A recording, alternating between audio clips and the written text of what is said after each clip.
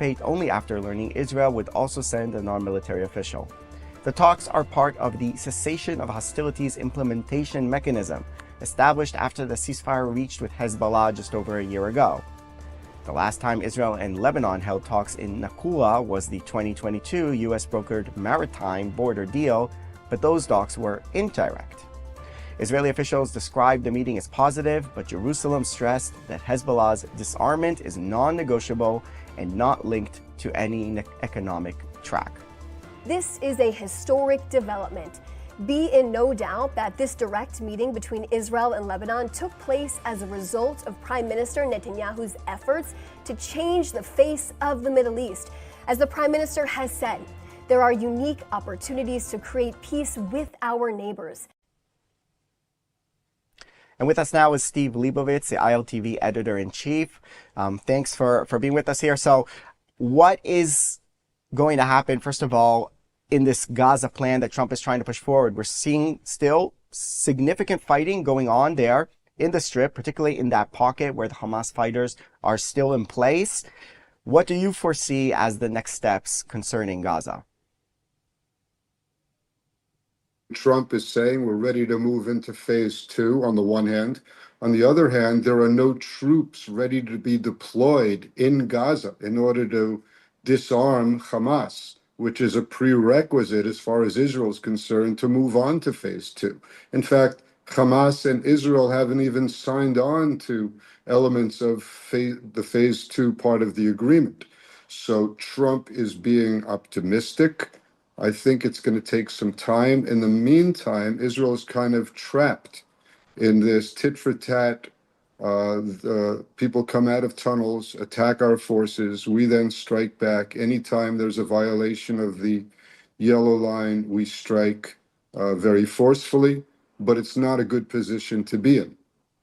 Yeah, and it's this ongoing war. I mean, people say the war is over, but there's still quite a lot of fighting going on there. And that goal, which was a major goal for Israel, besides the return of the hostages, which is not to return to the same cycle where Hamas is armed, fires rockets into Israel, and then Israel is forced to respond, not to be sucked into that cycle again. It seems like at the moment, that's where this is heading, Hamas reasserting control inside Gaza.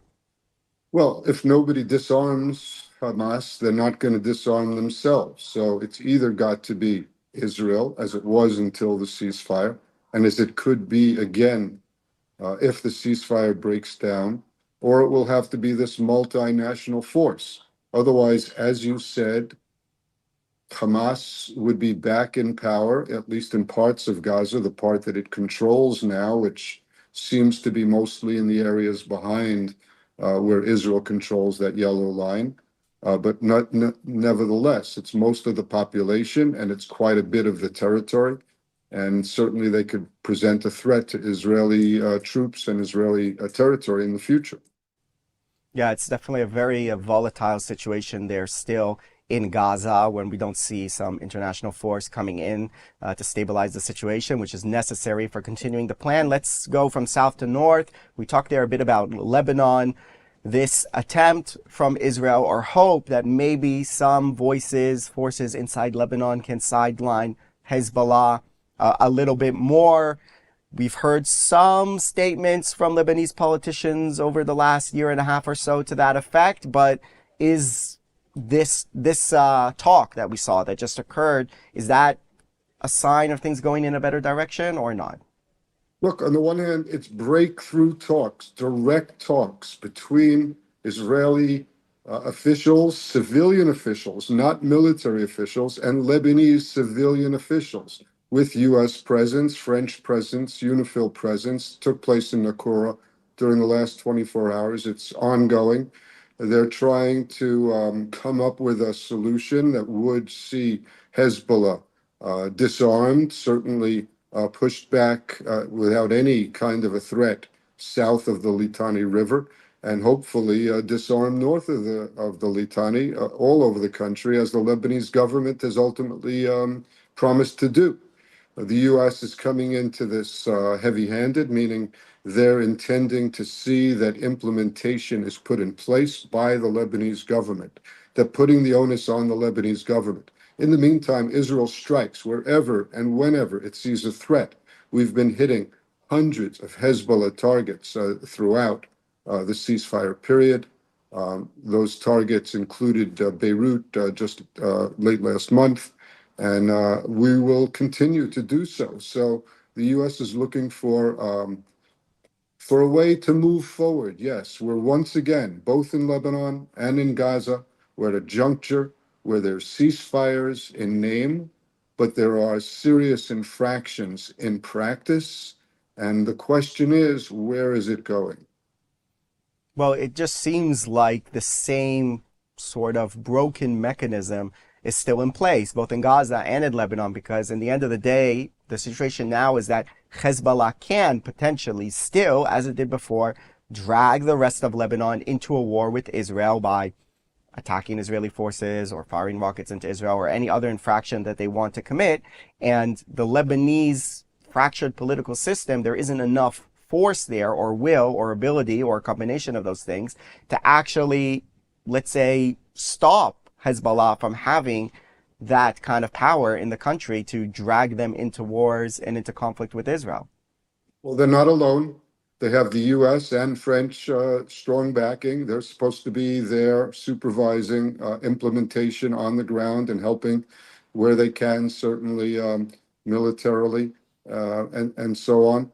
Look, this is not the first time around, but I would say the last time we had this favorable a Lebanese government was when I worked for the Israeli government. We're talking about back in 1982, when I worked in the Prime Minister's office in the GPO, and I attended and was a reporter on the Nakura talks between the Israeli government and the Lebanese government, headed for a very short time by Jamal before he was assassinated.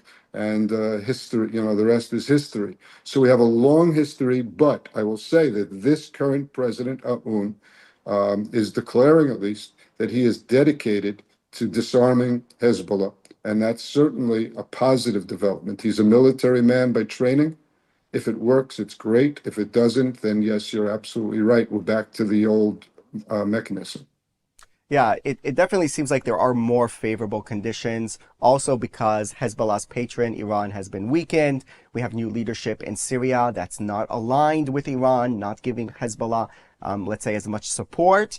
And possibly a U.S. administration with President Trump that is actually willing to invest a little bit in this, at least diplomatically, certainly not with kind of troops on the ground and everything. That's not something the Republicans want, but are willing to invest to try to push something forward. The question is, from Israeli perspective, what can Israel do in the current situation in order to maybe nudge that process along, send the right signals, and do the right things also on the ground for it to maybe move forward in some direction?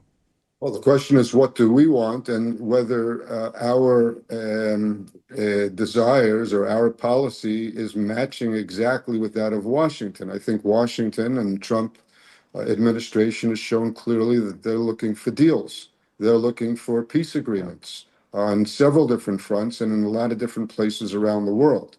They want Netanyahu to cooperate and to move toward peace agreements. In Lebanon, Israel is saying, yeah, but, a lot of yeah buts. And in Gaza, and there are these infractions of the ceasefire in both places. And we're saying, yeah, but, and Trump is saying, no, we're moving on to phase two. So we are obviously interested in stopping any kind of a return to the mechanisms of October 7th, as you put it. And the U.S. is interested in moving forward toward deals. Yeah, so the U.S. is pursuing deals, even if the situation on the ground is not quite there, as you said. And we've talked about this here on ILTV with quite a few guests who repeat what you just said, which is constantly that Trump wants to make deals, push ahead, and on the ground is just not there. Another player Sometimes here that we mentioned, right? Sometimes it is. could, sometimes it is, and if it is in this case, it'll be historic, as he said. And if he remakes Gaza in his own image, it will be certainly historic, and Lebanon, and then we can move on to Syria and ultimately to Judea and Samaria. And then he will have earned that Nobel Prize that he is looking for. Well, you mentioned Syria over there. Syria is another type of deal that he wants, just few days ago. He talked about how Israel has to keep a line of communication open with Syria. He's obviously enamored with the new President Ahmad al-Shara, sees him more as a statesman than as a ex-Al-Qaeda commander.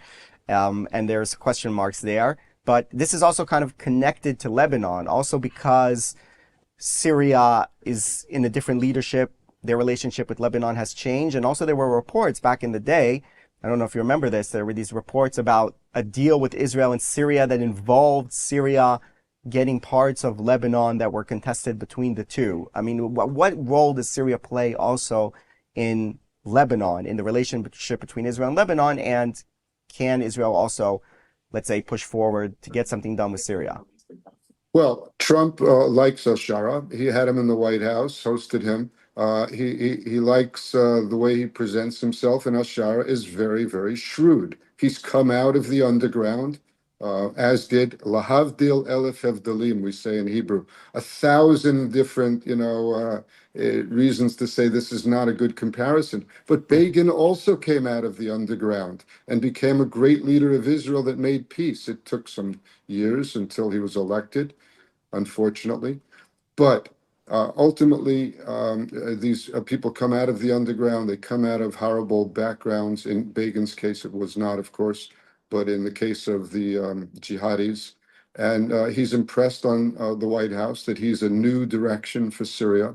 And halavai that it's true. I wish it were so. And if it will be so, and then we can have a peace deal with Syria, with keeping the Golan Heights, of course, because that is never going to be given back as far as I'm concerned, or as far as most Israelis are concerned. Sorry, I did not mean to put in my own personal opinion.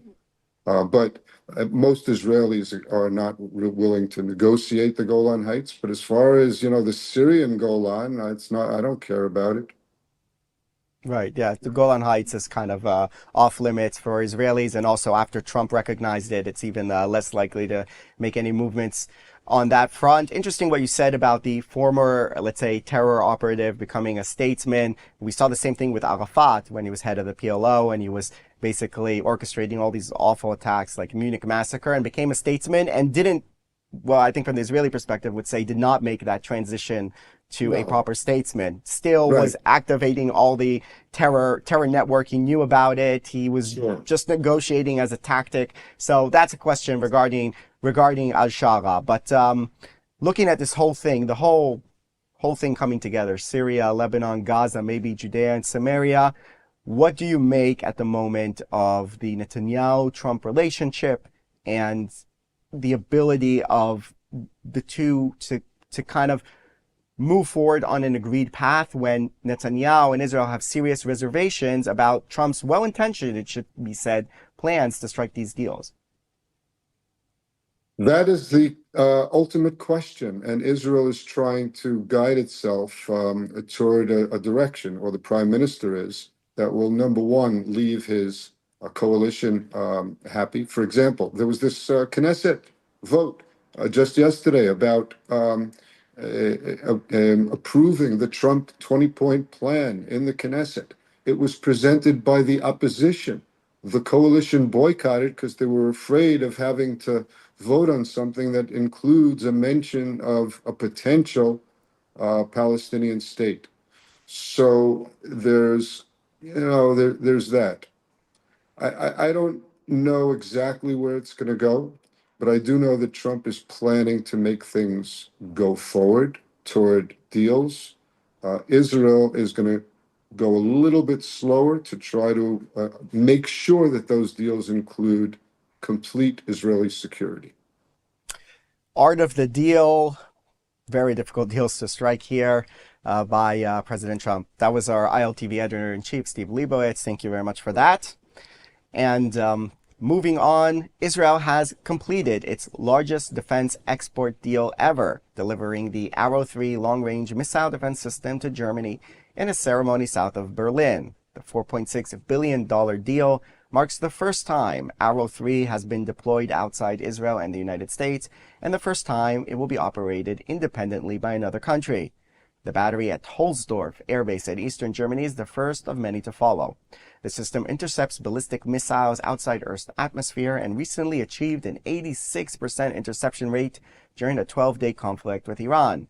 Israeli Defense Ministry Director General Amir Baram, a second-generation Holocaust survivor, said the system developed out of Israel's existential necessity and will now help protect Germany. Despite occasional political disagreements, military and technological cooperation is the foundation of our strategic partnership, which will only continue to grow in the years ahead. I also welcome the removal of the arms embargo on various components. Such an act should never have been imposed on an ally fighting murderous Islamic terror.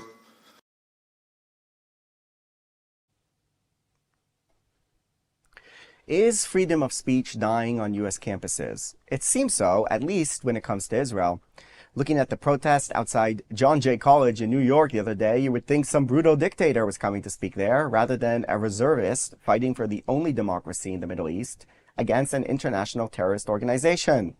Stav Cohen, IDF Special Forces reservist and advocacy activist, is joining us now from New York.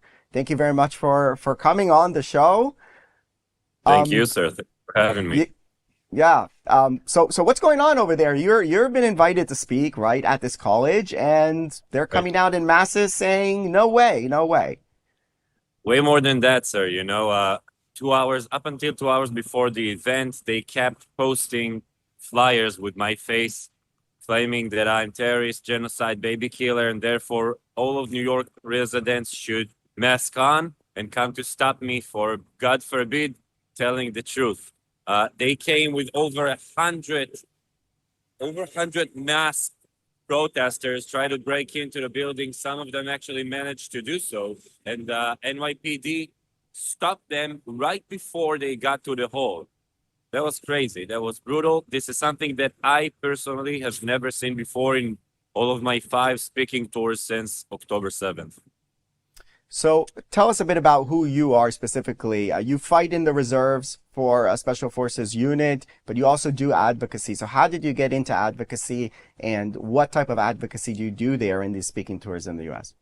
Great question, sir. Well, up until October 7th, I've lived in the shades, never posted anything online, barely. And after 5 months of fighting on my first round of October 7th, I got back into life, opened all of the news channels, CNN, BBC, The Economist, and I see how the Western world managed to simply turn everything against Israel. This is when I realized that the American media is basically posting false, pushing towards false narrative. And I said, okay, F it, I'm a lawyer. I know the international law. I'm 12. I fought 12 for 12 years in special forces, 2 wars in Gaza, hundreds of deep operations. If they want to know what truth is, I'll give them my truth, my taste of it. And this is how it all started. But to tell the truth, first they have to agree to listen to you.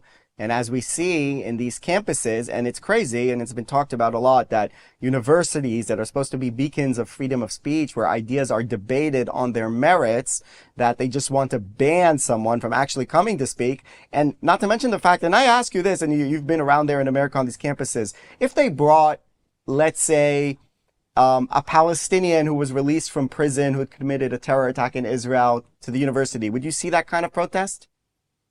You would never see anything of the sort. Actually, I posted on Instagram, Fight the Differences, and then I saw the flyer, how they, meaning the so-called pro-Palestinian movements, called to stop me and actually and even hurt me physically, and they chant, Stav Cohen, you will see, Palestine will be free, and they threatened they will murder me, unlike the flyers of the pro-Israeli and pro-Jewish movements around here in the city, who called with no violence, no mask, no nothing, just come and support the truth and the light. You would never see anything of the sort. This is not how we deal with with that kind of stuff. I actually invited them, the pro-Palestinians, for another debate because we had several here. None of them wanted to. None of them wanted to. Yeah, that what you said there about the sort of violent element to it, meaning it's not just a protest saying we want to censor the speaker, but people wear masks. There's threats of assault. There's also been Jewish students on campuses who say they've been threatened. There seems to be a violent element to this movement and to the protest movement, which is supposedly supposed to be defending human rights and have a peaceful agenda, but it doesn't seem so. That's right, sir. I personally think that ever since Mamdani won, now you have the spirit of the commander, as we say it in Hebrew, you know, Ruach HaMefaked, which means that basically you have the legitimacy of putting on mask, chant Free Palestine, chant globalized intifada, physically attack officers as you just showed your viewers. And it's not legitimate, however, to be Jew. I actually yesterday gave another interview with my Israeli flag outside of Hunter College. They kicked me out of the public sidewalk just because I was standing, just like I'm standing right now with my Israeli flag. It's not allowed anymore. It's not okay anymore to be Jew within New York. And I actually fear for the safety of my brothers and sisters, the Jews around here in New York, because if that's the case right now, before Mamdani walks into office, what will happen on New Year's Eve? We'll just have to wait and see. Have you been talking to New Yorkers? I mean, there's a huge Jewish community there, actually the biggest in the world. More Jews live in New York than any other city, even in Israel. Over 1 million Jews, if I'm not mistaken. Say it again. I'm sorry, sir. No, I've said over 1 million Jews in New York, big Jewish community. Have you been speaking to them? You said there's concerns there as well, just for people living there, that they don't feel, I mean, even if they're not openly advocating for Israel, just by being Jewish, that they feel targeted. There was a protest outside a synagogue recently because an organization was coming there and telling them about the possibility of maybe moving to Israel. And then Mamdani came out and said that it's against international law, apparently, to immigrate to Israel or advocate immigration to Israel. So that's right, sir. You know what? Let me tell you something about New Yorkers, Jews around here these days. I feel, every person that ever been to Israel and you had to run for shelter because of the sirens, that split of a second right after the siren and right before when you're hearing the boom. Does that make sense to you? This is the atmosphere right now in New York for Jews. The siren already went on and now you're waiting for the impact. Things are very tense around here. I personally don't see any Jewish symbols here out in the street. No yarmulke, no hostage pin, no Israeli flag wherever, nothing. We call it in Hebrew korenut sfiga. You're just as if someone yelled brace for impact and everyone just tense. It's very tense, very tense. And I personally think that you'll see more and more Jews leaving this city. I have 4 friends of mine who already left the city, New Yorkers that were born and raised here in the city, but this is how it is. So when you do have an opportunity to speak, when they don't censor you, what do you say? What's your message? Well, basically that if they're pro-Palestinians for real, then stand with me, because I'm fighting those who are oppressing them. I've been fighting Hamas, who've been hijacked an entire society ever since I was 18. I had participated in hundreds of deep operations within enemy territory. And I tell you one thing, many civilians around those other fronts, either Judea and Samaria and Gaza, although many of them are supporting Hamas, Jihad, Fatah, you name it, some of them actually want peace, or at the very least, some of them just want to live. Does that make sense to you? So I tell these pro-Palestinians, hey, you care about the suffer of what you would call Palestinians? Great. Stand with me. Let's take out the terror regime and allow the civilians a proper life. Just like you can take out the Nazis out of the regime, you could never take out the ideology, that's for sure. But you can definitely remove them from the terror regime, and then you can allow new generation with new life. It's kind of ironic, though, what you said about the fact that there are some people, I mean, there's a debate how many actually in places like the West Bank and in Gaza really believe in coexistence with Israel. But if they are there, they can't speak. They're scared to speak. And that's the same type of censorship that you're experiencing from the pro-Palestine crowd in New York, where they want to shut you up. They don't want you to speak. And then if anyone on the Palestinian side wants to say something dissenting from destroy Israel, from support for Hamas, they also can't speak. So that's the way it is. Absolutely. So I actually feel here like an Arab would feel in the Middle East. You know, the only place that Arab in the Middle East can open his mouth is at the dentist office. And here now it feels pretty much the same. They're not allowing me to, It's the censorship definitely is brutal in the Middle East, and we never thought we'd see it in America, but it's coming to America as well. Stav Cohen, IDF Special Forces reservist and advocacy activist, on tour in New York. We'll wish you the best of luck, and thank you for coming on the show. Thank you very much, sir. Thank you. And that's a wrap for this edition of ILTV on the Hour. You can scan the QR code on your screen for all the latest updates coming out of Israel. I'm Alec Pollard. Thanks for watching.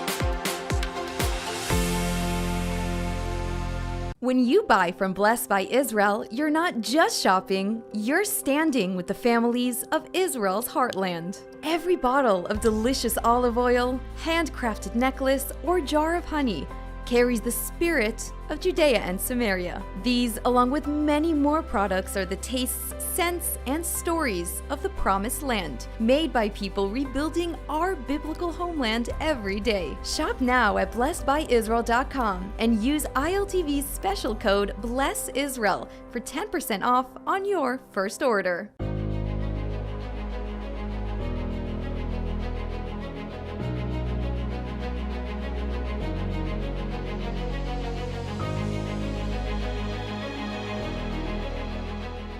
Welcome to ILTV Security Brief. I'm Caleb Ben David.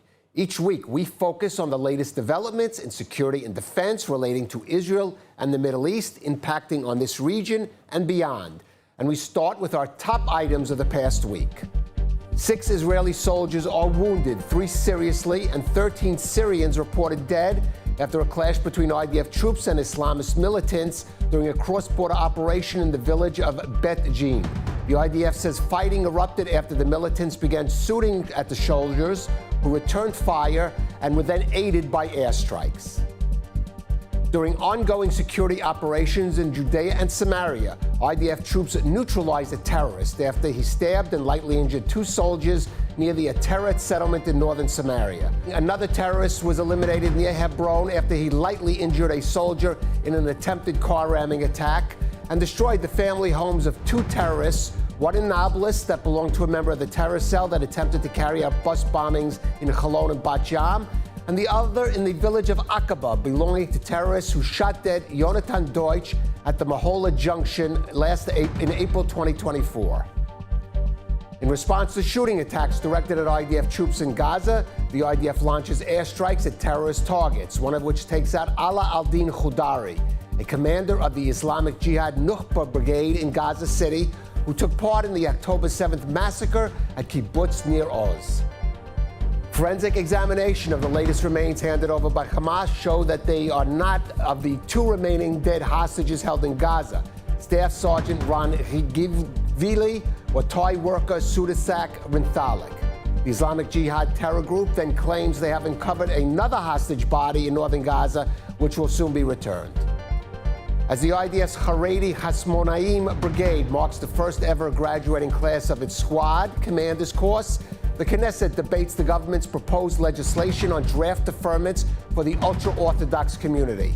Opposition leader Yair Lapid and former Prime Minister Naftali Bennett slammed the bill, charging it will extend deferments rather than boost Haredi enlistment. And now our big story. The IDF's cross-border raid into the village of Betjin in southern Syria, in which 6 soldiers were wounded and 13 Syrians reportedly killed, was the most serious ground operation across the northern border yet since the fall of the Assad government. The IDF says the operations are essential to preventing Islamist militant groups such as the Jamal Islamiyah, whose fighters opened fire on the Israeli troops in Betjin, from establishing bases in southern Syria. Israel also accused forces of the new Syrian government of aiding the Islamists, with some security officials suggesting the IDF may need to expand its operations there.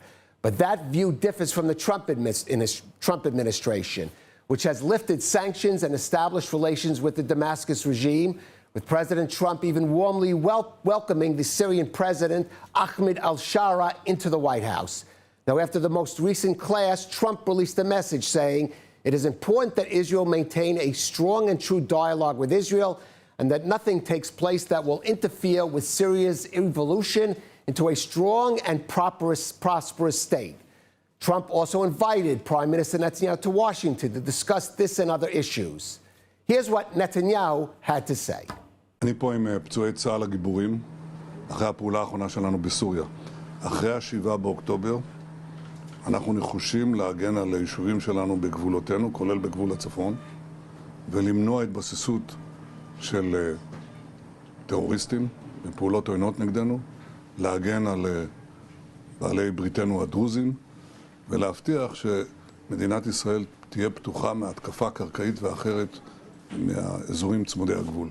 מה שאנחנו מצפים בסוריה לעשות זה כמובן להקים אזור חיץ מפורז מדמשק ועד אזור החיץ, וכמובן מבואות החרמון ושיא החרמון. אנחנו מחזיקים בשטחים הללו כדי להבטיח את ביטחון אזרחי ישראל, וזה מה שמחייב אותנו. ברוח טובה, בהבנה של העקרונות הללו, אפשר גם להגיע להסכם עם הסורים, אבל אנחנו נעמוד על עקרונותינו בכל מקרה. And joining us now for more is Iftach Berman. He is a geopolitics expert at the Middle East Learning Academy and Bar-Ilan University. And we have also the former U.S. diplomat and now editor-in-chief of the Jerusalem Strategic Tribune, Robert Silverman. Gentlemen, thank you for joining us. Iftach, I want to start with you. We heard Prime Minister Netanyahu, what Israel is going to require from Syria, but there is a big debate here. Can Syria, can this new regime, can President al-Shara be trusted? Well, certainly al-Shara himself, he's a man whose aspirations talk about the presidency and uniting Syria. The question is, can he rally the troops? Can he organize the different militias? We know that these different organizations came under Hayat Tahrir al-Sham, and now they're all coming into these different elements in the government. The question is, can he rein everybody in? Can he bring law and order to the different parts of Syria and have the different arms of Syria function on the day of tomorrow? That's the big question, and this is something that is hard to tell at this point. But what's your evaluation based on what you're seeing? I think we're still at the pilot stage. We're not there yet. He needs to bring the Druze in, the Kurds, also on the coastline. The Alawites are claiming still not to be included and still some violence against them. So he's not at that point where he can... I'm not going to say trusted. I'm going to say be able to deliver. Right.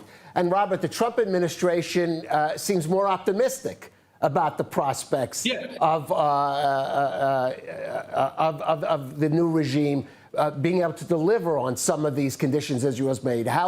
Is there a basis for that? And how much do you think President Trump is likely to pressure Prime Minister Netanyahu to make some kind of concessions there with Syria? Well, I am more optimistic. We all should be. We have to be realistic about the different options in Syria. Let's remember, it wasn't that long ago that Iran had bases all over Syria, and those don't exist anymore. Iran is no longer on our northern border with Syria. That's a huge plus. So, of course, we should all be optimistic. That's just a fact. Now, I mean, that doesn't mean you trust the new regime, but you should try to work with it. If the alternative is chaos there, the kind of chaos that allows Iran to come back in and set up missile bases, as it was doing a little more than 1 year ago, then that's a much worse situation. So we're in a far better situation. We should be optimistic. In addition to all the military steps that Israel is taking, which I think we should all support security on our northern border, obviously, we should also have a strong diplomatic outreach. The problem with Israel today is it has a super effective military wing. It has not invested in diplomacy. It has basically outsourced its diplomacy to the U.S. That's extremely dangerous for Israel. And we need to reinvest in other tools while we're continuing to keep the military strong. Right. If you could respond to what Robert is saying, but I want to ask you, he does make the point that this new regime, whatever its faults, shares Israel's concerns about Iran. But there is another player in the region, Turkey, which this new government in Damascus is quite close to. So how much concern should there be in Israel about Turkey basically replacing Iran as a major player within Syria? I would say that this is a triangle of three participants, Turkey, Israel, and Syria. The Syrian government and Ahmed al-Shara himself is looking for a strong ally. It could be Israel. Israel could play that card. However, Turkey is the one that trained the Syrian militants to take over Assad regime. And Turkey has bigger aspirations in the region rather than Israel just wanting to maintain its border. Turkey is looking to get into more areas geographically and geopolitically. Gaza Strip, we're seeing them trying to influence there. So Israel should be concerned more about Turkey's prospects in Syria. And for that reason, I agree with our colleague here that Israel should play a more involved role in Syria on trying to fend Turkish involvement in Syria tomorrow. Robert, trying to fend Turkish involvement in Syria, how well will that play with President Trump when we've heard him repeatedly praise President Erdogan, calling him even his dear friend and a close ally? Right. Well, of course, they are allies. They're NATO allies of the U.S., so that's a fact. But I disagree a little bit with our friend Iftach here. Israel is not in a position to become an ally, an offsetting factor to Turkey in Syria. But the Gulf states are. Saudi Arabia is. And they're a moderating force on the outcome. We don't know what's going to happen with Syria. If anyone tells you that they know what's in the heart of Ahmed al-Shara or what's the future of Syria, don't believe them. It's unknown. But Israel can help affect it from the outside.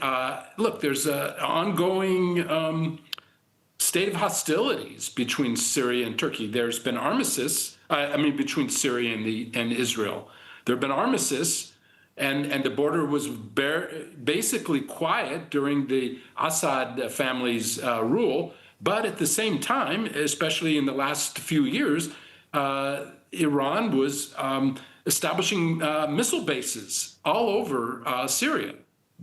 That doesn't exist anymore. We have to be clear about the main enemy among all the different enemies, Iran, Iran, Iran.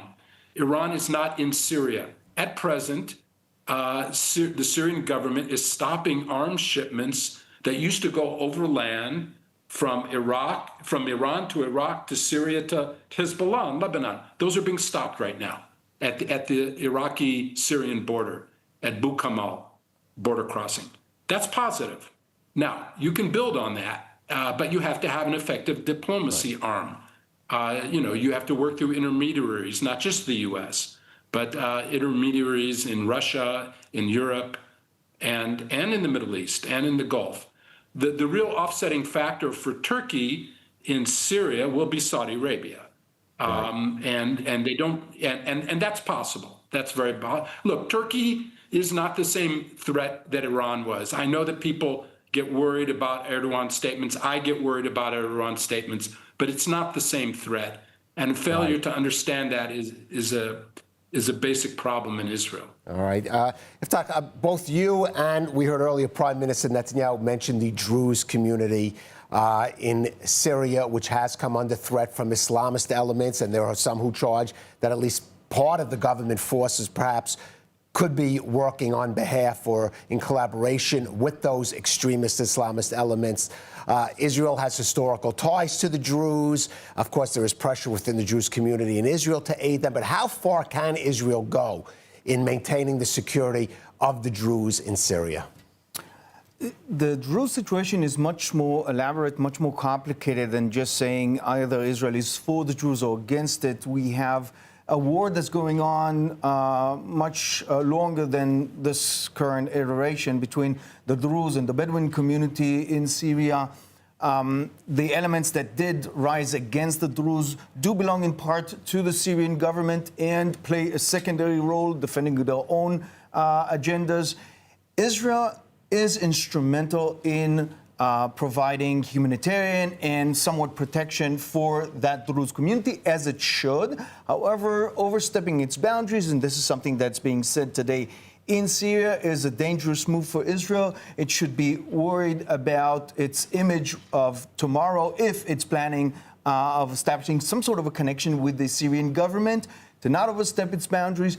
Yes, it is possible to create some sort of a green zone, if you will, an area of demilitarization where the Druze can fend for themselves and establish the buffer zone that Prime Minister Netanyahu spoke about. Exactly. It's very similar to things that we've witnessed in Iraq. However, as we witnessed in Iraq, these green zones are not all the time effective. They need constant guardianship and so on. And I think that there is room for that. However, it's a delicate game between the different sides. And let's not forget those other elements in Syria, Kurdish elements that Turkey is eager to not get rid of, but at least have under control at bay. Okay. Gentlemen, I do want to move now from Syria to its immediate neighbor, Lebanon. Of course, Israel has a, if you could even call it at this point, a ceasefire with Lebanon, considering the operations almost, it seems, weekly and certainly even maybe daily it's had to conduct against Hezbollah in South Lebanon. Morgan Ortagus, the U.S. envoy to Lebanon, was in Israel yesterday, going there today. And today we have what seems will be perhaps the first direct negotiations between non-military representatives of the Lebanese and the Israeli government. But of course, all of this hinges, Robert, on Hezbollah disarming, living up to that commitment. How likely is that happen in the face of a Lebanese government that seems impotent in front of Hezbollah? Right. We have a core problem there. This is not new, of course. The Second Lebanon War ended with a UN Security Council resolution in August of 2006. So nearly 20 years ago, in which the Lebanese government committed itself to disarming militias, primarily Hezbollah. Well, that hasn't happened. And again, the ceasefire a year ago between Israel and Lebanon included, a new commitment to disarm Hezbollah in the south, and it hasn't happened. The Lebanese army has tried a little bit. They entered some bunkers, Hezbollah bunkers, that were booby-trapped. And when several Lebanese soldiers were killed, they stopped. So Hezbollah has deterred them from continuing that. Look, Lebanon is a failed state. We know that. Hezbollah controls it. What I could never understand, frankly, is the prior Israeli government under Yair Lapid signed a maritime agreement giving them a gas field without actually doing anything directly with Lebanon. It was all through the U.S. because the Lebanese government at that time, fearful of Hezbollah's reactions, refused to even meet with Israel. So Israel gave them whatever they wanted without any direct interaction. So this step at Nakura, where they're meeting face to face, is a positive, minor, small positive step. At least now they're meeting.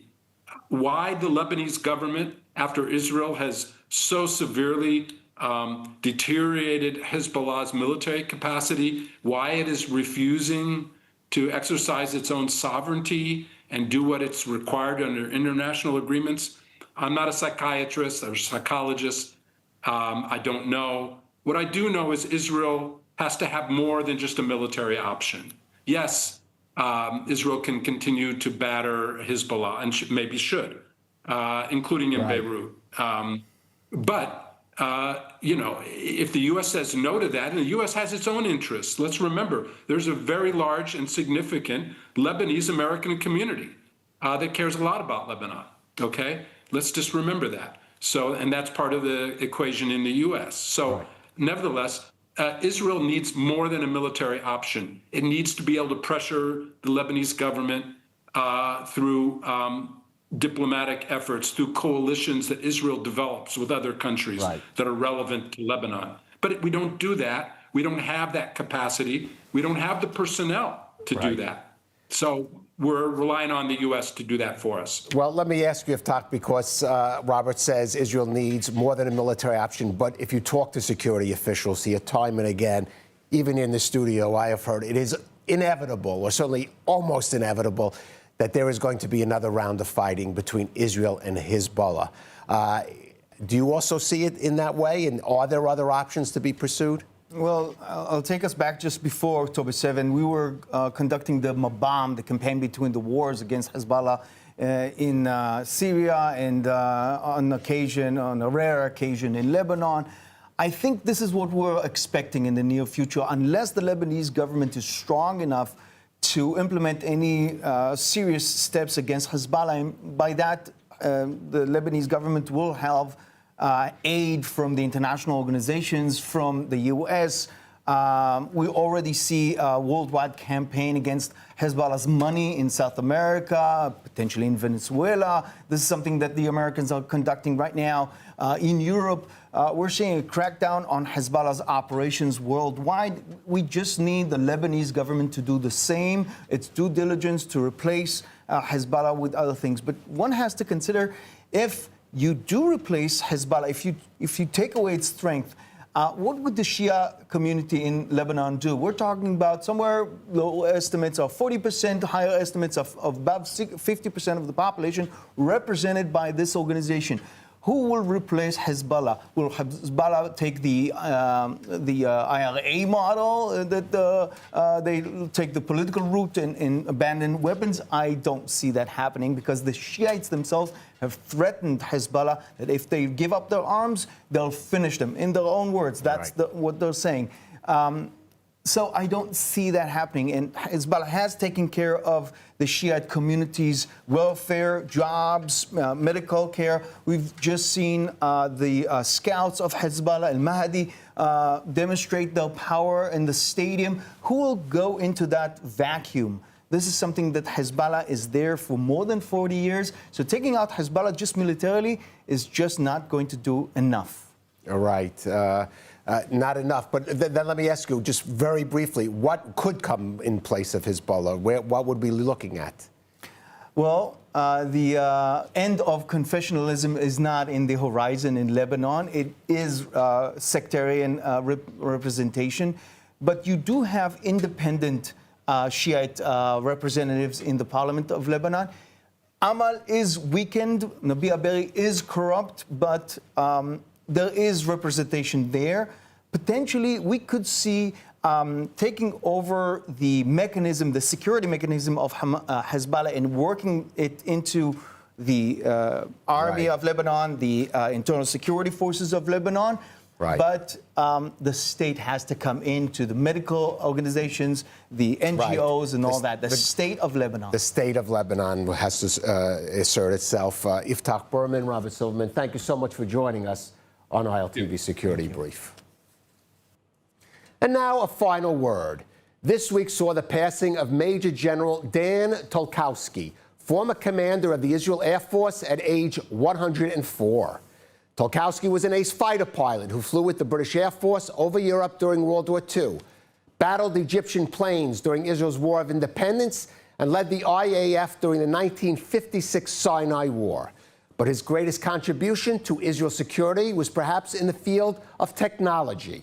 Tolkowski oversaw the modernization of the Air Force, including the introduction of its first jet fighters. And later, in civilian life, he played a key role in establishing Israel's tech sector as the CEO of Discount Investments, and then the founder of the country's first venture capital fund Athena, helping to create such defense firms as Elbit. Now, another former Air Force commander also made news this week. Amir Eshel, speaking at the Defense Tech Week conference at Tel Aviv University, issued a stark warning. The aerial attacks that Israel experienced over the past 2 years of war, these are the low-flying killer drones from Lebanon and Yemen, the hang gliders from Gaza, the ballistic missiles from Yemen and Iran, were, Eshel said, but a taste of the evolving threats on the battlefield against which effective defenses had yet to be developed. He cautioned that the next wars will present Israel with challenges of far greater magnitude, and that the private defense sector will not on its own be sufficient in creating and providing affordable technologies to counter those threats. He called on the government and defense establishment to be more proactive in aiding Israel's tech sector to sufficiently develop in meeting that challenge. Now, just as Eshel was making that speech, the defense minister announced that the laser-based Iron Beam air defense system would be ready for deployment at year's end. And while that is certainly good news, it should not be cause for either celebration or complacency. Iron Beam will not be a 100-proof magic solution for intercepting slow-moving and low-flying drones. And even if it were, it's a response to Israel's past and current conflicts, not the answer to the new threats we will be facing. The only real answer to those future challenges will be needed investments in education, even as the government is cutting school budgets amid falling test scores in science and mathematics. It will be more funding for basic research, even as universities and institutions deal with cutbacks in public support, and in assisting the local tech sector, even as its leaders implore politicians to avoid actions that could discourage foreign investment crucial to its growth. Napoleon once famously said, an army travels on its stomach. Other generals, such as George Patton, stressed the importance of blood and guts. But today, it is brain power that fuels the success of modern militaries, and that's especially been the case for Israel. Soldiers such as Dan Tolkowski showed the way for Israel, and it is up to his successors in the IDF and government to continue maintaining that standard. Thank you for joining us on ILTV Security Brief.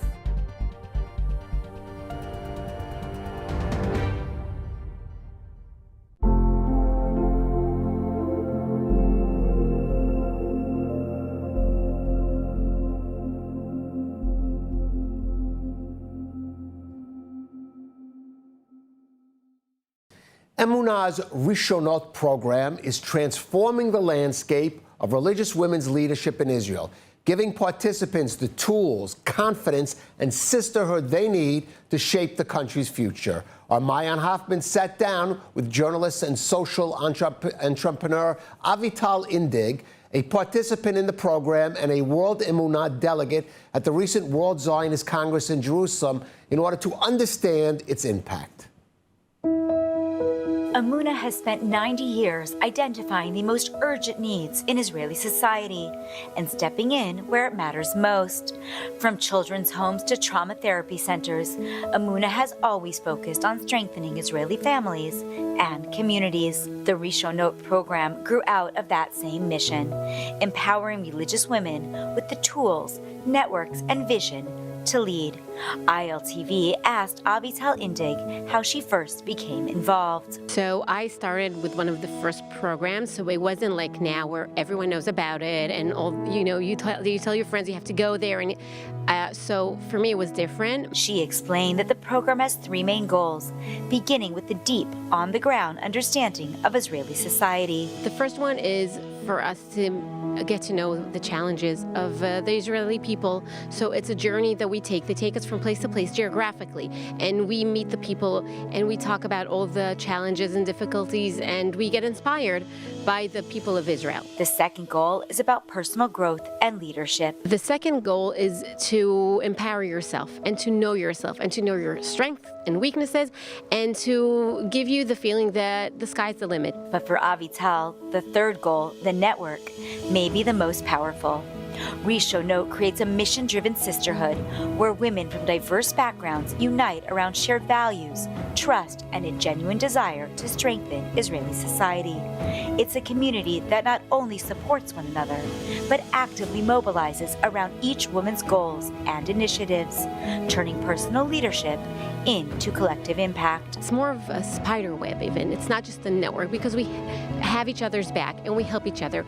And it makes you so much more stronger to be a part of this amazing network. That sense of sisterhood has created a unique atmosphere among the women. I've never seen anything like it. The sisterhood that is there, it's like this special bond. One moment especially stayed with her, an overnight retreat where participants shared the most intimate parts of their lives. Every girl in the program had to talk about important moments in her life. It made us so much more connected to each other. It was an amazing night. Today, after October 7th, programs like Risho Note feel more essential than ever. I think it's essential for everyone in the world, but especially now it's such challenging times right now. It's different when you get together with women and you have this space and you have the time to process together. For Amuna, leadership begins with connection to each other, to community, and to the future of the State of Israel.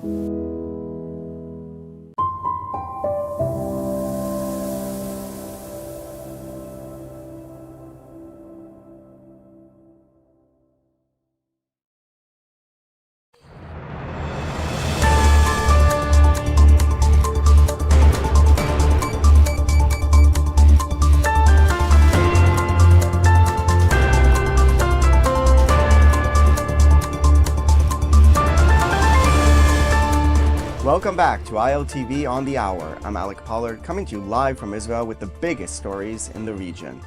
Israel confirms the identification of the body returned yesterday from Gaza is Thai national Sudtisak Rintalak.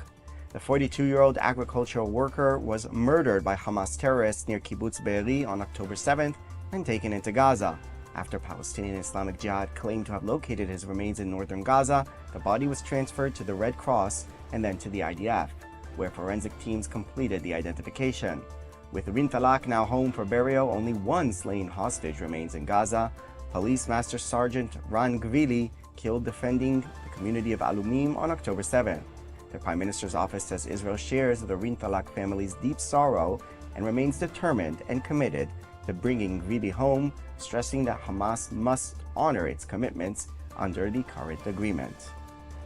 In Gaza, the IDF conducted airstrikes in Khan Yunis after soldiers were wounded in an RPG attack from two terrorists who emerged from a tunnel.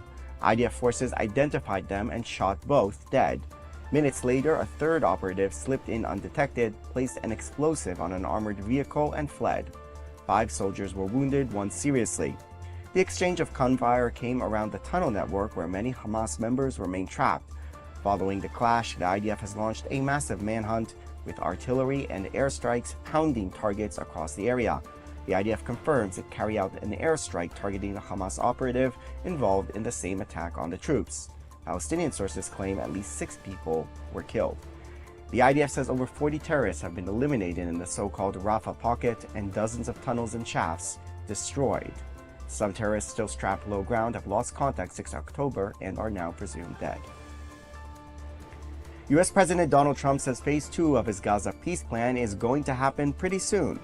In reality, Israel and Hamas have only agreed to Phase 1 of his plan, which included the initial ceasefire, the IDF pullback in Gaza, the hostage-prisoner swap, and humanitarian aid arrangements. No agreement has been reached on Phase 2, which deals with post-war management of Gaza and the disarmament of Hamas. While the U.S. pushed through a UN Security Council resolution to establish some of the mechanisms required, the process has stalled amid disputes over whether Hamas will disarm, who will participate in the International Stabilization Force for Gaza, and where reconstruction will begin. Referring to yesterday's attack on Israeli troops in Gaza, Trump said this. They had a problem today, I understand, with a bomb that went off, hurt some people pretty badly, probably killed some people. They're telling me it just happened. But it's going under. We have peace in the Middle East. People don't realize it. We have tremendous support. Officials from Israel and Lebanon held their first direct talks in decades today in Nakura, a rare and significant development on a northern border still on the brink. The meeting took place at UNIFIL headquarters just inside Lebanon as part of a US-led ceasefire monitoring mechanism. For the first time, both countries sent civilian representatives. Israel was represented by Dr. Uri Reznik of the National Security Council, and Lebanon by former Ambassador Simon Karam. U.S. Special Representative Morgan Ortagus attended along with French and UNIFIL officials. Prime Minister Benjamin Netanyahu's office confirmed he ordered the inclusion of a civilian delegate, calling the move an initial attempt to create a basis for relationship and economic cooperation. Beirut said it agreed to participate only after learning Israel would also send a non-military official. The talks are part of the cessation of hostilities implementation mechanism established after the ceasefire reached with Hezbollah just over a year ago. The last time Israel and Lebanon held talks in Nakura was the 2022 U.S.-brokered maritime border deal, but those talks were indirect. Israeli officials described the meeting as positive, but Jerusalem stressed that Hezbollah's disarmament is non-negotiable and not linked to any economic track. This is a historic development. Be in no doubt that this direct meeting between Israel and Lebanon took place as a result of Prime Minister Netanyahu's efforts to change the face of the Middle East.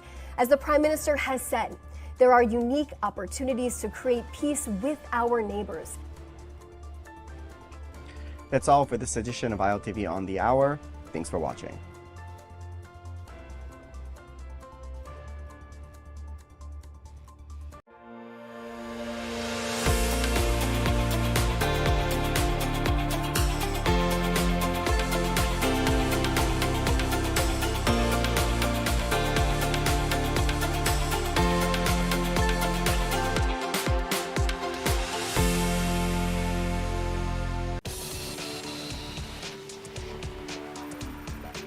Welcome to ILTV's Israel Daily. I'm Caleb Ben David, and coming up in today's newscast, Prime Minister Netanyahu lays out Israel's conditions for a deal with Syria.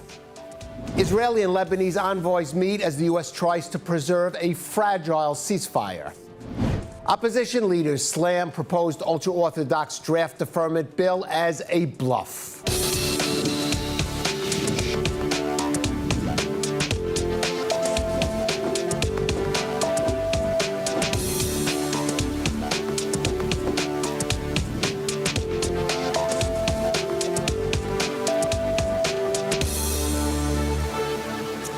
In his first public comments after a call with President Trump, Prime Minister Netanyahu is taking a firm stand on Israel's conditions for a deal with Syria. But Netanyahu also left the door open for a U.S.-backed agreement that could create a buffer zone in the Syrian Golan. More from ILTV's Steve Leibowitz. New details are being reported about yesterday's phone call between Prime Minister Netanyahu and U.S. President Donald Trump. Trump reportedly pressed Netanyahu to be a better partner in moving forward on the Gaza agreement. He also questioned why Hamas operatives trapped in Rafah tunnels were being killed rather than allowed to surrender. Netanyahu reportedly replied they were armed and dangerous. The call then shifted to Syria. Following up on his public post, Trump urged Netanyahu to take it easy and avoid actions that could provoke the country's new leadership. In his first public comments since the call, the Prime Minister defended Israeli actions on the Syrian Golan. אנחנו נחושים להגן על היישובים שלנו בגבולותינו, כולל בגבול הצפון, ולמנוע התבססות של טרוריסטים ופעולות עוינות נגדנו, להגן על בעלי בריתנו הדרוזים, ולהבטיח שמדינת ישראל תהיה פתוחה מהתקפה קרקעית ואחרת מהאזורים צמודי הגבול. Hinting at a potential U.S.-backed deal to create a buffer zone on the Syrian Golan, the Prime Minister made clear what the Syrian government must do. מה שאנחנו מצפים בסוריה לעשות זה כמובן להקים אזור חיץ מפורז מדמשק ועד אזור החיץ, וכמובן מבואות החרמון ושיח חרמון. ברוח טובה, בהבנה של העקרונות הללו, אפשר גם להגיע להסכם עם הסורים, אבל אנחנו נעמוד על עקרונותינו בכל מקרה. Meanwhile, the United Nations General Assembly has passed 2 non-binding resolutions calling for Israel to withdraw from the Golan Heights and from what it calls the West Bank and East Jerusalem, resolutions the body has routinely approved for years. The resolution demanding withdrawal from the West Bank and East Jerusalem passed with 151 countries in favor, 11 against, and 11 abstentions. The Golan Heights resolution passed with 123 in favor, 7 against, and 41 abstentions. In both votes, Israel and the United States opposed the measures. UN Ambassador Danny Danon slammed the resolution, writing on X, "The UN General Assembly once again proved how disconnected it is from reality. Instead of addressing the crimes of the Iranian Axis and the dangerous activities of militias in Syria, it demands that Israel withdraw from the Golan Heights, a vital defense line that protects our citizens." U.S. envoy Morgan Ortagus headed to Beirut today to push for strict implementation of the ceasefire between Israel and Lebanon. She met with members of the Cessation of Hostilities Implementation Mechanism, including U.S., UNIFIL, Israeli, French, and Lebanese officials. According to reports, Ortagus was expected to demand strict enforcement, including searches of private homes in southern Lebanon and the Bekaa Valley, areas known as Hezbollah strongholds. The U.S. envoy met yesterday with Prime Minister Netanyahu, Defense Minister Israel Katz, and Foreign Minister Gideon Sa'ar, where Israeli officials presented intelligence on Hezbollah violations of the ceasefire. According to that intelligence, Hezbollah is rebuilding its arsenal throughout southern Lebanon and the Bekaa Valley, potentially preparing for another round of conflict. Tensions have risen in recent weeks after IDF strikes on Hezbollah targets across Lebanon, including last month's attack that killed the Hezbollah chief of staff in Beirut. Hezbollah has publicly announced its intention to retaliate at a time of its choosing. Political tensions erupted last night after Prime Minister Netanyahu canceled a planned primetime speech on the government's proposed bill regulating ultra-Orthodox draft exemptions. It's a controversial issue threatening to break up the coalition. More in this report. The government says its bill revising the system of draft deferments for ultra-Orthodox young men will eventually increase Haredi enlistment in the IDF. But former Prime Minister Naftali Bennett released a video calling the bill a bluff designed to prevent Haredi enlistment altogether. עכשיו, יש טענה שאי אפשר לשלב שירות צבאי עם לימוד תורה. מאיפה ההמצאה הזאת? מאיפה ההמצאה הזאת שצריך לשבת כל החיים בישיבה ולא להתגייס? Opposition leader Yair Lapid accused Prime Minister Netanyahu of running away after he canceled a planned address on the bill because he knows there is no way to defend the law that Lapid calls a blueprint for draft evasion. הבריחה של נתניהו הערב היא מסר ברור לכל חברי הקואליציה. אי אפשר להגן על החוק הזה, והחוק הזה לא יעבור. אני מתחייב, אנחנו נעצור אותו.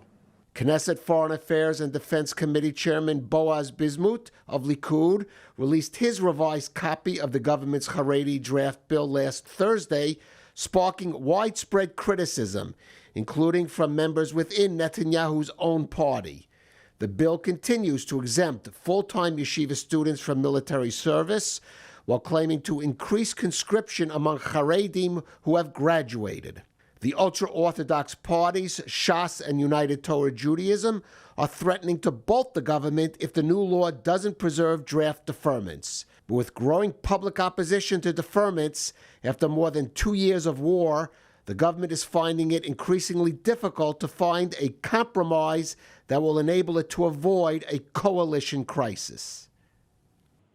And joining me now is Reserves Lieutenant Colonel Doron Avital. He is the former commander of IDF Special Forces. Doron, thank you for joining us. Let's first turn to Lebanon. We had a meeting today with a member of the Israeli government, not from the security establishment, meeting, I believe, for the first time with a civilian member of the Lebanese government. That's a bit of a breakthrough. But how much likelihood is there that this ceasefire is going to hold, even if you can call it a ceasefire, between Lebanon and Israel, when we see almost daily violations of it by Hezbollah? think the American administration put its full weight on maintaining the ceasefire and trying to facilitate this process that in the end, everybody would have liked to see Hezbollah disarmed. So I think this meeting of, it's not from the security forces, but from the National Security Council, this is a big thing. And I think this was a push of the US administration, and I hope it will generate some outcome. We have to understand how weak the Lebanese army is in terms of its attempt to do it by force, to dismantle Hezbollah. So it has to be by political means, trying to disarm them first from the heavy weaponry and so on. This is a tough process. We have to protect the buffer zone until the Litani. This is really for us, this is the first priority, and then to see that they're not getting this weaponry in the Baca. So this is where we play, but we have to play it, we navigate it smartly together with the Americans. Right, and I want to move now to Lebanon's neighbor, Syria. Also, as we have reported, it appears President Trump pressuring Prime Minister Netanyahu to reach some kind of agreement with Syria. But a lot of skepticism here in Israel whether President al-Shara and his regime can be trusted, and even if he personally can be trusted, whether they can deliver. For example, he's been opposing this proposed buffer zone from Damascus until the Israeli border. So how realistic is it that Syria can meet Israel's conditions? No, here again, we have a circumstances in which we would have liked to see a country that has one law, one weapon, to see Syria the same way we want to see in Lebanon, and we can't trust fully those jihadists that are along our border. So we have to create this buffer zone. The question, how deep this buffer zone should be. We had this incident in Belgium, not far from underneath the Hermon. So we have to take care of our interests, but still, we have to work with the Americans. They have a real interest that the Syrian, that he will succeed to deliver. I mean, they trust his leadership. The question whether he will succeed to deliver its stuff. And we have the complication, which is not to be undermined, the issue of the Druze, that we have this affinity, that they have relatives in Israel. We have to see that they're interest and that they are safe. So we have to work out to balance all those interests. So a buffer zone, smart, not too aggressive, not a buffer zone that all the time does it in your face to the Syrian administration, but take hold and take care of our interest in this buffer zone of Syria, because we can't fully trust whoever runs there along our borders. Well, how far should Israel go? How far can it go in protecting the Druze in another country, in Syria? Yeah, so there are two questions. First of all, the maps. We won't draw the maps exactly. But in terms of the Druze, there has to be some tacit agreement between us and the Syrian government. We have to see that it is his interest, of course, to see that the minorities, the non-Sunni, the Druze, both the Druze and the Alawite that commanded Syria in the past, that they are relatively protected. Otherwise, it means that this is a regime that cannot deliver one Syria that is commanded from Damascus. So we have to do the max, but we have also to be very sensitive, because it's not like all the Druze in Syria wants to be completely aligned with the Israeli context. I mean, some of them do, some of them less, so we have to work it very smartly. It's a question of diplomacy, but this bond with the Druze is a platform that we can't undermine or underestimate. We have to make sure that we are there for them when it's needed. Now, along with being a former senior IDF commander, you were also a member of Knesset, Doron. The Knesset is now weighing the government's proposed revision of draft deferments for the ultra-Orthodox. Where would you stand, if you were there, on this controversial bill? Yeah.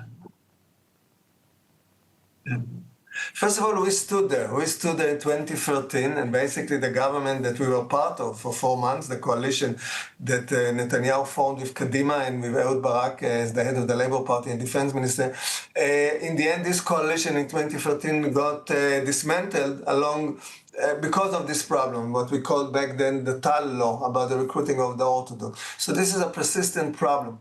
So I don't know if I was a member of parliament, how would I vote?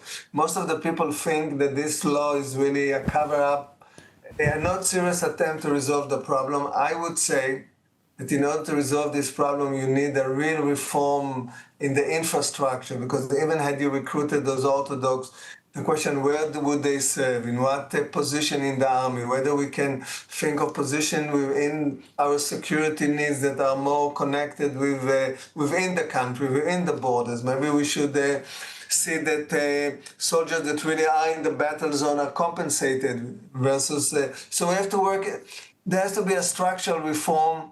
I'm not sure this law is in this direction and whether it's a serious law. It's not clear to me. All right, then not clear at any rate if this will be the final version of the law that eventually gets voted on in the Knesset. We'll just have to see how it develops. Doron Avital, thank you for joining us here on ILTV. Okay. The Islamic Jihad terror group claimed today that they had uncovered the body of a hostage in northern Gaza. Now, of course, this comes after Israel announced that the remains that were handed over by Hamas yesterday do not belong to either of the two final hostages still held in Gaza. Testing at the Abu Kabir Forensic Institute confirmed the material was not connected to either Ran Gvili or the Thai national Sud Fisak Rinthalik. The Prime Minister's office says efforts to return them home for burial will continue until the mission is completed. Our correspondent, India Naftali, has more for us. India? Yes, Kalev, Israel says the remains received yesterday were not those of a hostage.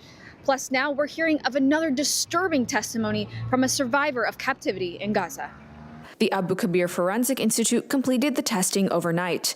Officials say the families of Ran Gvili and Sutisak Rinthalak were notified immediately. The Prime Minister's office said, quote, "The efforts to bring them home will not stop until the mission is complete, returning them for a proper burial in their country." And also, there is a different story coming from one of the surviving hostages.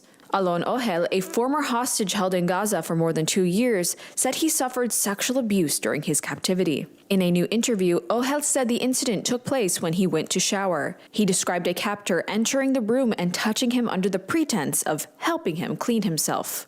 Ohel said he tried to push the man away, but the abuse continued. He is now the third recently freed survivor to publicly describe this form of mistreatment by Hamas terrorists. These testimonies are adding pressure on human rights groups as survivors continue to detail what they endured during their years of captivity. Israel says it is still fully committed to locating Gvili and Rinthalak and returning them home. And as more survivors speak out, the public record of what happened in Gaza continues to grow. Kalev, back to you. All right, thank you, India.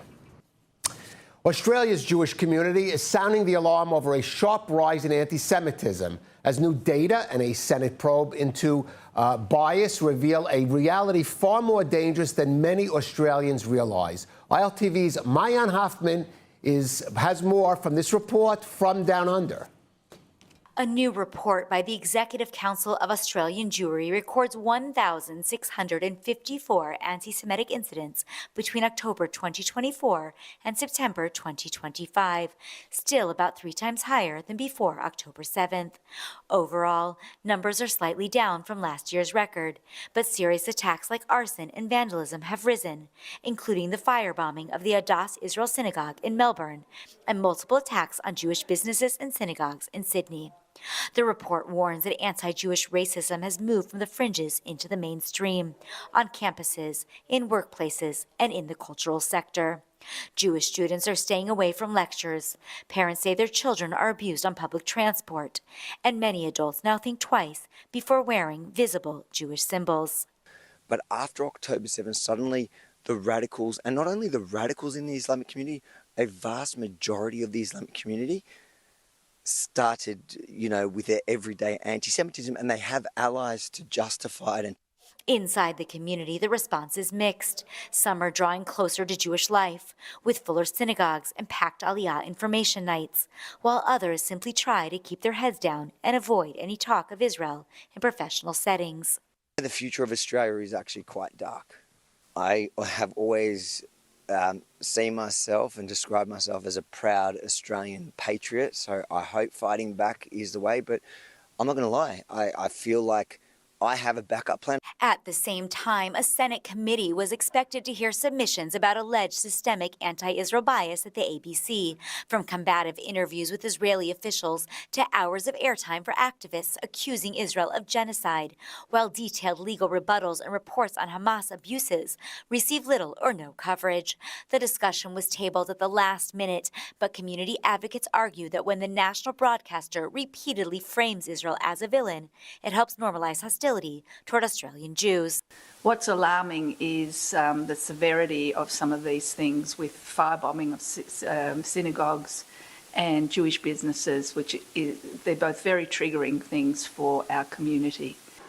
I believe that we should just be proud of who we are and not be ashamed of our identity, because if we hide who we are, then no one will understand what we're like.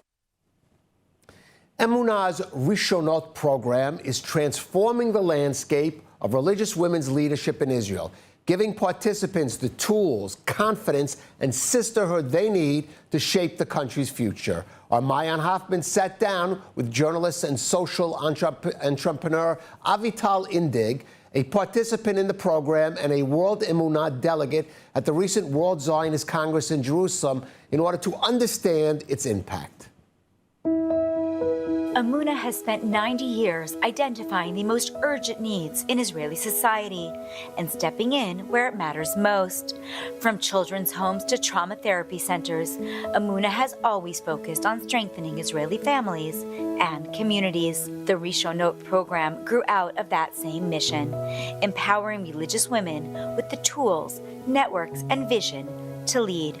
ILTV asked Avital Indig how she first became involved. So I started with one of the first programs, so it wasn't like now where everyone knows about it and all, you tell your friends you have to go there, and so for me it was different. She explained that the program has three main goals, beginning with the deep, on-the-ground understanding of Israeli society. The first one is for us to get to know the challenges of the Israeli people. So it's a journey that we take. They take us from place to place geographically, and we meet the people and we talk about all the challenges and difficulties, and we get inspired by the people of Israel. The second goal is about personal growth and leadership. The second goal is to empower yourself and to know yourself and to know your strengths and weaknesses, and to give you the feeling that the sky's the limit. But for Avital, the third goal, the network, may be the most powerful.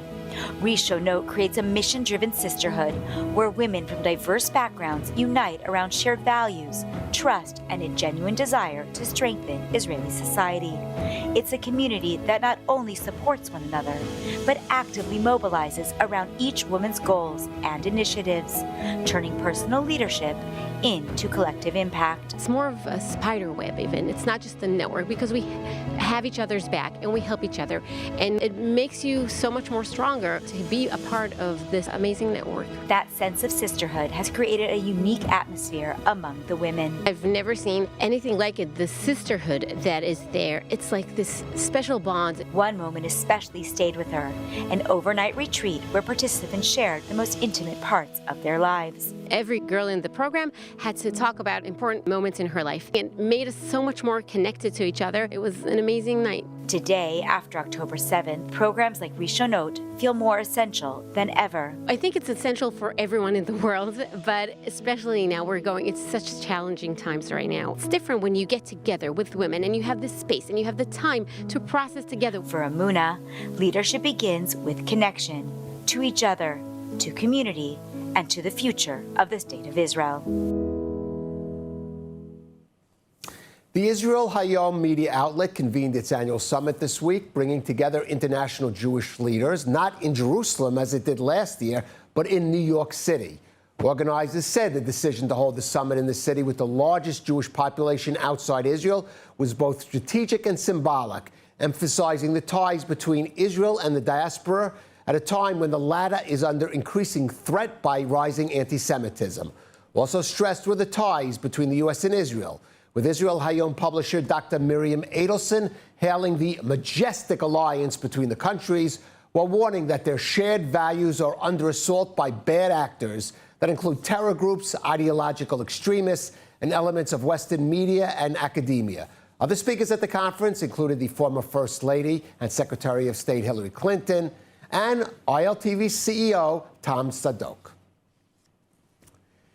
Is Israel's future in Eurovision in jeopardy? The European Broadcasting Authority will tomorrow deliberate whether to allow Israel to continue to participate in the International Song Contest, which it has been a part of for nearly 6 decades. ILTV's Devo Klein has the story. The EBU faces a major decision tomorrow as members will meet to discuss Israel's participation in the 2026 Eurovision Song Contest. Several countries are threatening to boycott the competition should Israel participate. They include Slovenia, Ireland, Iceland, and others. But crucially, Spain has also announced they will withdraw if Israel is involved. Spain is one of the Eurovision's Big Five and is a major financial backer to the competition. But on the other end, Germany, another one of the Big Five, has expressed support for Israel, and host country Austria has supported Israel's participation in an open statement. The televised annual celebration of pop music aims to be apolitical. However, with roughly 150 million viewers across the globe, the contest has been embroiled in controversy. Since Israel's war against Hamas in Gaza, protesters have taken to the streets and spent the last 2 years harassing Israeli representatives Eden Golan and Yuval Rafael. Rafael, who survived the Nova Music Festival massacre by hiding for nearly 20 hours. The Eurovision world remains deeply divided on this matter, and now the EBU must decide who it wants in next year's competition, as the reality seems to prove that the contest will never fully be apolitical. Let's take a look at the weather forecast. Cloudy skies are expected around most of the country tonight, with temperatures reaching lows of 13 degrees Celsius or 56 degrees Fahrenheit. Then tomorrow we'll see partly cloudy skies alongside steady temperatures, seeing highs of 24 degrees Celsius or 76 degrees Fahrenheit. And that's a wrap for today's news. For the latest updates from Israel on all your devices, be sure to follow our ILTV channels and our new live channel, and you could also catch us on Screen IL with 24/7 live coverage. Stay informed with the latest news straight from the heart of Israel. I'm Caleb Ben David. Be well, and thank you so much for watching.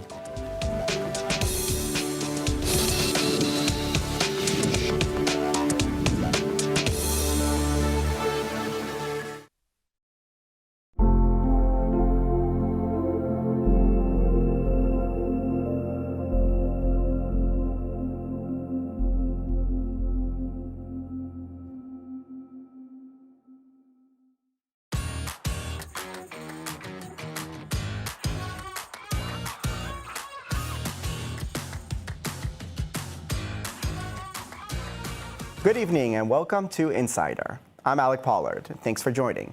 On October 7th, 2023, Israel was thrust into a war it didn't want, with Hamas in Gaza, Hezbollah in Lebanon, and later directly with Iran. Israel responded, but now that the war is over, how should Israel initiate its own policy?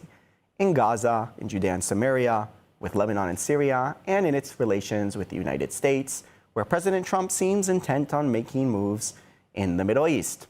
To break it down, we're joined by Dan Perry, former regional chief at Associated Press, and Rabbi Pesach Waliki, executive director of Israel 365 Action. Thank you, both of you, for joining me here on the show. So let's start with this news. Today, of another meeting to take place between Netanyahu and Trump in the Oval Office. And Trump has grand plans, well-intentioned, of a peace deal in Gaza, a deal with the Palestinians. But this seems over-optimistic, not taking into account the current realities. How should Netanyahu navigate this? What should he be emphasizing? Dan, we'll start with you. It's an incredibly complex landscape, no doubt about it. And in the past 2+ years of war, Israel's definitely had successes. The obvious one is in Lebanon. The situation in Syria is promising but also volatile. I think they need to be aligned with the U.S. I think they need to be transparent about what they expect and what they may do even. I agree, essentially, with the fairly activist position that the IDF and the government have taken in the north. I think it wasn't necessarily helpful to insist on having 5 or 6 points inside Lebanon without any clear exit path.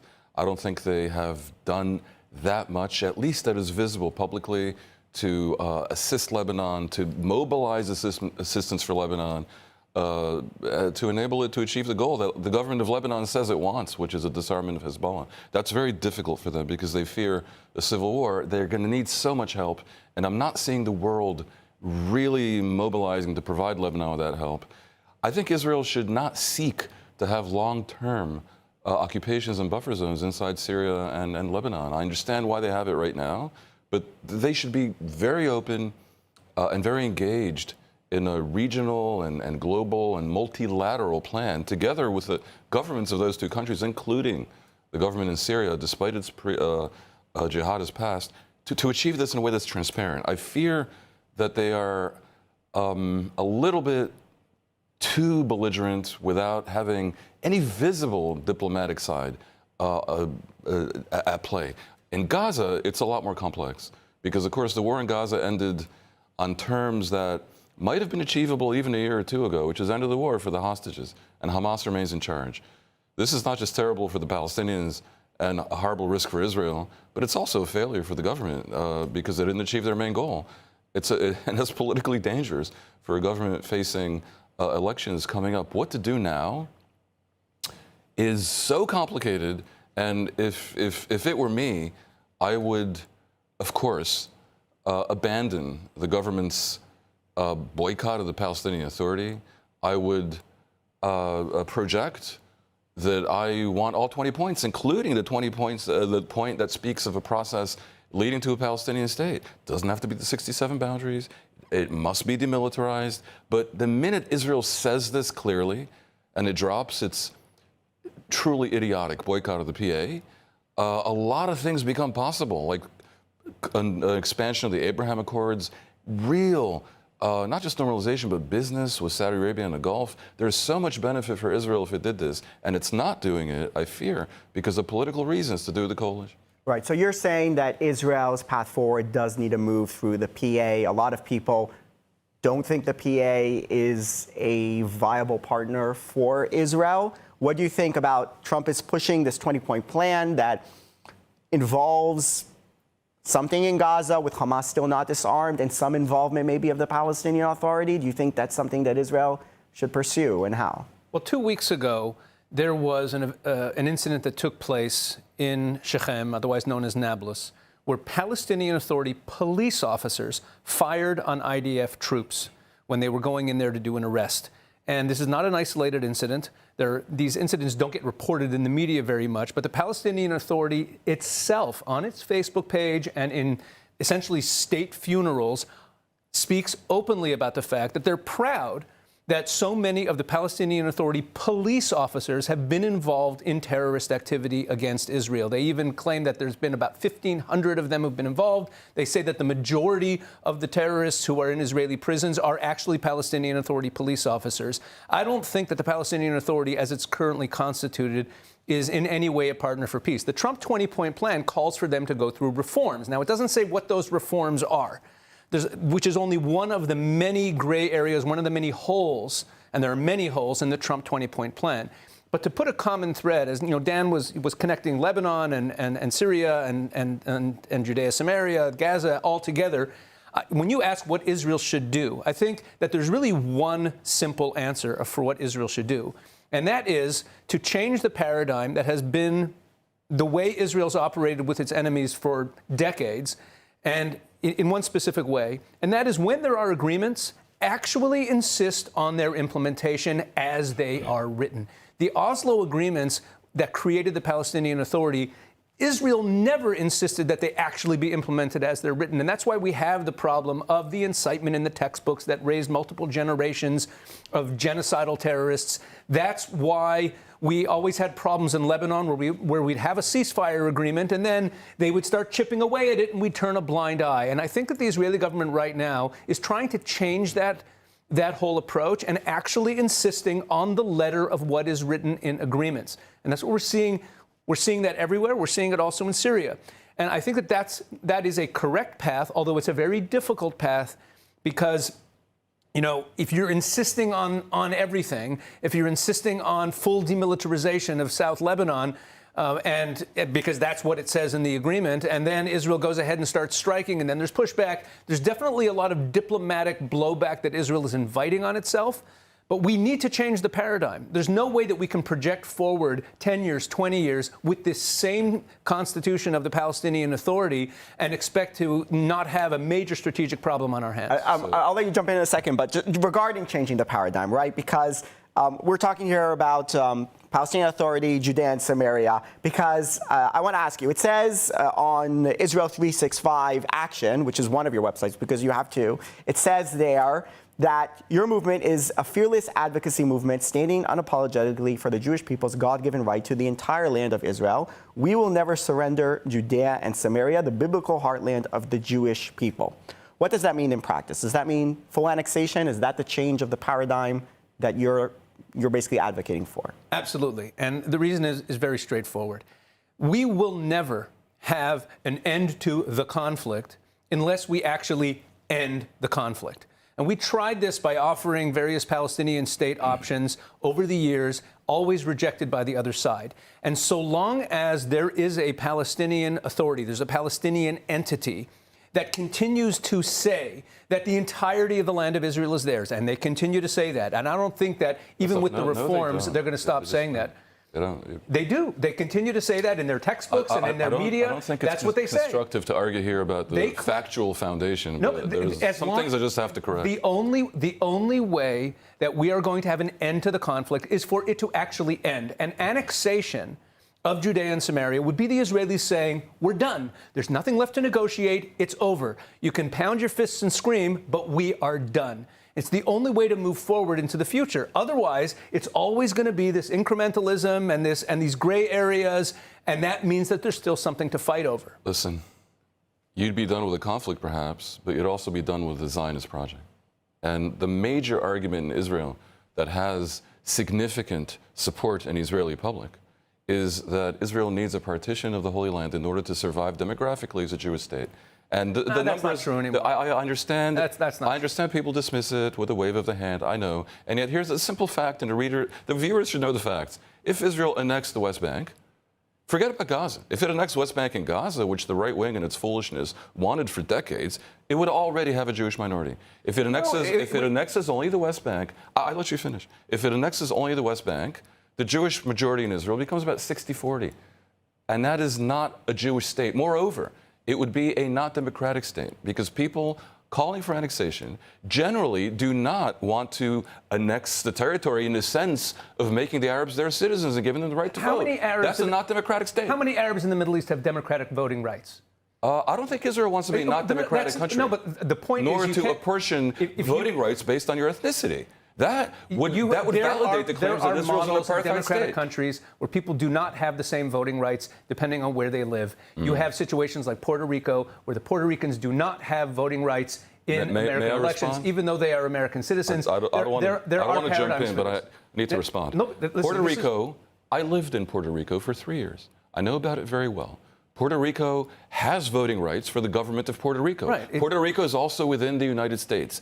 Hold on. They don't have the right to vote for president because the weird American system doesn't give them that right. But you know what right they do have?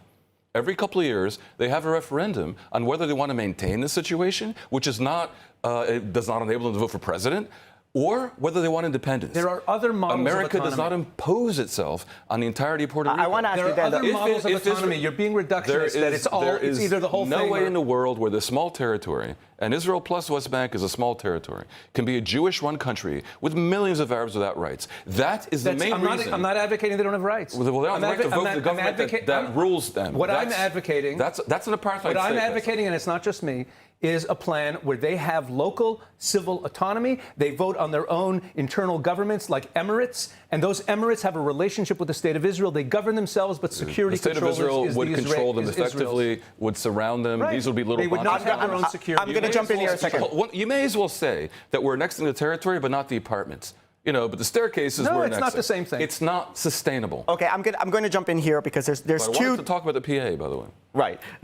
I'm going to jump in here because there's two separate issues here that I want to talk about that is concerning the disagreement that we're seeing now, which is one is regarding what is, let's say, the position of the Palestinians or also the Palestinian people, which you mentioned regarding their non-acceptance of Israel in any borders, which you dispute. And then there's the other question of the policy of annexation or not, or two-state solution, or what modules there are. So I'm going to start with you because you jumped in before and you said that's not true, that the Palestinians do accept Israel in some type of border, but that's Palestinians, not according to the Palestinians are a chaotic body politic with endless amounts of nonsense.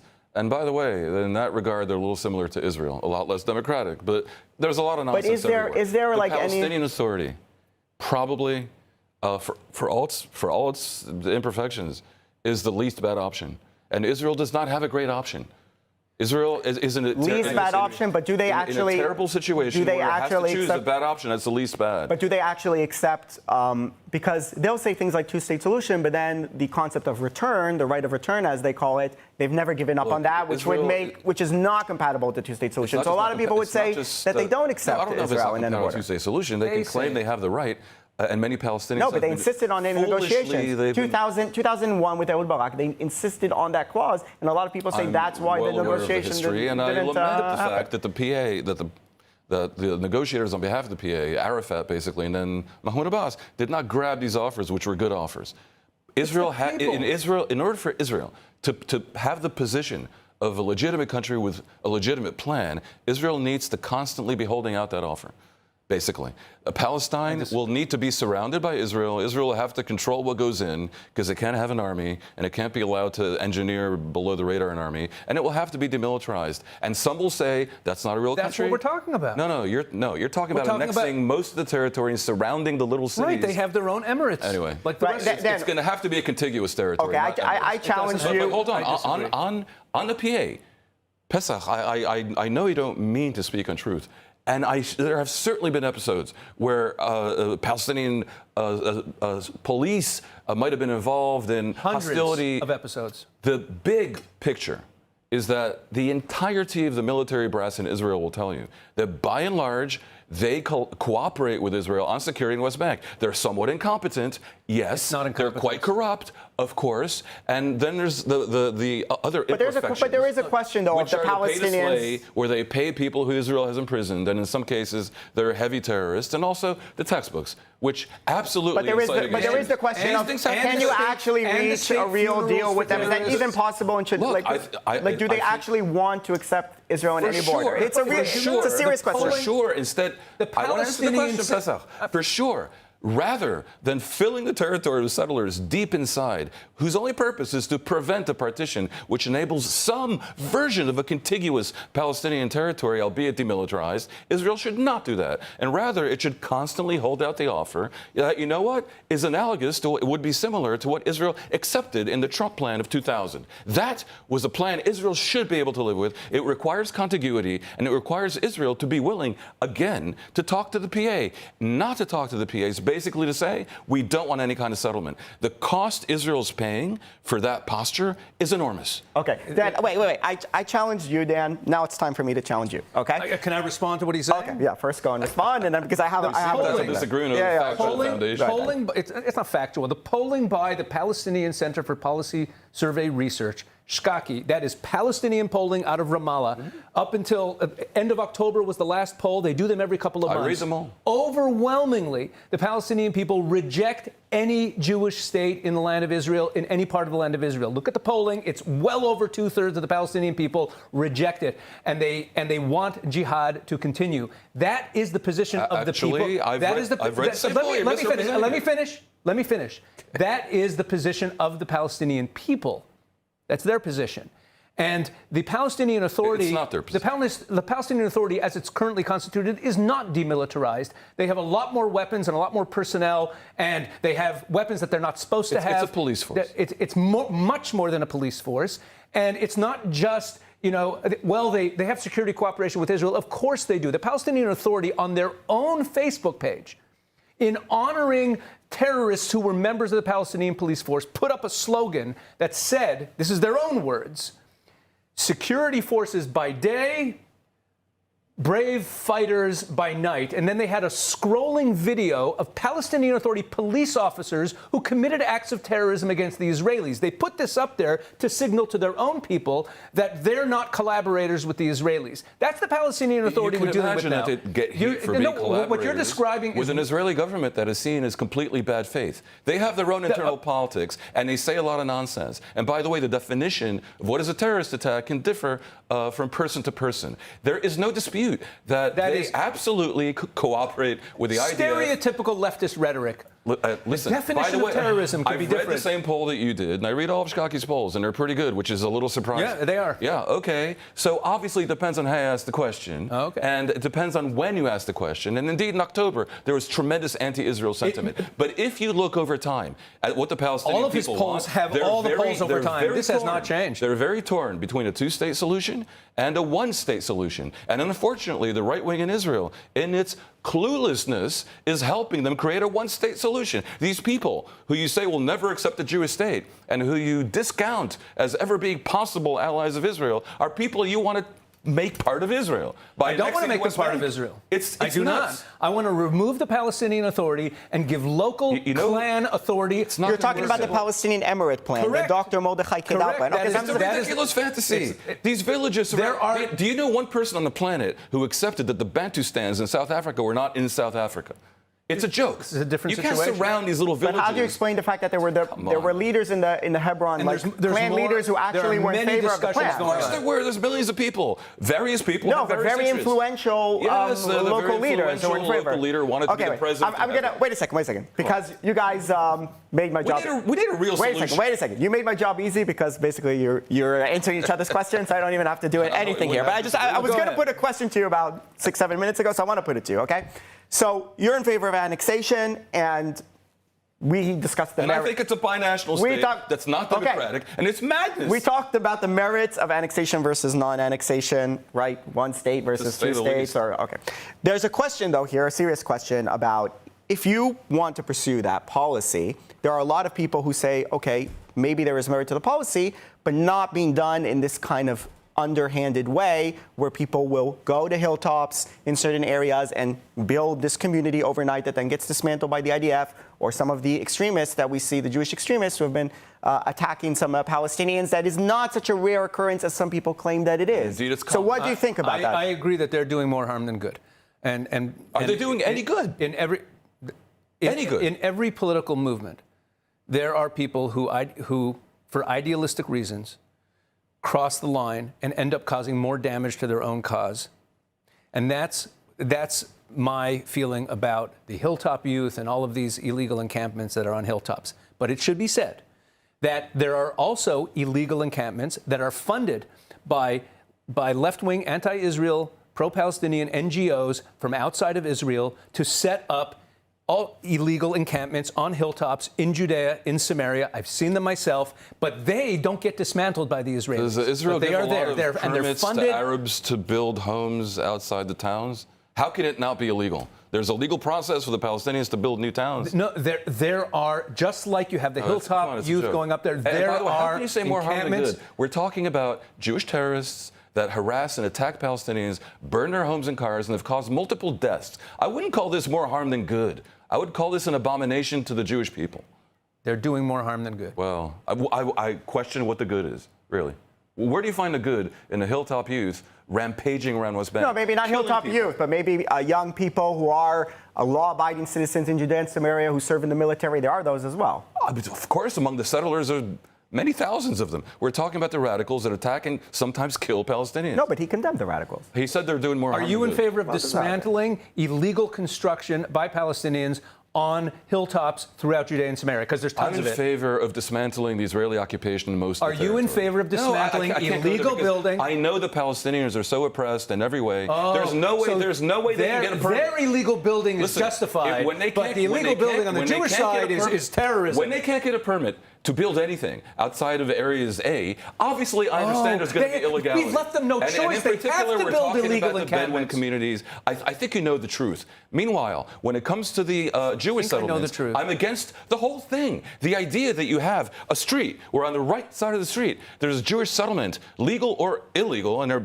making legal the illegal ones, where the Jews have the right to vote for the government that controls them. And to the left of it, across the street, a stone's throw, literally, there's Palestinians who do not have that right. they vote in the Palestinian elections that haven't taken place in 20 years. Authority Folks, is right we now gotta start to wrap up. essentially municipal. It doesn't mean anything. We have to start to wrap up. They do not up. vote for the government that controls them. That is an unhealthy situation. You want to make it more permanent and more profound. Right, folks. It's anti-Zionistic. Folks, we've run out of time. Unfortunately, the show's not long enough. I think this debate could have gone on another hour easy, 2 hours easy. For decades. But that's, until next time, guys, I hope you enjoyed the boisterous debate. It was a very good debate. We have Rabbi Pesach Veliki and Dan Perry. Thank you both of you for coming in the studio. You're welcome to continue the debate outside the studio if you want. But that's all for this edition of Insider. Thank you very much for watching, and we will see you next time here at ILTV Insider.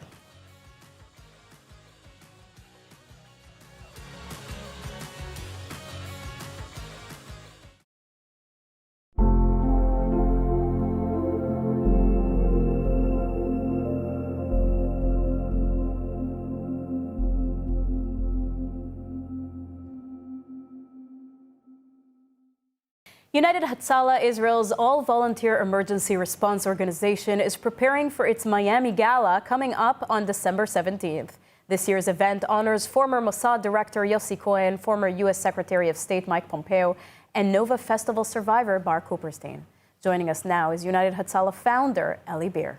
Thanks for joining, Eli. Thanks for having me. So, Eli, why were Yossi Cohen, Mike Pompeo, and Bar Cooperstein chosen as this year's honorees? Well, we have a few more honorees, but they are one segment of hero honorees, people who devoted their life to protect others. And I'll explain. Yossi Cohen, we all remember one of the things he did. We all remember the pager operation that was started years before it actually happened. It actually started in the days.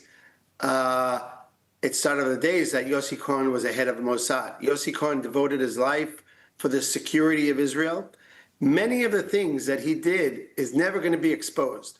And one day we'll hear about them. Maybe in the future, maybe very soon, we'll hear of them in different parts of the world. He protected not only Israel, he protected Jewish communities around the world. Yes, Jewish communities in Australia, in Brazil, in Mexico. And Mike Pompeo, who I love and I'm friendly with many years, him and his wife Susan are real lovers of Israel. You know, the essence of Judaism is recognizing the good, hakarat hatov. Mike Pompeo did so much, of course, for America, but he did so much for Israel. He put his life for many, many years as the head of the CIA, the head of the State Department, put his life to make sure that also Israel is protected. Not only the United States is protected. It's still on the top of his mind. So I think recognizing these two heroes, Yossi Cohen and Mike Pompeo, who worked together, by the way, best friends for many, many years, and they still are best friends, together with a young boy, Bar Cooperstein. Who was a former hostage. Former hostage, but people only think of former hostage. He is a total hero, like a real true hero. On October 7th, he was there to protect people. He was there as a security guard. He was there as an EMT. His father, who I know for many years, Tala, was a volunteer of United Hatzalah. And 5 years ago, he was driving an ambucycle to save a 4-year-old child who was not breathing. And while he was driving to save this little girl who was not breathing, running to save her life, someone crashed into his ambucycle, the United Hatzalah ambucycle, and he was left paralyzed for the rest of his life. He cannot walk, he cannot talk. Wow. And the day of October 7th, when his son was actually in the Nova Festival saving lives, he did not run away. He stayed there. He was protecting people. He rescued people. He hit people. And then he was in the Hamas for hours. Eventually, he was caught by the Hamas and he was tortured for 738 days. So he, together with his two other heroes, are going to be honored in our gala. And I think it's going to be incredible hakarat hatov, recognizing the good to all three of them. Now, you're launching a major mass casualty incident training campaign. Why now, and what are the goals of this campaign? Well, if you think about what Bar Cooperstein actually did on October 7th in the Nova Festival, he had to decide. He was one of the only EMTs there. He had to decide between hundreds of people. Who do you treat first? Who do you treat? The one who's yelling the most, or the one who has the most blood, the one who's not yelling, the one who's unconscious? We as EMTs, as paramedics, and even doctors, we need training for triage. God forbid another event like this happens, or it could be a natural disaster. It could be an earthquake. It could be a lot of different fires or many other things where people injured. We had the Meron tragedy. All these terrible incidents, you need to have training for the volunteers. We took upon ourselves that 2026 will be the year of training for mass casualty incidents. Every volunteer of ours should know what to do when he has 100 injured people in front of him. And he should know, or she should know, that who you run first, not the one who's yelling first, not the one who's that. You should know what to do. It's a very complex training. And it's not only theory, it's also actually giving them the feeling. We're going to put them in places where they have people screaming and yelling and smell of flesh and fire and noises of bombs. And that's where they're going to have the environment of training. And I think that's going to benefit Israel tremendously. Sounds really tough, but super important, and so is your work. Eli Beer, thank you so much. Thank you. Step into the story of Israel's heartland with Blessed by Israel, where every purchase connects you to the land, the people, and the promise. Taste the sweetness of the promised land in their delicious honeys, or wear the story of the land close to your heart with the stunning Special Places of the Land necklace. Behind each product is a family, pioneers living in Judea and Samaria, crafting beauty and goodness from the soil of the Bible. When you buy their creations, you're not only receiving something extraordinary, you're investing in Israel's future, helping small businesses thrive and communities grow strong. Join a movement that celebrates faith, resilience, and hope. Visit blessedbyisrael.com and use ILTV's special code BLESSISRAEL, that's BLESSISRAEL, at checkout for 10% off on your first order. Be part of strengthening Israel, one purchase at a time.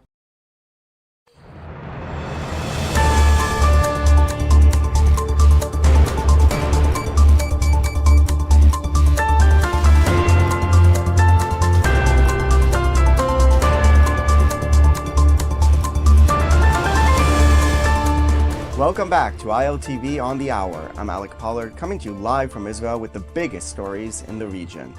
Israel confirms the identification of the body returned yesterday from Gaza is Thai national Sutisak Rintalak. The 42-year-old agricultural worker was murdered by Hamas terrorists near Kibbutz Be'eri on October 7th and taken into Gaza.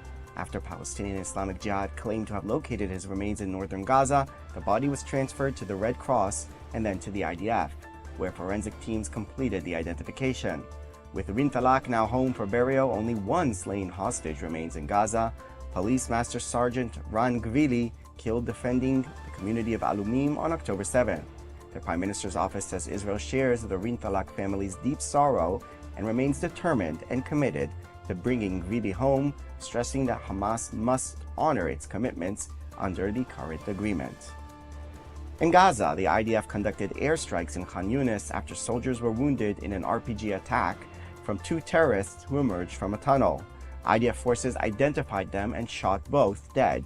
Minutes later, a third operative slipped in undetected, placed an explosive on an armored vehicle, and fled. 5 soldiers were wounded, 1 seriously. The exchange of gunfire came around the tunnel network where many Hamas members remain trapped. Following the clash, the IDF has launched a massive manhunt with artillery and airstrikes pounding targets across the area. The IDF confirms it carried out an airstrike targeting a Hamas operative involved in the same attack on the troops. Palestinian sources claim at least 6 people were killed. The IDF says over 40 terrorists have been eliminated in the so-called Rafah pocket and dozens of tunnels and shafts destroyed. Some terrorists still strapped low ground have lost contact since October and are now presumed dead. U.S. President Donald Trump says phase 2 of his Gaza peace plan is going to happen pretty soon. In reality, Israel and Hamas have only agreed to phase 1 of his plan, which included the initial ceasefire, the IDF pullback in Gaza, the hostage-prisoner swap, and humanitarian aid arrangements. No agreement has been reached on phase 2, which deals with post-war management of Gaza and the disarmament of Hamas. While the U.S. pushed through a UN Security Council resolution to establish some of the mechanisms required, the process has stalled amid disputes over whether Hamas will disarm, who will participate in the International Stabilization Force for Gaza, and where reconstruction will begin. Referring to yesterday's attack on Israeli troops in Gaza, Trump said this. You know, they had a problem today, I understand, with a bomb that went off, hurt some people pretty badly, probably killed some people. They're telling me it just happened. But it's going on. We have peace in the Middle East. People don't realize it. We have tremendous support. Officials from Israel and Lebanon held their first direct talks in decades today in Nakura, a rare and significant development on a northern border still on the brink. The meeting took place at UNIFIL headquarters just inside Lebanon as part of a US-led ceasefire monitoring mechanism. For the first time, both countries sent civilian representatives. Israel was represented by Dr. Uri Reznik of the National Security Council and Lebanon by former Ambassador Simon Karam. U.S. Special Representative Morgan Ortagus attended along with French and UNIFIL officials.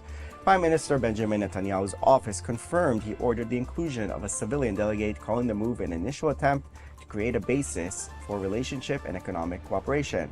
Beirut said it agreed to participate only after learning Israel would also send a non-military official. The talks are part of the cessation of hostilities implementation mechanism established after the ceasefire reached with Hezbollah just over a year ago. The last time Israel and Lebanon held talks in Nakura was the 2022 U.S.-brokered maritime border deal, but those talks were indirect. Israeli officials described the meeting as positive, but Jerusalem stressed that Hezbollah's disarmament is non-negotiable and not linked to any economic track. This is a historic development. Be in no doubt that this direct meeting between Israel and Lebanon took place as a result of Prime Minister Netanyahu's efforts to change the face of the Middle East. As the Prime Minister has said, there are unique opportunities to create peace with our neighbors. That's all for this edition of ILTV on the Hour. Thanks for watching.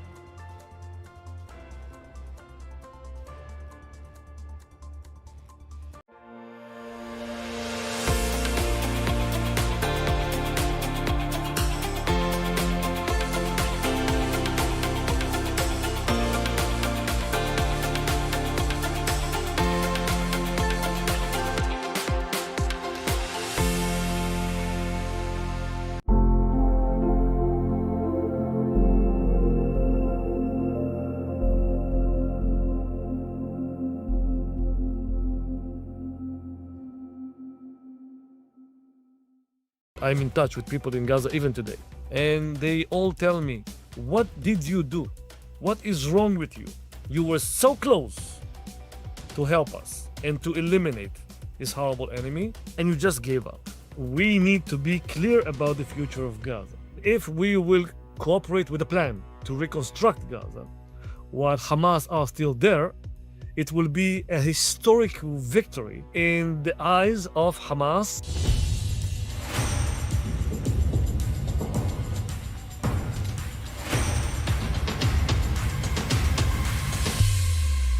Welcome back to Axis of Truth on JNS. Well, from Africa to Minnesota and around the world, it seems that Islamist terrorism is a growing problem, plaguing the entire globe on every continent. And as we know, Gaza is no exception to that. Yes, there is a ceasefire, at least on paper, but this is despite the fact that all last week, for example, we saw repeated violations by Hamas and swift reactions by the IDF targeting Hamas terrorists in response. So let's zoom out a little bit on this issue. Is this ceasefire even plausible? Well, joining us to discuss is the world's foremost expert on Gaza and the former head of Kogat, as well as the last Israeli mayor of Gaza before the Israeli withdrawal. We sat down with Colonel Grisha Yakubovich last week to discuss the future of Gaza. Well, joining us now to discuss the latest situation and what will become of the Gaza Strip is Colonel Grisha Yakubovich, who is the former head of Kogat, as well as the last mayor of Gaza itself when there was still a Jewish community on the ground there. Now, Grisha has over 30 years' experience of advancing partnerships between Palestinians and Israelis, and today we're going to ask him what's going to become in the coming months and years of the Gaza Strip. Grisha, thank you so much for joining us. Always a pleasure to speak with you. To start, Israel has achieved major military gains in Gaza. I think that's undeniable. But realistically, what is the next step? How do we move from a combat phase to something sustainable without repeating the same mistakes of the past in Gaza? Well, Emily, first of all, I want to clarify one thing. When we say that Israel achieved a lot by our amazing soldiers, the IDF, it's in the eyes of the beholder. And we need to understand that, because what looks as a victory to us, and it is a victory, the other side, Hamas, the terror groups, the terrorists, they consider the situation as their victory. And we need to understand that, because it will have a huge impact on the future. Because if in their eyes they won, it means they should get more. And if in our eyes we won, it means they should get zero. And this is actually the basic understanding that we need to clarify. Because if you ask somebody, a Western guy who won, definitely it will be Israel. But if you ask any kid in Gaza who won, they will tell you definitely Hamas. And we need to understand that, because for them, being able to stand against us for 2 years and even negotiating with us about the ability to allow to 150 terrorists to move from an underground tunnel from Rafah to Gaza, this is a victory. Yes, for us, it looks like, they are begging and they're asking and they are using the mediators. And again, I want to be clear about it. For them, this is a victory.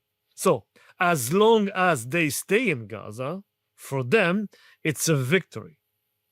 And we need to be clear about the future of Gaza.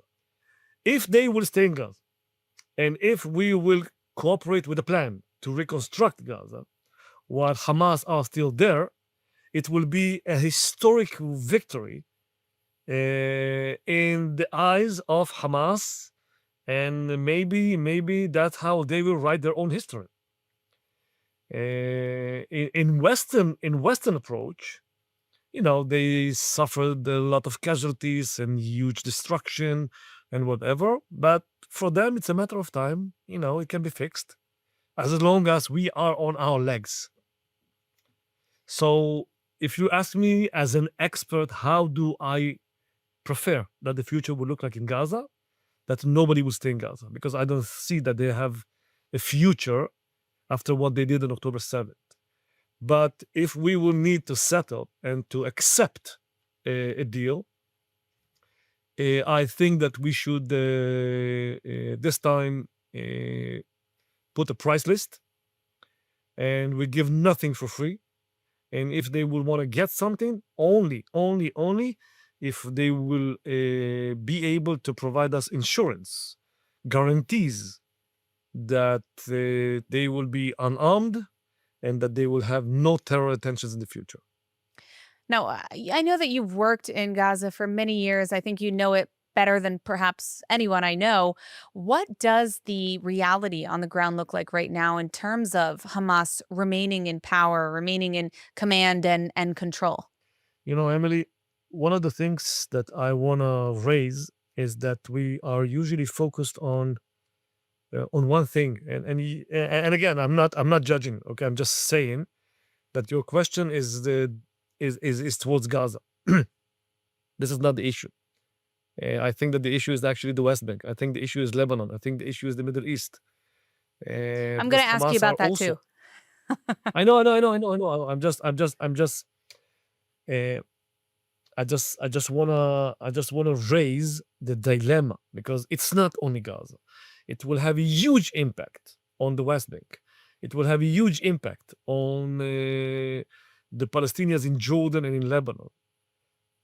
So whatever we do and whatever we implement in Gaza, it will impact us from the north and from the east and from Judea and Samaria.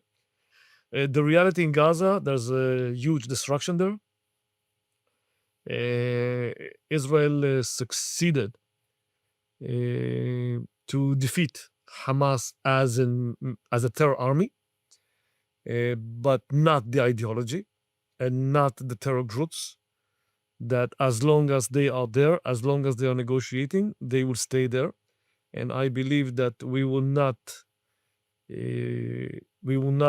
have a choice than to accept them as part of the solution, as it looks like right now. And I think that this is one of the biggest mistakes that we are doing right now. On one hand, we succeeded to achieve the impossible, the unbelievable. I never even dreamed in my I don't know the best dreams ever that they will release the live hostages, and we achieved that thanks to President Trump and to this brilliant deal. But the price is strategically is going to be huge, really huge, and they will have to solve many problems in Gaza: water, electricity, houses, jobs, education, healthcare, etc., etc. It will take time, and as more time it will take, it will be better for us. Well, one of the things that we're already seeing Hamas do just in recent days, they're accusing Israel of cutting off aid or denying aid. What are you here, despite the ceasefire, what are you hearing on the ground from Gazans, from Palestinians about the situation when it comes to the humanitarian aid? Is this just another round of the PR game that they're playing? Because from Israel's side and even from the U.S., they're confirming that aid is flowing freely. So what are you hearing on this issue? Let me share a phone call I got 2.5 hours ago from a guy that called me and told me, Colonel Grisha, please do me a favor. Can you help me? There's a truck of vegetables that I want to send to Gaza. And unfortunately, they asked that I will pay them 70,000 shekels. Just to pay to somebody that he will allow them to enter the truck live. I can send you the phone call. You can call him. And I got the phone call yesterday from Gaza, from a guy that I used to work with him. And he told me, Grisha, for any truck that you will be able to coordinate and help us to bring to Gaza, vegetables, it will be 70, 80 shekels that you will get. If it's clothes, shirts, trousers, whatever, you would be able to get something like 150,000 shekels per a truck. Now I'm asking you, who can pay such money? What is wrong here? What is wrong with us that we continue sending aid to Gaza, or we continue allowing aid to be entered to Gaza, knowing that they tax that, knowing that people are paying black money, illegal money to others, and the only ones who can afford such big, I would say, sums of money is only Hamas. They are the only ones who have the money. And what is going on in there is like Hamas renewed the tax collection. They started with renewing the executions. We saw that a few weeks ago. And then they renewed their, I would say, official police to create an illusion of law and order. But it's a lie. And they demanded that the UN would send the aid because it's simpler to steal from the UN. There are no UN employees there from the United States or from, I don't know, Sweden. They're all locals. So it's like, letting the cat to keep the milk. I don't know if that's the way to say it in English. And it looks like, unfortunately, we are lying to ourselves. And I think that the best example is what is happening in Sudan. Come on, guys. It's like 100 and something thousand Christians were just butchered a few weeks ago, and nobody cares. Nobody complains about the amount of trucks being sent to Sudan. It's like nobody cares. Why? Because they are black people. And when it comes to Gaza, it's like I don't understand what is wrong with all of us. And I see myself as part of the Western world. And I'm asking ourselves, what is wrong with us? This is a terror organization that just executed people a few weeks ago, and we all saw that. And nobody cares. And all we care about is what is the amount of trucks that the people of Gaza got, knowing that Hamas is stealing them, knowing that Hamas is paying the salaries to their own executors as a salary instead of $100, a few bags of flour, so they will be able to sell in the black market. And we all know that. It's like, again, what is wrong with us?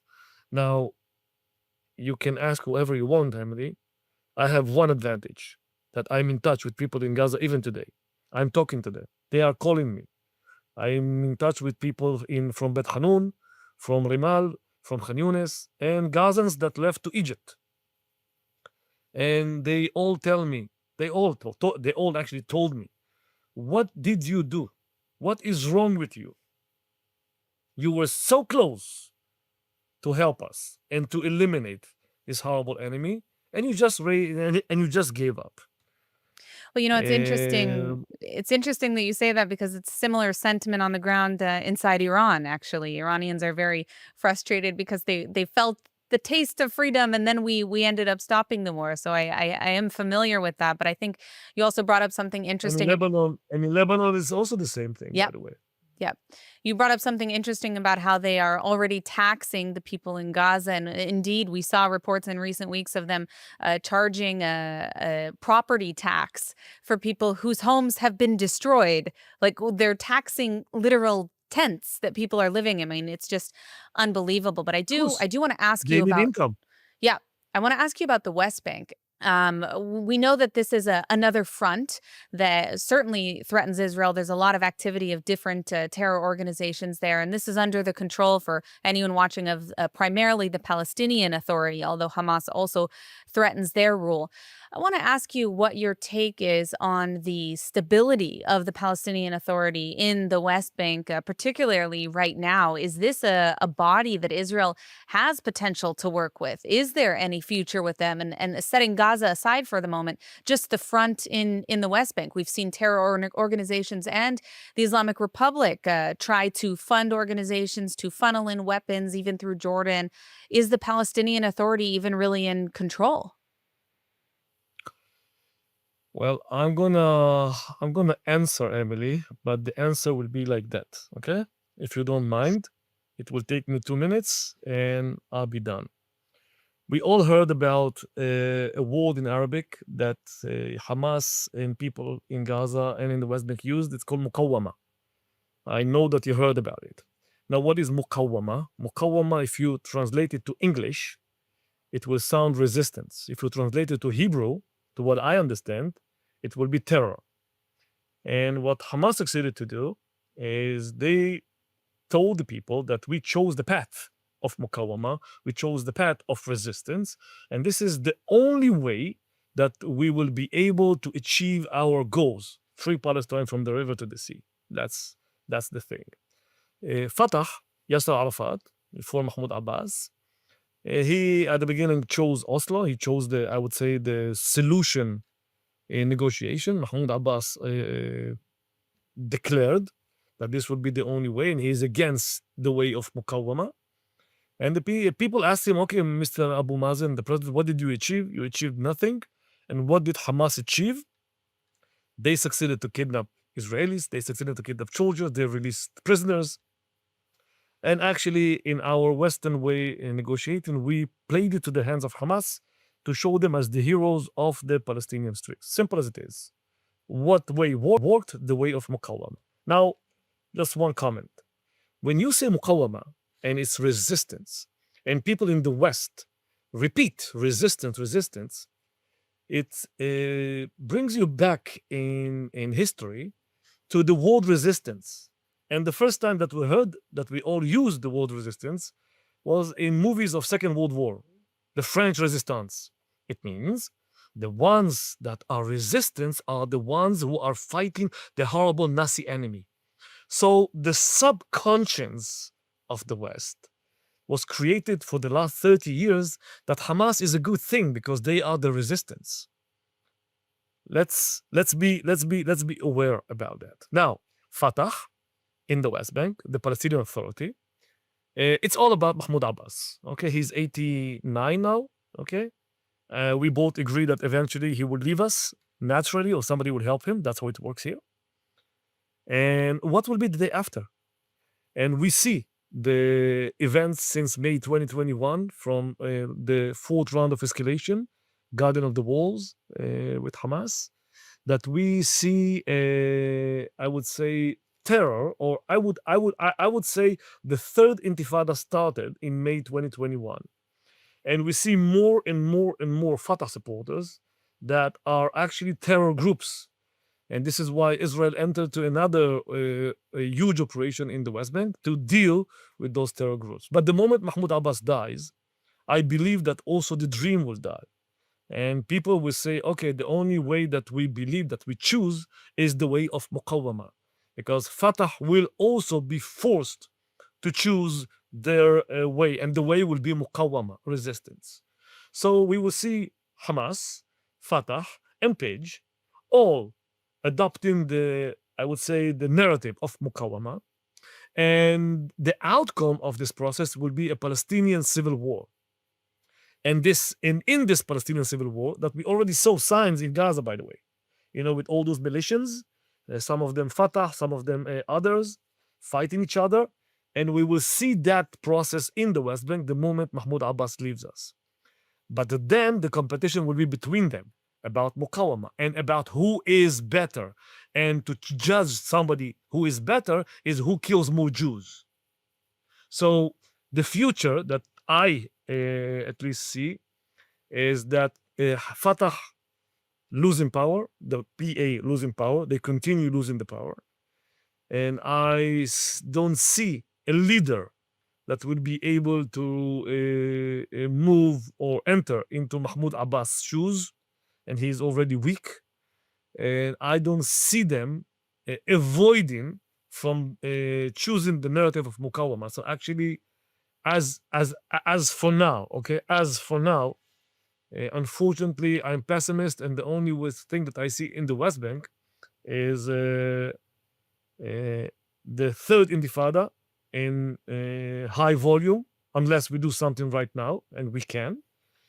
And I would say a battle between the Palestinian fractions about the hegemony in the Palestinian society, or who will lead them. Would it be Hamas, Fatah, Page, and the only way is who will execute, or who will be, I would say, in our understanding, who will be a bigger terrorists, who will have more blood on their hands. Will it be Fatah, Page, or Hamas? And they will celebrate, of course, dancing on our blood. Well, I want to ask you, one of the things that happened in the past 2 years is we saw a lot of other countries, even some countries that were considered to be allies of Israel, recognizing a Palestinian state. What is the impact on the Palestinian Authority, on the terror groups that you mentioned in the coming months and years? What is the impact of this international recognition of a Palestinian state? Is it even possible that could work in Israel's benefit if they're being held to the same standards of a state internationally? Or is it disastrous, as so many Israeli officials have stated and have implied thus far? It's a declaration of typical Westerns who understand nothing about the Middle East, unfortunately. And and it's connected exactly to what I told you at the beginning of a victory in the eyes of the beholder. It's like if they led a massacre October 7th and they are fighting us for 2 years, and somebody else declares, I don't know, that he will recognize a Palestinian state, automatically the people will look at who? At Abu Mazen, that they consider him as a thief, as a corrupted leader, or they will look at Hamas and they will say, oh, because of the muqawama that they are holding, because of this death narrative, and because of what they did on October 7, and this amazing victory of this long 2 years war, this is why the West is forcing Israel to kneel and to accept a Palestinian state. Actually, the West, who understands, unfortunately, those people who understand nothing about the Middle East, are actually pouring content to the victory that Hamas is declaring against the strongest military in the Middle East. Simple. It's simple. And unfortunately, we don't understand. I do understand that. I hope that the other countries of our allies would understand that also. Now, what can Israel do if you could give the Israeli government a plan for the next 6 months? What can Israel do both to deal with the threats in the West Bank, the problems of the Palestinian Authority, the situation in Gaza, and even broader than that, dealing with Lebanon and the head of the snake, the Islamic Republic of Iran? What should Israel be doing in the next few months? First of all, we need to rest. We need to make sure that all the hostages are back home, and we need to heal.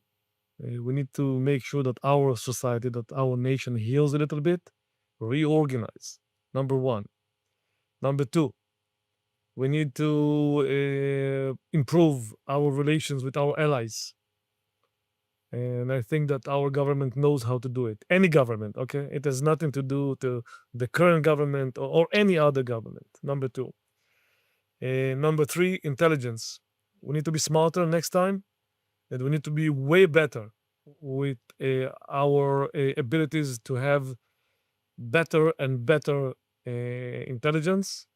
So next time, when the next rounds will start, we will hit them in the weakest spot, like we did in Lebanon, okay, with the beepers and whatever. And I think we can arrange things if it's in Lebanon, if it's in Iran or other places. And then we need to make sure that this victory of Hamas, in their eyes, will be somehow deleted. And I think that we could do that. It's not late, but we could do that, and we can do that. We need to take the weapons from Hamas. And I want to be clear about it. When I say weapons, it's not the RPGs, it's not the AK-47. It's the people. Because they want only one thing, Hamas. They need people. So they will be able to control them. If you take the people, so you will not give them ammunition as human shields.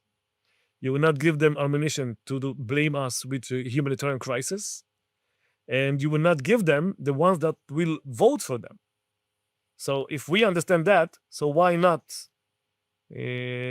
implement a plan that Gazans will not stay in Gaza? And I'm not saying that they will leave Gaza forever. I'm not saying that.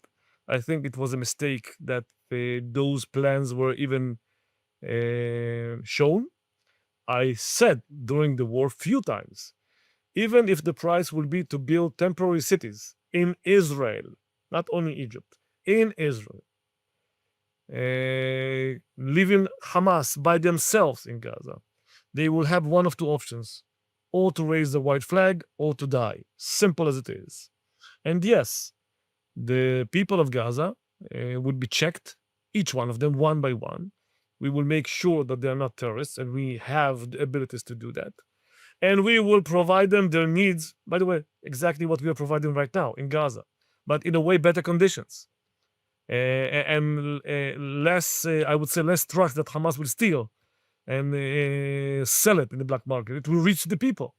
So if we really want to help the people of Gaza, let's help them to leave Gaza to temporary towns, neighborhoods, cities, okay? Guaranteeing to them with the mediators that it will be a temporary situation, a temporary solution until we will defeat Hamas in Gaza, or they can leave Gaza, we don't care. And then we will start the reconstruction process in Gaza. I just want to ask, how can you build a policy like this when you're dealing with such a strong narrative of subversion from Qatar, from the Islamic Republic, that's parroted by Al Jazeera, that's parroted even by BBC, as we've seen? Because the natural response that we're going to see from the anti-Israel crowd is that that's ethnic cleansing. Despite the fact that you're talking about a temporary relocation in order to preserve lives, they will call it ethnic cleansing. No. It's not relocation. Don't use that. Don't you use that. It's not relocation. Let's be smart. We don't need to be right. Let's be smart. Let's use the same narrative that they're using. We need to help the people of Gaza. We need to make sure that there will be no humanitarian crisis. We need to help to educate the future generations of the kids of Gaza. We need to support the poor families of Gaza. Let's use the same slogans, the same narrative, the same plan. Okay, let's use the same tool that they are using against us, that it will help and support us. They want to avoid from a crisis. Let's make sure that there will be no crisis. We are only helping the people of Gaza. That's what I'm saying, Emily. We need to be smart. We don't need to be right.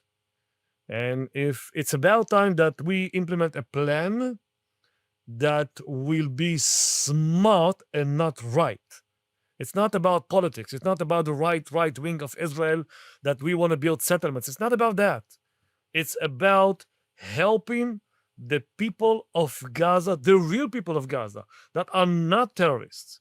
Just imagine, you asked me earlier, what is the situation in Gaza on the ground? No schools, no water, sewage all over, diseases. We have already kids for the last 2 years that did not study. They already skipped 2 years in education. We need to close the gap. We have a lot to do. And we have many, many, many amazing people all around the world that want to help the Gazans. So let's bring them. So they will help the Gazans in temporary towns in Israel that will be surrounded with fences, that we will make sure that it will be only for Gazans, okay? And meanwhile, we will make sure that Hamas will not be able to kill them in the future. We will make sure that Hamas will not be able to steal taxes from them. We will make sure that Hamas will not execute them in the future. I think you understand the point.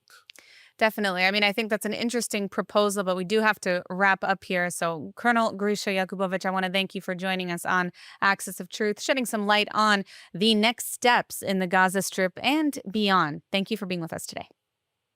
Thank you very much.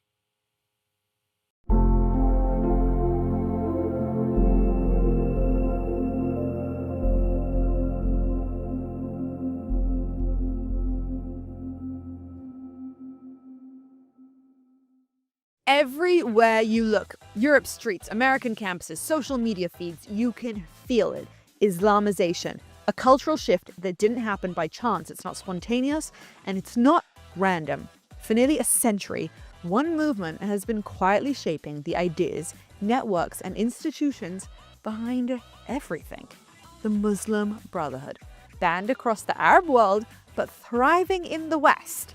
It's the organization that not only built Hamas, it's inspired modern Islamism and learned how to use democracy against itself to spread a crazy radical ideology.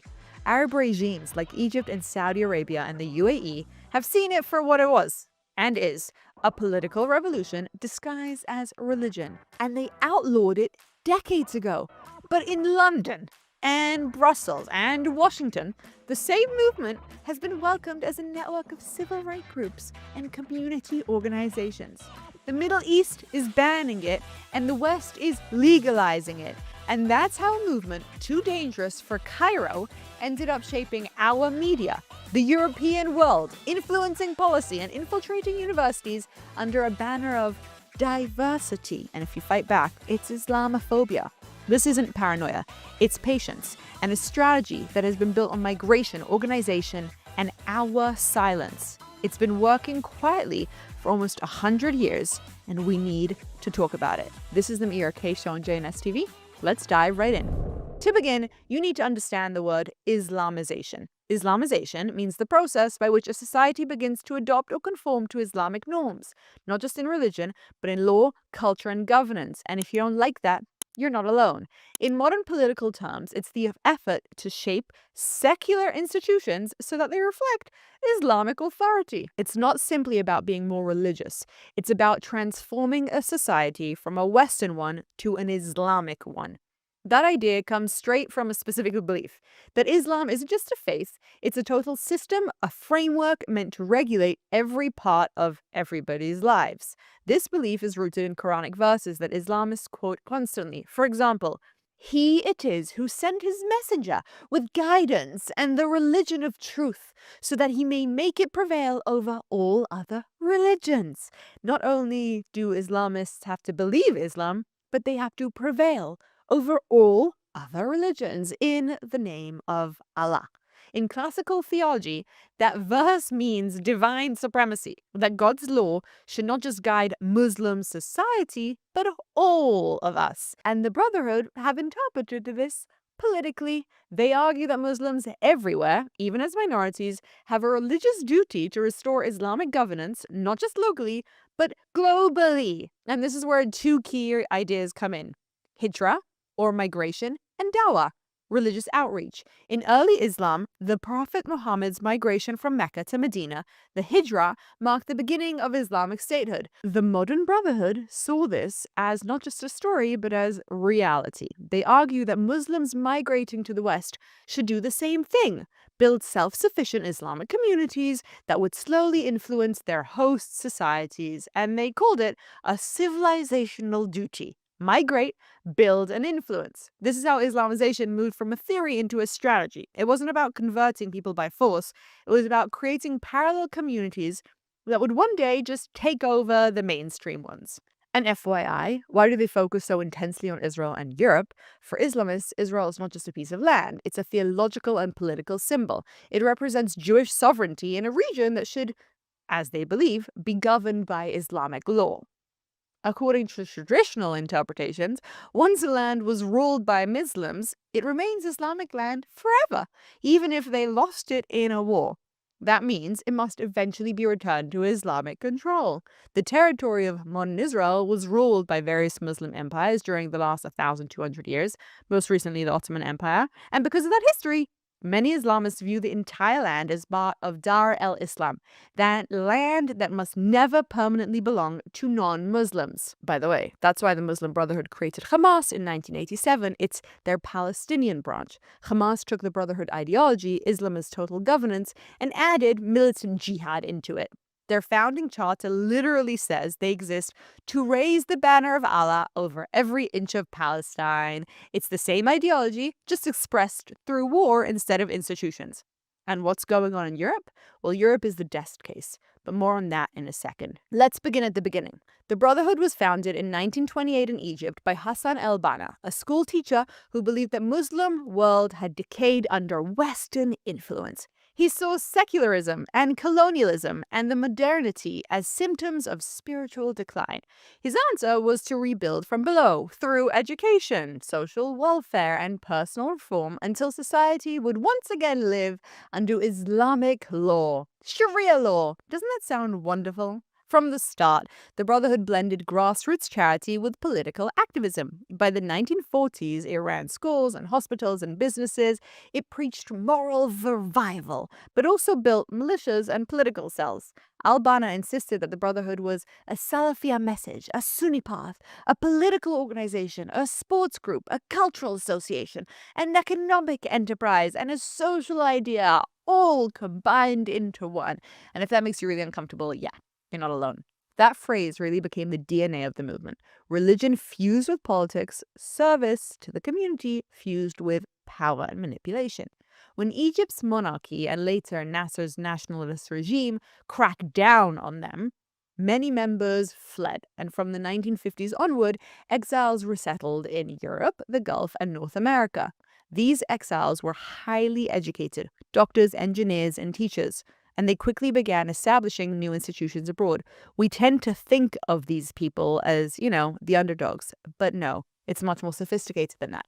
In the Gulf, they staffed schools and universities, helping to spread their ideology through the emerging oil states.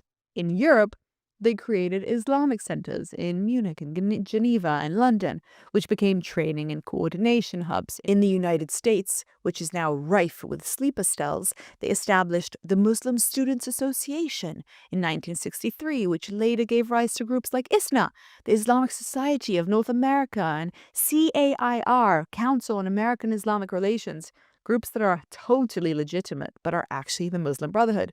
By the 1970s and the 1980s, the Brotherhood was no longer a single Egyptian movement, but a global network loosely connected by ideology and personal ties rather than a command structure. It had evolved into a project, used the freedom and institutions of open societies to build parallel Islamic structures that would, over time, shape the mainstream. Once the Brotherhood's leadership had scattered across Europe and North America, it began thinking systematically about how to operate inside non-Muslim societies. You see, 50 Muslim states was not enough for them. Two internal documents capture this mindset more clearly than anything else that has ever really surfaced. And you kind of really need to understand them to understand everything that we're seeing right now. Number one, the project. In 1982, Swiss authorities raided the home of one of the senior Brotherhood financiers and discovered this 14-page Arabic memorandum known ever since as the Project. This document isn't a manifesto about violence, which is what we would normally associate with this kind of stuff, but it's actually a manual much scarier. It's about social and institutional penetration. Its purpose is to outline how Muslims living in the West can build permanent structures that will eventually influence or even guide and control the societies they live within. The text lists roughly a dozen lines, but we're going to cover the main ones. Build comprehensive Islamic organizations like charities and educational institutions, youth clubs, women's groups, so every social need is met from within the community. Coordinate activities across borders so that each national branch supports each other. Train promising young Muslims in both religious sciences and modern professions, then place them in public institutions, media, and politics. Sound like Mamdani? Yep.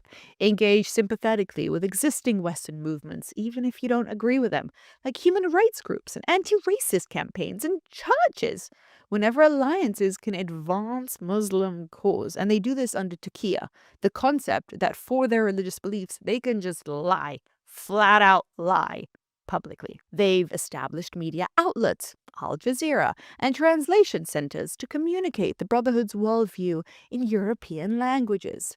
They keep Palestine and resistance to Zionism as the emotional center of global Muslim identity. And this is obviously really interesting. One of the main things in their charter is keep Palestine as the center focus of the entire world, obviously, to make sure that they're not focusing on the problems in their own country. In addition, develop intelligence capabilities, information networks able to track political trends, opponents, and funding opportunities, right? Like Tucker Carlson. Constantly evaluate progress and adapt to changing laws or governments. What's the newest thing? Gays for Palestine? Let's support it.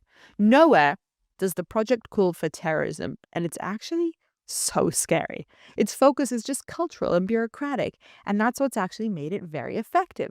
This is where they separate from Hamas, who try to combine terrorism and cultural manipulation. And honestly, they've also been successful in that. There's a second thing that you need to know about, which is the 1991 explanatory memorandum. Nearly a decade later, another internal paper appeared, and this time in the United States. It was written by a man called, can you guess it, Muhammad, a senior Brotherhood member, and entered into the evidence during the 2008 Holy Land Foundation trial, which, if you don't know what that is, it was the largest terrorism financing trial in the U.S. history, in which it became clear to the world that leaders of the Brotherhood were convicted of funneling millions of dollars to Hamas, the Palestinian branch of the Muslim Brotherhood, under the guise of humanitarian aid. And we know all about that. But this proved the link between the Brotherhood and actually really, yes, supporting terrorism. But back to what they found.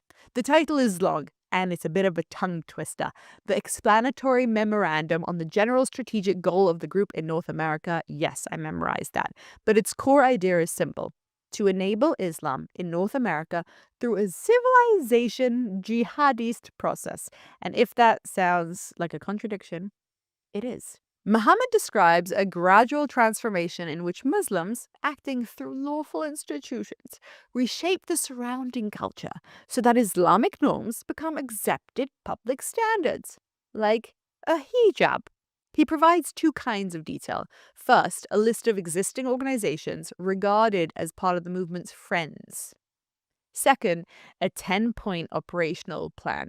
By the way, we as the Jews and Israelis have a lot to learn from this. If you're ever wondering why their attacks on us seem so coordinated, well, it's because they are. And here's just some of the things that they push for: unifying the landscape, coordinate mosques and student associations, charities, and advocacy groups under one strategic umbrella so that their resources serve the same long-term objective. Using the same terminology, they create permanent community anchors, build Islamic centers that combine prayer spaces, schooling, and social services, and legal or media offices. These become hubs for both religious life and civic misrepresentation. They present umbrella bodies as legitimate spokespersons. Terrorist organizations will be the people that speak to governments and journalists who always need someone to speak for the Muslim community. By being organized first, the Brotherhood-aligned groups fill that vacuum. Interesting, no? Cultivate leaders and professionals, train imams and teachers and journalists and lawyers who understand Western institutions and can navigate them effectively. Infiltrate from within. Leadership training is political education. Dominate education and youth.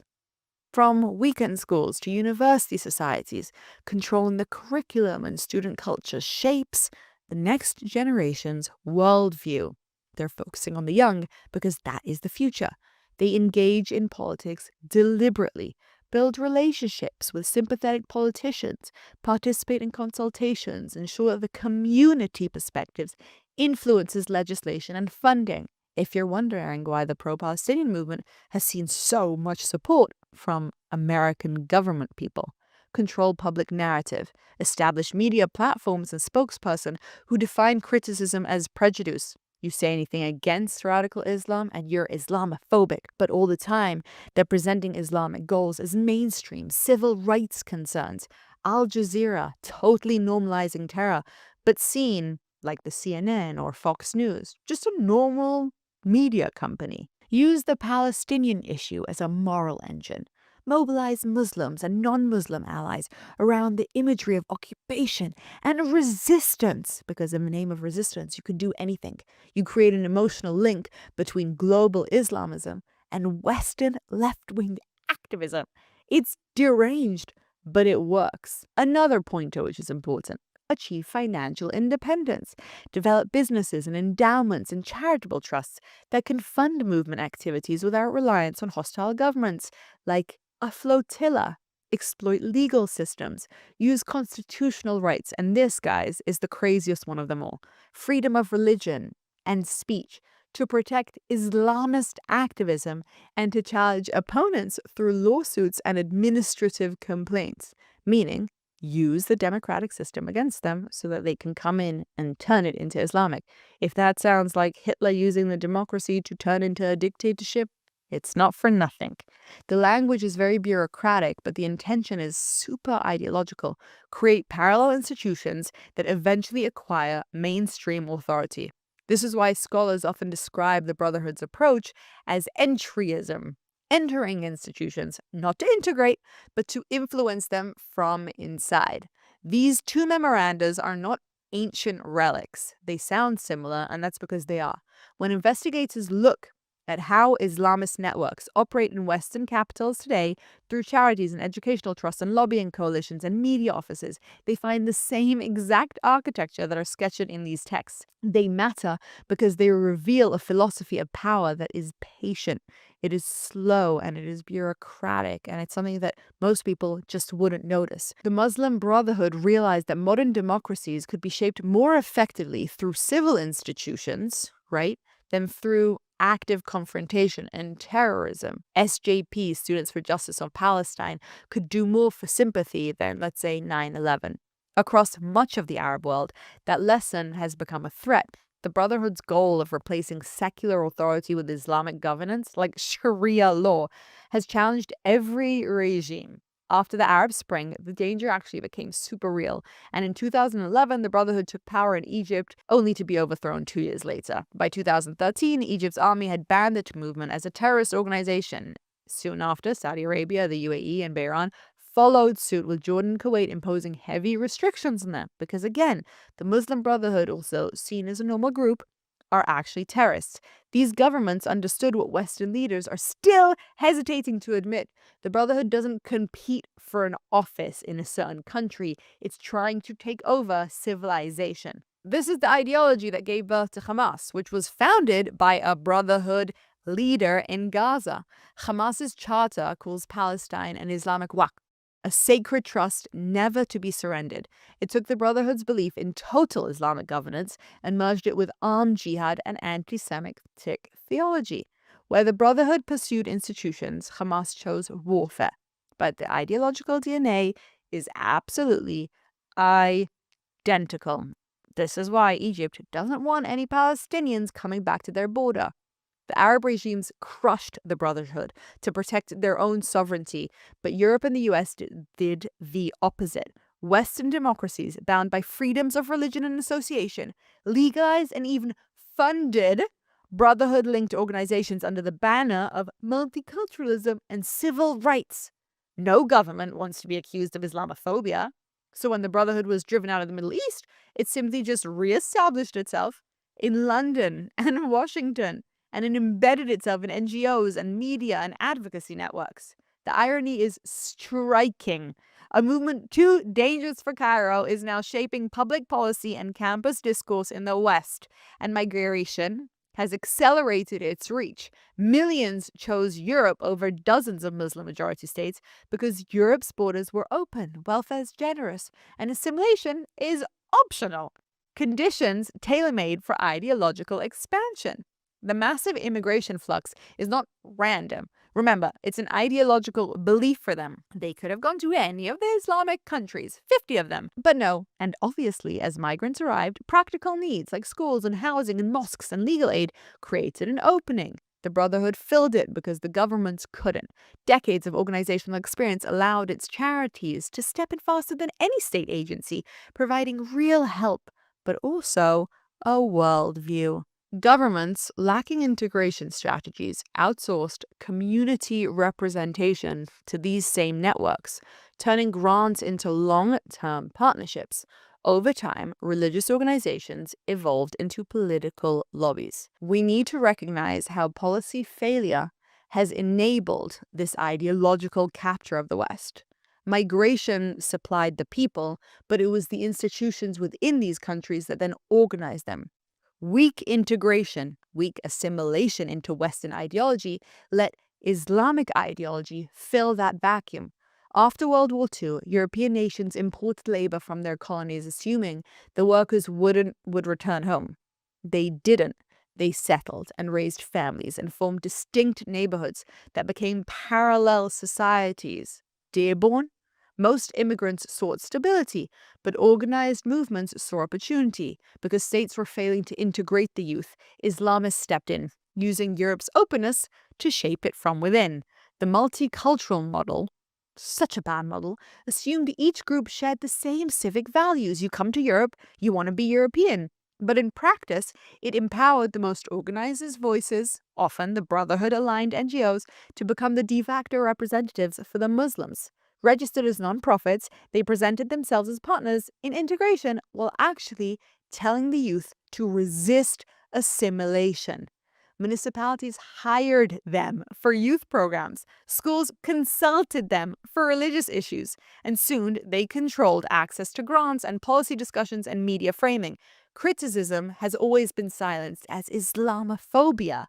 And anyone, journalists, teachers, Muslim reformers who tried to speak out were ignored or completely punished. Fear drove policy.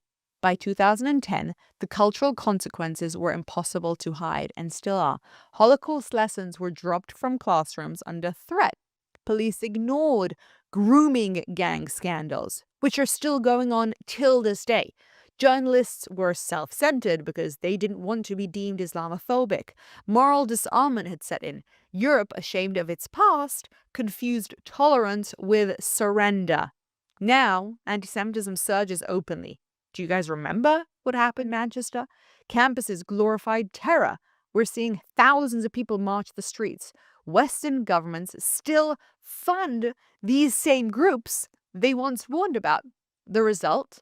We have a new culture of fear. Europe keeps empowering the same networks. Migration continues. Birth rates diverge because they have lots and lots of children. And leaders debate semantics in office instead of actually building policy to drive this out. Instead of fighting against the rise of terror, they look for someone to blame.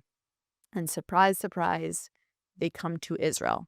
Whilst this may feel hopeless, I really do feel you. If we have any chance of saving our countries, it starts with understanding the problem. They say that if you really get to the root of a problem, most of the solutions reveal themselves. Let's hope our societies learn before the next October 7th in Europe. We too, the Israelis, thought we could get away with soft beliefs, that peace is possible. But when the enemy is working within a 100-year plan for our annihilation through assimilation, that threat needs to be taken very, very, very, very seriously. We are seeing the impact of this strategy online, everywhere we go. But here in Israel, we have an army that defends us against ideologies. Europe doesn't. And it's really learning that the hard way. Unfortunately, America is following close behind, closer than they realize, and you should be paying attention. Sleeper cells are rife across the country, and Islamization has really, really started. We need to think about this and focus on this. And if this episode is a little bit less, optimistic than usual, it's for a reason. Because I've been diving in to how sophisticated their strategy is to take over the world. And I've realized that if we don't start yesterday to fight back, to understand it, and to really, really do the work, even if it makes us uncomfortable, to call out the radicalization of our countries, we're in serious, serious trouble. So think about it. Think about what you can do, how you can make the change, where you need to do something in your community to stop your schools, your children's universities really, really becoming the playing ground for Sharia law. I'm Ira, and I'll see you next time.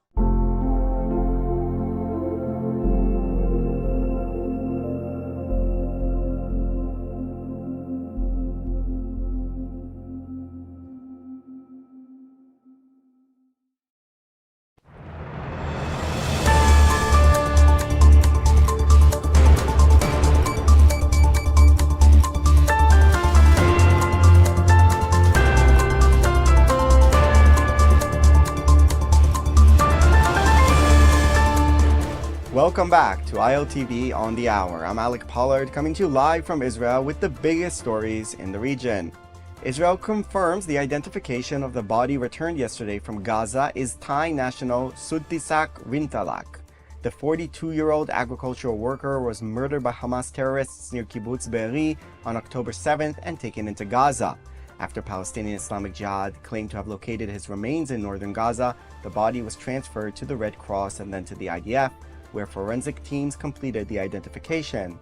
With Rintalak now home for burial, only one slain hostage remains in Gaza. Police Master Sergeant Ran Gvili killed defending the Alumim community on October 7th.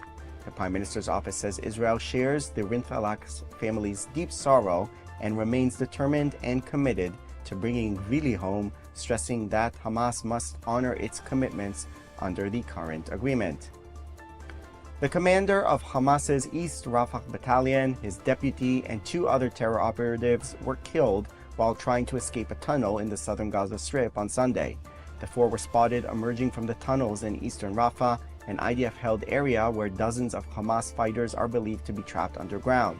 According to the military, the 4 operatives were killed by troops and the Israeli Air Force. The IDF says that following a review of intelligence, it can officially confirm that Muhammad Bawab, the East Rafah Battalion commander, Ismail Abu Labda, the deputy battalion commander, Tawfiq Salem, a company commander, and Abdallah Hamad, the son of a senior Hamas official, were the 4 operatives killed.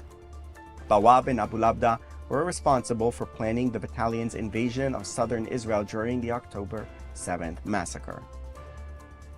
U.S. President Donald Trump says Phase 2 of his Gaza peace plan is going to happen pretty soon, despite Israel and Hamas only agreeing so far to Phase 1 of his plan, which includes the initial ceasefire, the IDF pullback in Gaza, the hostage prisoner swap, and humanitarian aid arrangements. No agreement has been reached on Phase 2, which deals with post-war management of Gaza and the disarmament of Hamas.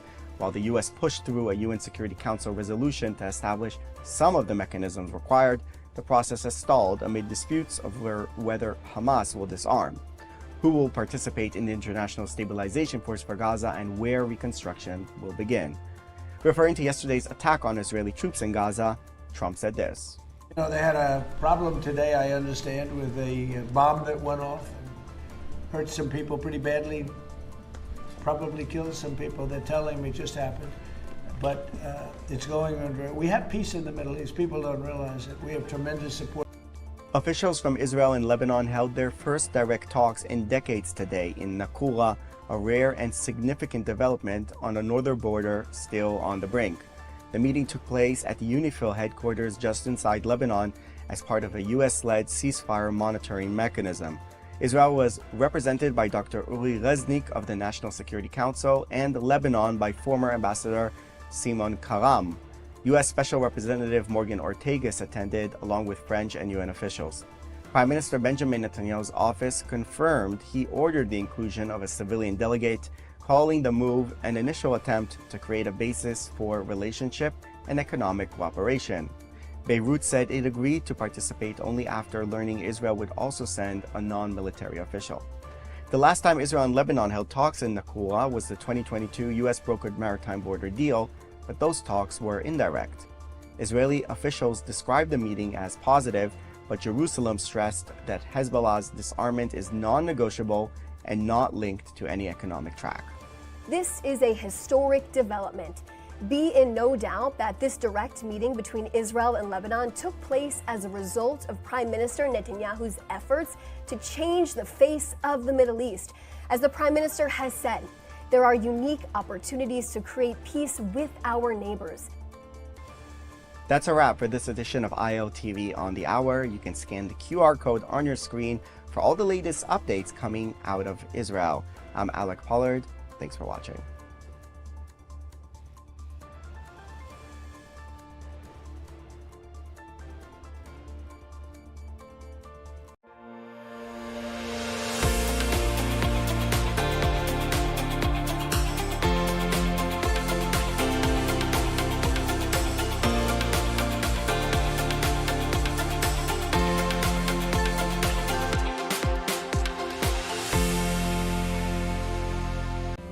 Like, give us a little personal history so we know you. Sure. We went on a date in her kitchen, and I proposed after 45 minutes of our first date. I knew about her because she was my roommate's sister. I was 19. I had just turned 19. And she? She had just turned 17. Oh. Yeah. So it's a weird story, but she had just come, she was in 12th grade. She had just begun 12th grade. So she didn't even get changed for our date. She was just in her, Jewish school uniform. Welcome to the Jewish Matchmaker podcast on ILTV. I'm Eliza Ben Shalom, and I am your host. And today I am honored to introduce a true pioneer in the digital community, building space. Rabbi Ben-Zion Klatzko, the founder of Shabbat.com, launched in 2010 his platform, which has grown to be the largest Jewish social network, spanning over 100,000 members, facilitating Shabbat hosting and meals, and even creating matches that have led to marriages. Today, we're going to dive deep into who he is, the vision behind everything that he is doing. And you must know he is into music and art. He has the largest museum of Jewish art. Rabbi Klatzko, welcome. Thank you so much. Thank you for having me. Thank you for being here and for being willing to share your story. You, to me, are, people are like, oh, they're a legend. You say to somebody like, oh, you know what, Rabbi Klatzko? They're like, of course I know of him. I'm like, no, I know him. I know him. We have come to you for Shabbat throughout the years and visited. Your home is an open, warm place where I don't know how you do it. You have over 100 guests on a weekly basis to multiple meals and people sleeping everywhere. My husband and I actually joked that everybody was everywhere, even a guy on the couch with the drapes as his blanket because there were so many people. People are so drawn to you and so attracted to you. What is it about you, your family, your community that you bring that is such a light? What music, art, what is it? I want to be really cliche. First of all, knowing you is knowing a legend as well, and I name drop your name when I speak to my students. Like, and I know Lisa Ben Shalom. They're like, really? Can you introduce us? So they get really excited. I think this is something you and I share. And you've been to my house, and I've been to your house, even when you were back in Philly. And the word that I think is the catalyst for my work as well as yours is love. And I know, as a matchmaker, you want love to be a big part of it. But really, matchmaking is just an offshoot of the love that we have to people. And the larger our hearts are when it comes to other people, the less judgmental we'll be and the more we'll see the beauty in people. So the Torah on one foot is love your neighbor like you love yourself. And we really love ourselves. So open our eyes, just love everyone. I think it's so true. There's a friend that I have, and he said, well, what could I do to be a little bit more warm? I said, you have to love everybody. And he said, but I don't. I'm very critical. I said, that's the problem. That's it. So I think you got directly to the root of it. I want to dig into something very different that you're recently involved with, which is bridge building between the Jewish and Christian coalition. What is this? What are you getting involved in, and what's starting to happening? I'm hearing a buzz. So it started, I was doing a Havdalah in the Old City, and someone had mentioned to a well-known bishop, Bishop Spears, who was visiting the Kotel, that there's a rabbi doing a Havdalah, maybe you want to experience that. And he came up, and we had a lot of students, and it was a musical event, and he and his kids, who are actually halachically Jewish, their mother is Jewish, and he was just like really taken by the whole event, and he asked if I could be on his podcast. So it was the rabbi and the bishop. It was really cute. And then he said, let's do something, this is after October 7th, let's do something in Washington, D.C., where we could advocate for Israel and the Jewish people. Anti-Semitism was rising. So we went, I went there together with about 70 people, and I ended up being the representative rabbi going into Mark Rubio and other well-known figures within Congress and speaking on behalf of the Jewish people. And then that repeated itself this year, and this year had grown from 70 to nearly 1,000. So it was really, really large. Wow. And we went all around Congress speaking and advocating. And then we decided, let's create this bridge between those who are monotheistic, who believe in the Creator, who believe in biblical morality, that kind of a concept. And let's make sure that we stay together during these very difficult times. So we do Shabbat events, and I'm able to guide those who are from different faiths in what we have in common and where our moral basis comes from, which is the Torah. So this is something that been able to do, and it's certainly growing. And there's a lot of desire on the part of the Christian clergy to learn a little bit more about Judaism. We had a fellow by the name of Frank Pesci who came to our home, and he's a very influential person. And he was so blown away by what a Shabbat actually is, because he had heard about Judaism and he reads the Torah, and he's a supporter of Israel, but he never saw a religious Shabbat. And he was blown away, and he says, "Can I come back?" And he flew in from North Carolina, and he brought someone else. And now I'm doing my third Shabbat with him. And he actually wants to spend a little time at a Jewish yeshiva to learn more. Like, the whole thing is surreal how Jews and Christians are able to find common ground when it comes to the love of God and love of Israel.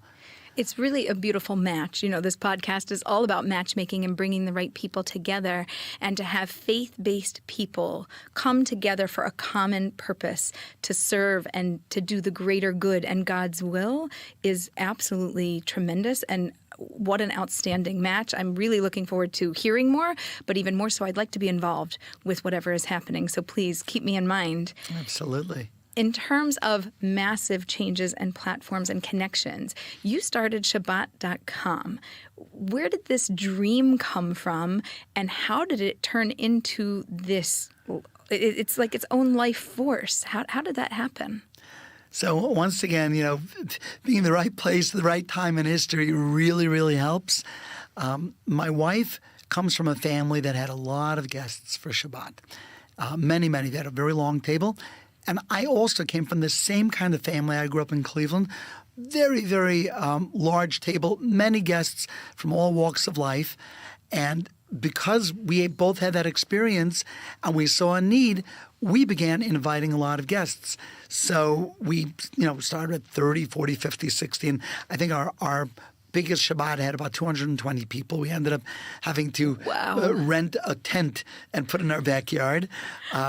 And after having a lot of people, there was a week that we weren't able to host. We were going away, and a lot of people said, "But what are we going to do?" And I thought, wow, so many people would love to host. They just don't know that you're looking, and you don't know how to find them. So we created this Shabbat.com, and we're now in I think 234 countries. Wow. And we've facilitated over 2 million people finding place for Shabbat since 2010. You are the largest Shabbat matchmaker in the world. You bring guests and hosts together and help them to find each other and just connect. I love Shabbat. I don't know what I would do without Shabbat. It's my date with Hashem. I feel like I'm dating Hashem.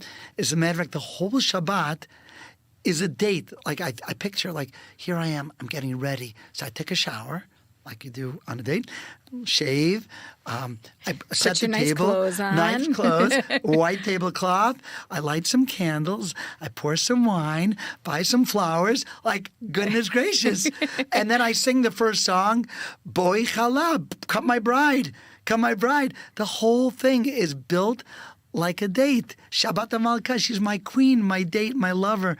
And so I love Shabbat, and it's just a great time to find a date on Shabbat. So the whole thing works out really well. So speaking of finding a date on Shabbat, you now have dating as an option on Shabbat.com. So, and I know you didn't originally have that because I was on the site way back when. We've had some Shabbat.com guests that I'm still actually in touch with who visited us. And then I saw dating started to develop, and I'm like, there's singles on here. What's going on? How did that come about? So there were 2 points in having the dating. Number one, because on Shabbat there is a mitzvah to find a date. L'shadech habanot, we say in the Shabbos Zmiros, when we sing, we say hirhurim mutarim. It is okay to have all sorts of wonderful thoughts. L'shadech habanot, and to make shidduchim on Shabbat. So we thought, wow, if there are going to be a lot of guests, well, they should get to know each other. What a great way to do it. Eating challah, you're in a good mood, chicken soup, you're making l'chaim. Like, things are very mellow. It's just a Right. very mellow. You're looking good. You're feeling You're good. looking, yeah, you're looking great. It's just, it's a perfect time.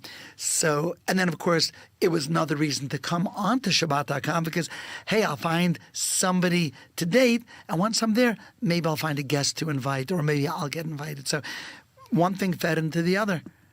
So I actually know a couple who met on Shabbat.com. We heard the whole story. I was like, "You have to come visit me. I want to meet her. I want to see the story."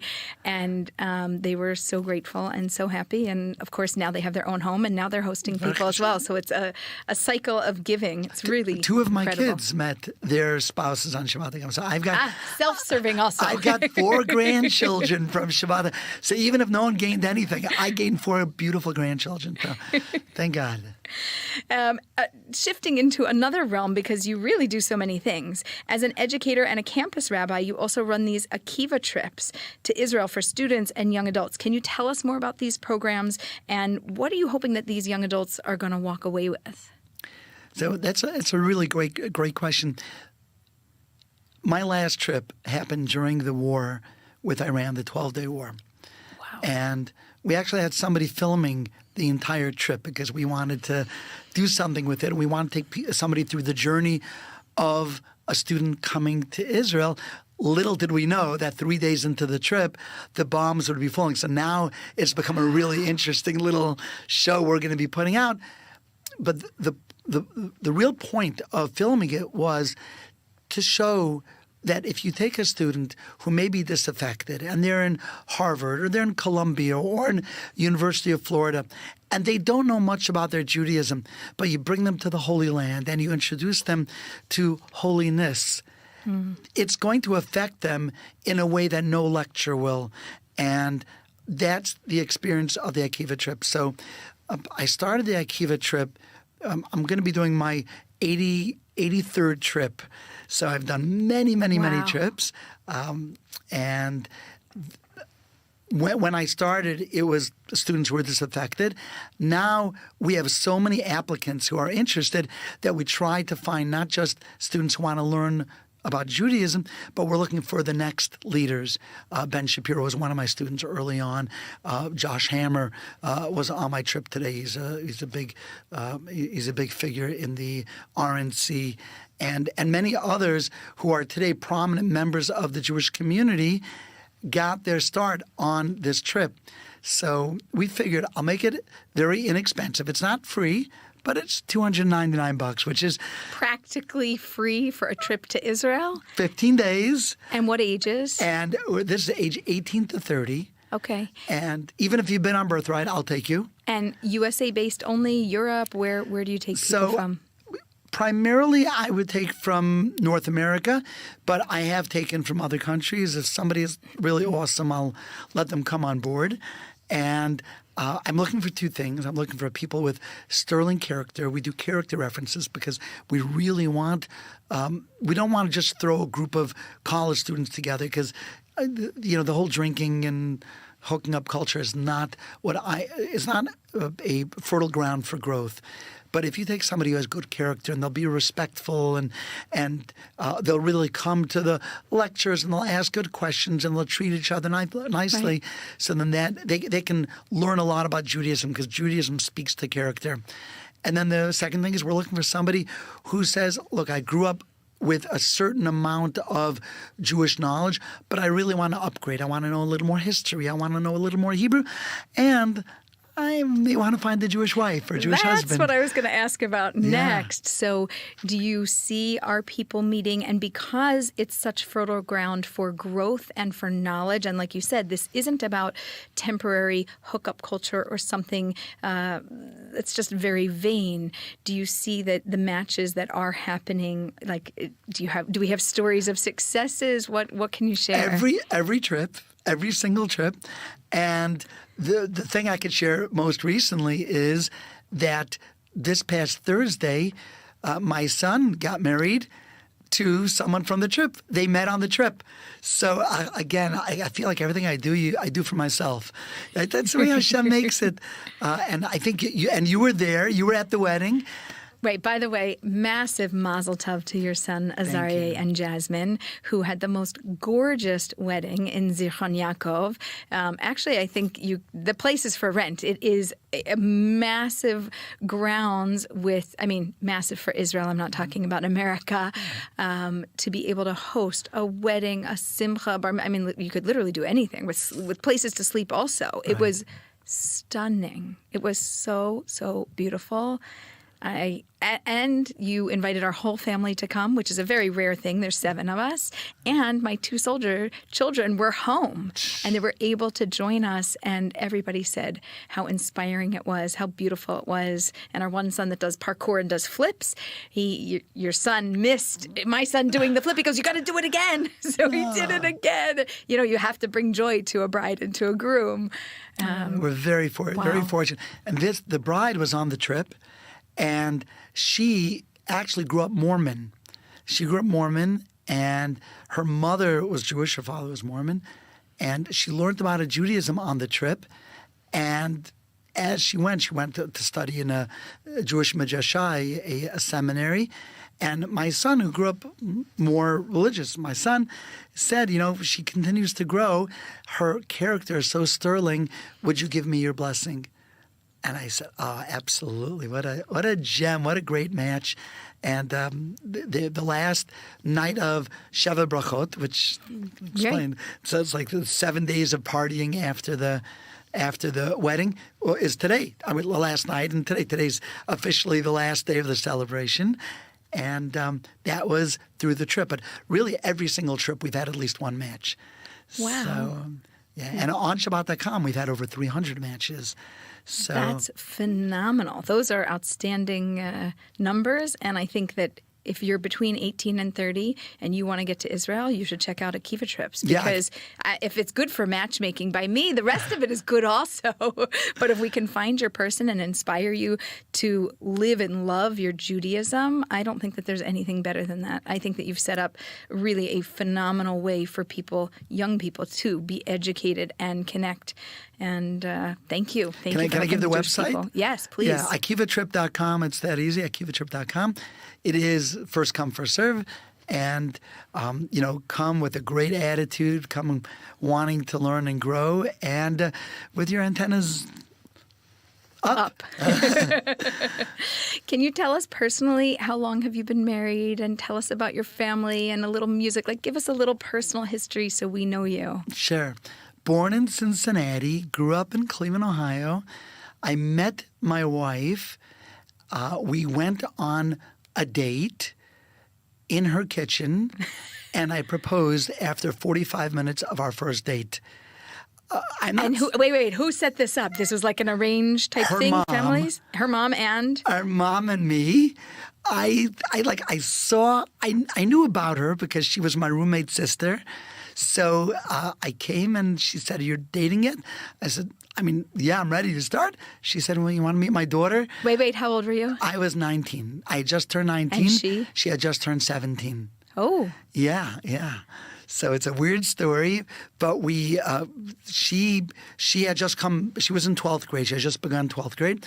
So she didn't even get changed for our date. She was just in her, Jewish school uniform, and there I was. I wasn't changed either, and we sat in the kitchen, and after 45 minutes, I just said, "You want to do this? Because you're the one for me." And she said, "Yeah, I want to." And that was it.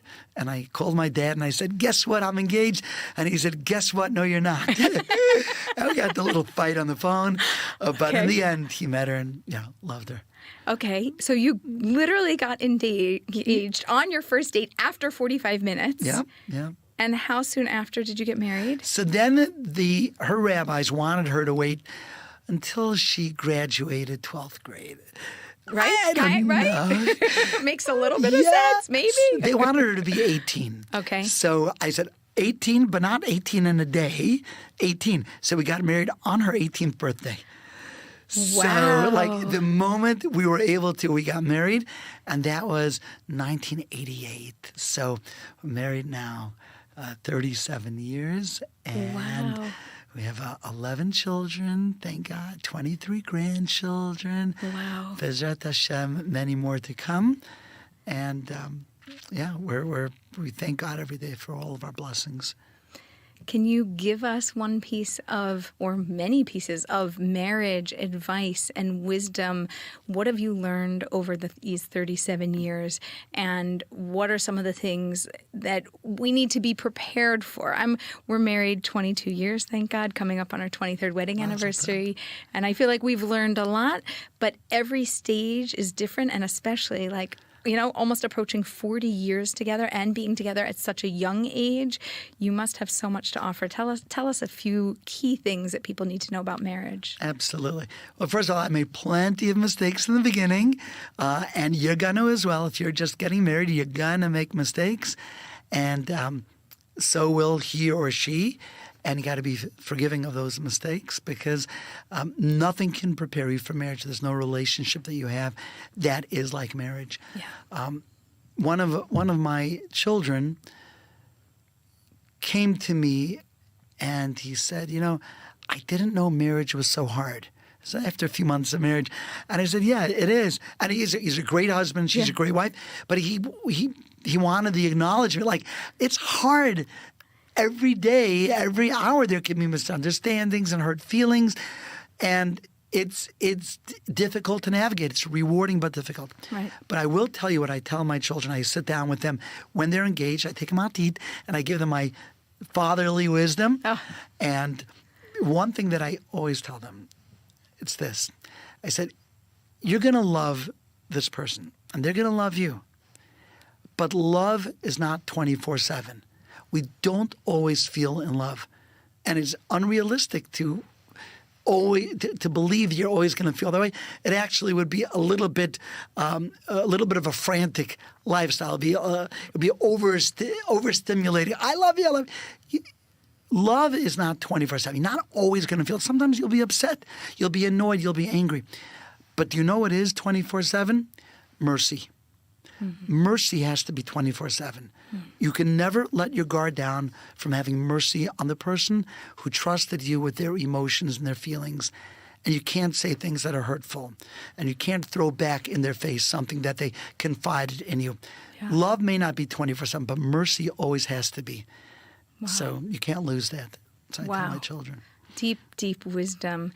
Is there any Torah wisdom about love or relationships that you particularly connect to, or it's one of those things you always say or you always talk about? Is there something that you can share and just elevate our souls? There's so much. I love Hashem. I love Torah. I love mitzvot. It's my life. I'll tell you, if I have one chance to speak with somebody and advocate for Judaism, I tell them the following. Judaism is not a religion. Judaism is a relationship. It's built like a relationship. It's mentioned in the Torah as a relationship over 500 times. Over 500 times. It uses relationship terms with Judaism. It never uses religion. Never in the entire Torah. In all the books of the Torah, it's called a religion. One time, by the enemy of the Jews that wanted us killed, his name was Haman, and he said, don't worry about killing the Jews. The Dasei Hem Shonos. They're just a different religion. But he was wrong. We are not. We're a relationship. We're built like a relationship, and we function like a relationship. And when we understand this, everything morphs. Everything changes. I'll give you just a few points how it changes. For example, people often practice religion out of guilt. Do you want to be in a relationship out of guilt? Right. Do you want, I don't love you, but I pity you, or I feel guilty, so I'm going to be with you? It's a whole different dynamic. In religion, I see if it speaks to me. If it does, yeah. If not, not. If I can get away with what I can get away with, and I check the boxes, and I go to my services, and then I'm home, then I did my duty. In a relationship, I always want to go the extra mile. If my wife says, can you pick up pizza? I can pick up a slice of pizza for her. But if I love her, I'm going to say, what do you want with it? Do you want peppers on top? Do you want a milkshake? Do you want a sushi? And if I really love her, I'll know the answer to that question because I've done it before. Judaism as a relationship speaks to our heart. Judaism as a religion does not speak to us. And I think we've lost so many Jews throughout history and on college campuses, which is where I work, because people have had religion shoved down their throat. And we are not hardwired for religion. We're hardwired not to be told what to do, but actually from our very childhood, we're hardwired to cherish relationships. So that's my piece of wisdom. Not religion, relationship. Shema Yisrael ve'ahavta es Hashem Elokecha. We say it at least twice a day. I love you, Hashem, madly in love with the one above. Ahava. Oh, I love that. I'm madly in love with the one above. I love rhymes. So that at the core of it, that really sticks with me. When you think about your legacy, what impact do you most hope to leave, right? After 120 years, you're moving on. What's that mark that you want to leave here? Wow. The older you get, the more you think about it. I know, I'm getting there. You know, the hairline, well, God willing, you'll live for many years. The hairline goes and the wrinkles come. And you know, you really do think about these things. Like, what am I leaving? And the first thing is I want to leave a legacy of being an amazing husband, a great father, a great grandfather, a great friend. So I know that's not very global, but if I'm global, but my family doesn't feel like I was there for them, then I'm a failure. So that's number one. But if I think about, like, what do I want to give the Jewish people, what my legacy should be, it's that Judaism is accessible and wonderful and awesome, and it comes in different stripes and different colors and different shapes and different flavors. And as long as we understand that together with halacha means the way, or if you want to, in my terms, halacha is God's love language. It's like Hashem says, yes, love me, but Shabbat is how you love me, because that's my love language, right? Tefillin, that's the locket of love, like, tell me. But within halacha, there are so many flavors, and there's a way of actualizing yourself. So people say to me, what kind of a Jew are you? So I tell them, actually, I'm an Essa Jew. They say, what's an Essa Jew? Is that Reform? Is it Orthodox? I said, no, I made it up, but I'm going to spread it one day. So maybe through wine. What's Essa? So the word Essa means to lift up. Like Essa, Einai El Harim, lift up. And Essa is spelled Aleph, Sin, Aleph. Aleph, Sin, Aleph. So to me, Essa stands for Emet, truth. And I look at that's the Litvak in me, the Lithuanian in me, the yeshiva person. Truth. Simcha, that's the Hasid in me. I come from a Hasidic dynasty. So truth, happiness. The last Aleph is Ahava, love, Kalvach, right? So truth, happiness, and love. I'm an Essa Jew. Truth, happiness, love. You squish that together, and then no one cares. Am I wearing a suit, wearing a red tie, a blue tie, no collar? Doesn't make a difference. God is so big. He doesn't care about that stuff. He wants us to love him in the most infinite way, and he'll love us back in ways we can't imagine, in ways that we're gonna witness and see it and say, wow, Hashem, I don't know what I would do without you. I just can't express. You know, we say, if my mouth were as wide as the ocean and my praise would come out like the waves that are uncountable, it would not be sufficient to explain the infinity of my love towards you. Beautiful. How can people find you online? How can they reach out? I'm going to give my phone number. I give my phone number to everyone. People say, you can't put your phone number online. I'm in shock. I'm like, don't share my number. Don't share my number. But what is a rabbi for? If no one can reach a rabbi. Share your number. 212 Shabbat. Of course, that's your number. 212 Shabbat. You leave me WhatsApp is the way. Don't call me. Okay. You leave me a WhatsApp, and I really try to get back to people. And I like connecting. I like helping. I like projects. But if you just need somebody to be a good listener, I try to be that person also. Spectacular.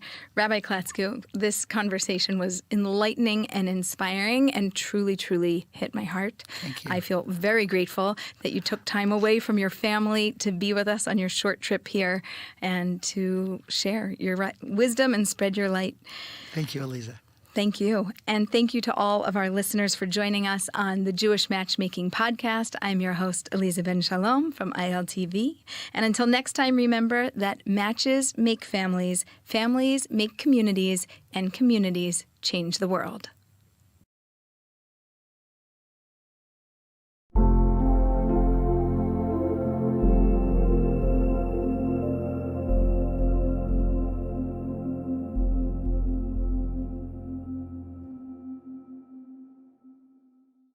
Welcome to ILTV's podcast. Joining us today are two students from the University of Haifa and University of Haifa International, Aiden and Daniela. Thank you both for joining us today. Thank you. Thank you.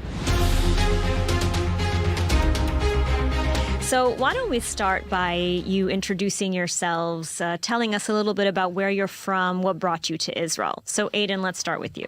Sure. So my name's Aiden Siegel. I was born and raised in Pittsburgh, Pennsylvania.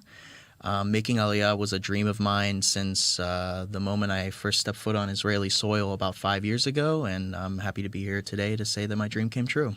Incredible. And just a little fun fact, I also am from Pittsburgh, Pennsylvania. So Amazing. Small world. And Daniela, what about you? So my name is Daniela Flora. I'm 25 years old. I'm coming from Bucharest, Romania. And I would say that my dream was to move also to Israel from the first time I came here, because it was everything so different, so from the language to culture to overall vibe. And I remember the first feeling I had was like, oh my God, I want to live here and I want to be surrounded by this cool environment and I want to challenge myself and to learn new things. Incredible. So why did you choose the University of Haifa specifically? So first of all, University of Haifa, I chose the University of Haifa because I like the idea of studying in the top of the mountain, especially with this hot area from here. And it had all the programs. It had the program that I was interested in, which was the diplomacy track. And I also heard from Israelis that it's a respected university, so it just supported my idea of coming here. Absolutely. And Aiden, what about you? Why did you choose University of Haifa?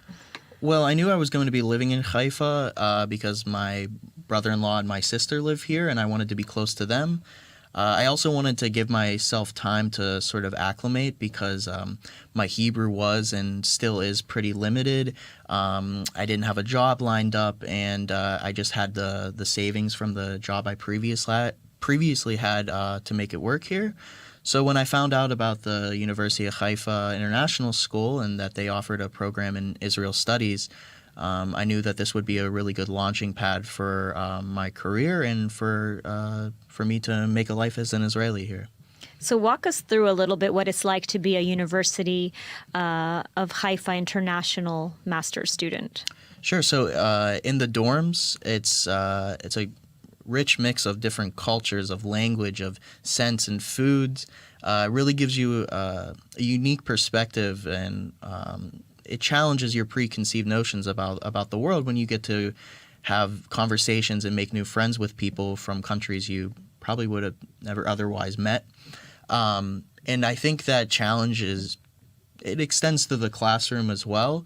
Certainly I have my own ideas about Israel, but it's very rewarding to be in the same classroom and be taught by professors who really have prestige in this field, and to provide us with new texts, new thinkers, and new ideas about a country that there's really just so much to learn about. Mm-hmm. And Daniela, what about you? Walk us through sort of what it's like a day in the life of a U of Haifa International student.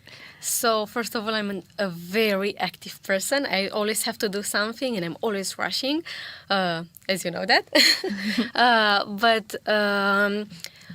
And for me, being an international student in Haifa, it feeds this part of me of being active. There's always something to do, always something to learn about, or even in social activities or just educational level, there's always some activities. trips or just things to do in the university. There's always something to do. So I would say that it's very active. It's a very active lifestyle here. And so, Didi, I want to ask, because, this podcast is really about sort of what you're studying, what you're doing at the University of Haifa, because both of you are involved in some pretty interesting areas. So, Didi, I want to start with you. Before we dive into sort of the coursework and what you're doing, you're connected to EcoPeace Middle East. Can you tell us what that is? So, very interesting. I discovered this non-governmental organization in a field trip from the university, organized by the university to the Knesset. And one of the speakers was from EcoPeace Middle East. And I heard them speak and I had that click. I was like, wow, this is fascinating. And that was the moment I learned about climate diplomacy. And I was, for a while, I knew that I want to do something in diplomacy, but I didn't find my thing. So that was the click, the instant click. So I contacted them and asked them to do an internship. And after a couple of interviews, they accepted me. And it was really, really interesting. I did the internship for 10 months. For the first 3 months were during, before the war. And after the rest of the months was during the war. And I applied for I was an intern for the project management program, but I just want to mention that it was for me so fruitful and educational to be surrounded by people during the beginning of the war, because as a student, this is how you learn, and I was surrounded by educated people, and they taught me how to be forgiving, full of love, to think of how to build the peace with everything that I do. So I think it was the best period to be surrounded by this kind of people. Absolutely. Couldn't have been easy to be here, especially as a foreign student. Yes. After October 7th. And, you mentioned this idea of climate diplomacy, which ties into your studies. But I want to understand, what exactly is climate diplomacy, and, how do you hope to work in that field? What exactly do you do? So, as I mentioned, I learned about climate diplomacy from EcoPeace, and I thought that it's so fascinating how we can use Mother Earth to create peace. Even though it's not maybe the first choice for everybody, there is a tool that you can take it and build peace with it. So I learned this from Israel and how it makes it really nice and smart with the neighbors that we have. And so, Aiden, let's turn to you now, because you're also studying, that might seem maybe a little bit obvious, in Israel studies. Why did you choose this specific path? I think the simple answer is Israel is sort of what makes me tick. It's my favorite subject. I truly believe that there's no greater drama than the emergence of the State of Israel in 1948. And there's so many different angles that you can study it from, politically, theologically, culturally. And I think that even if it's just a drop in the water, it gives me a voice and a feeling that I can make a meaningful contribution to a country that I really care about. So you talk a lot about your love from Israel. Where did this love come from? I think it was always in the backdrop. Certainly my parents instilled a love for Israel in me. I went to Hebrew school, and Israel became a part of my Jewish identity. But I think the more, the deeper answer, and maybe the more interesting one, is that it comes from my Bobi, from my paternal grandmother, whom I never had the chance to meet because she passed away before I was born. But my family likes to compare me to her because she also had a fierce love for Israel and also a talent for writing. And like me, would oftentimes submit articles and letters to the editor in newspapers where she felt that Israel needed to be defended and had needed a voice to represent her. And I think in many ways Israel is that shared love that enables me to connect on a deeper level to a really special person whom I've never had the chance to meet. Mm-hmm. And, you mentioned your love of reading, your love of writing, especially about Jewish and Israeli history. We were speaking beforehand. You also said you like classic rock records and graphic design. So how do you tie all of this together? Well, I mean, I think specifically collecting Israeli rock records is actually like owning a piece of Jewish history. It's also a really fun way to learn Hebrew. As for graphic design, it's just something I really do for fun, but it's really hard not to be inspired to create when you live in a city like Haifa. There's just so many beautiful sights. There's murals everywhere you go. There's just so much subject matter that can really inspire you to want to design something. Mm-hmm. And so, how are you taking all of this love for Israel, all of your hobbies? How are you sort of tying that into your studies at the University of Haifa? Well, I think first and foremost, I consider myself a writer. And I think that after October 7th and throughout the war, if there's one thing that I'd be able to contribute to this country, I think that it would be my ability to set the story straight about Israel. As for graphic design, I don't really have any career aspirations for it, but who knows, if the writing career doesn't work out, maybe it's graphic design. Mm-hmm. So setting the record straight about Israel, something that's definitely needed today. So, we've covered sort of a little bit about yourselves. We've covered your studies at Haifa University. Now I want to ask you both a little bit about your experiences here in Israel as a whole. Moving to Israel can be a bit of a culture shock, especially for people from Europe, the United States.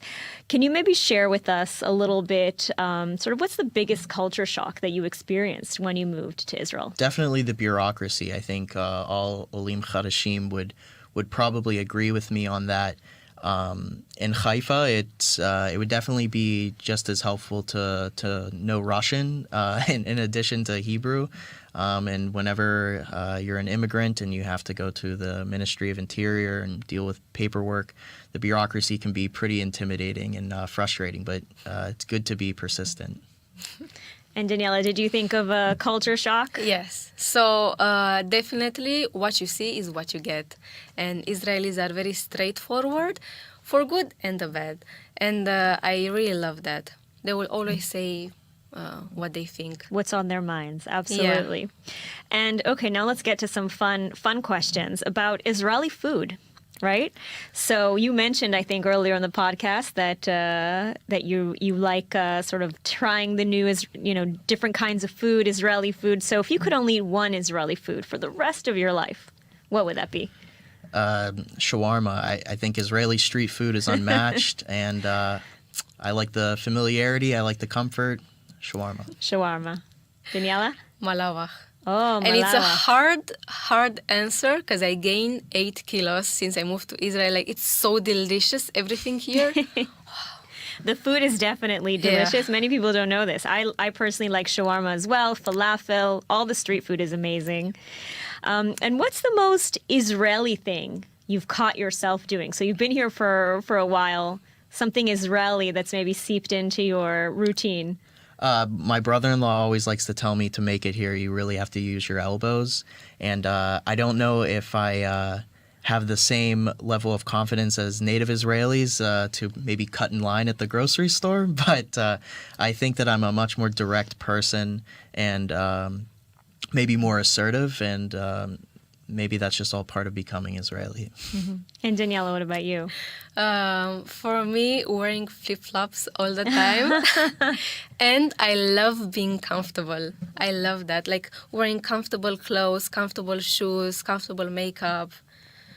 Less formal here in Israel. Yes, and it was so hard for me in the beginning. I moved, and just to imagine, I went to the beach with an Israeli friend, and I was wearing full glam makeup with fake lashes, and he looked at me, what are you doing? And I was like, I don't know, like this is how we do in Europe. We like to prepare for everything. And here I'm just going to the bank in flip-flops, and everybody treats me the same, by the way, and I love that. Yeah, much lower key in terms of dressing up, for better and for worse. We still dress up, though, for their evenings.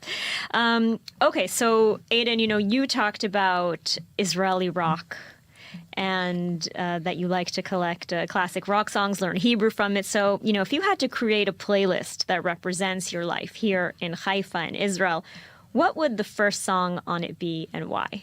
So, one of my all-time favorite rock bands, and certainly my favorite Israeli band, is HaYehudim. And there's a song called Mechapes Teshuvah. And while it's thematically kind of dark, and I would say maybe doesn't best represent how really happy I am in Haifa, I think it's really good to listen to look back on, because when times were sort of tough before I made Aliyah, it was a song that I would listen to quite a bit and tell myself, you know, when you become an Oleh, maybe you'll see them in concert. And I did end up seeing them in concert, and it's a song that now I can look back on and say that I made it and how far I've come, and it's also just a pretty cool song. Wow, and sort of coming full circle. And Daniela, what about you? Fun fact, I listen to heavy metal, but my personality completely switched when I came to Israel. So I listen to a lot of Mizrahi music and Middle Eastern. Last question for both of you. You know, for the people watching or listening to this podcast, why would you recommend that other people come to study in Israel? You know, especially now, especially after October 7th, after the war, after everything that we've been through these past couple of years. So why should people come to study in Israel now? Because history's being made here, and you don't want to be on the sidelines for that. I think that it's more important now, more than ever, to contribute to Israel. If it's a country that you believe in, like I do, then certainly one way of doing that is by coming to the University of Haifa International School to learn about the country and to really make an impact. And Daniela, what about you? So for me, I've been here before the war and also during, and it was the period that I learned so much, being here during tough times, and I learned how to love so much everything around me, and I learned the resilience, the Israeli resilience. So I think generally the best time to learn is during tough times, and I know it's gonna be better soon, like עוד יותר טוב. עוד יותר טוב. Yes. But I think this is the best time where you can really feel the Israeli love, the Israeli resilience, and you feel like a big family here, and you learn from everybody and from everything. So a beautiful message, and we'll end, I think, the podcast on that note. Daniela and Aiden, thank you so much for joining us today. Thank you for having us. Thank you.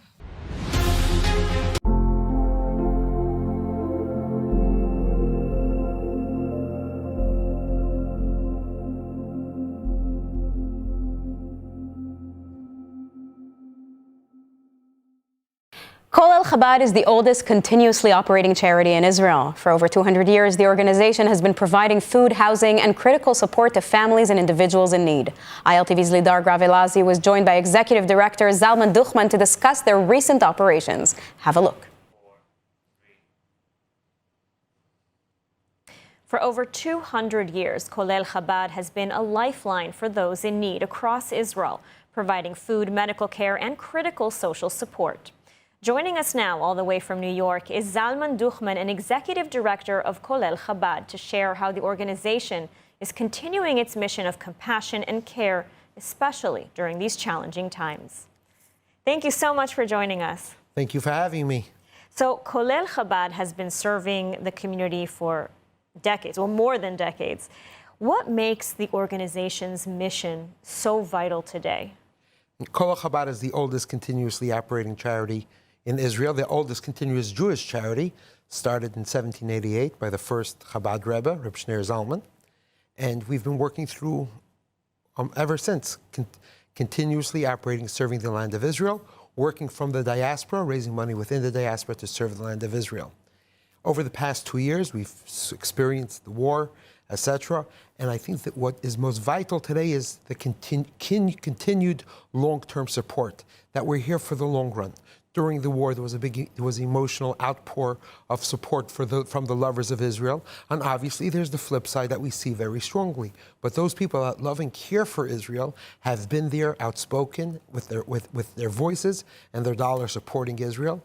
And now that we hope that we're going to enter a time of quiet, that we have to remember that has to continue. And this is something that represents Kol Chabad specifically, that there's a lot of pop-up programs that popped up during the war, but now we're in it for the long haul. Absolutely, for another 200 years and beyond. And What are some of the biggest challenges of those you serve that they're facing right now, and how is Kol El Chabad addressing them? One of the most affected populations, besides the many widows and the orphans and families and the trauma, is the elderly. The elderly population, especially those people that this is not their first war, especially Holocaust survivors, that their childhood was during a war and the traumas that it affected them.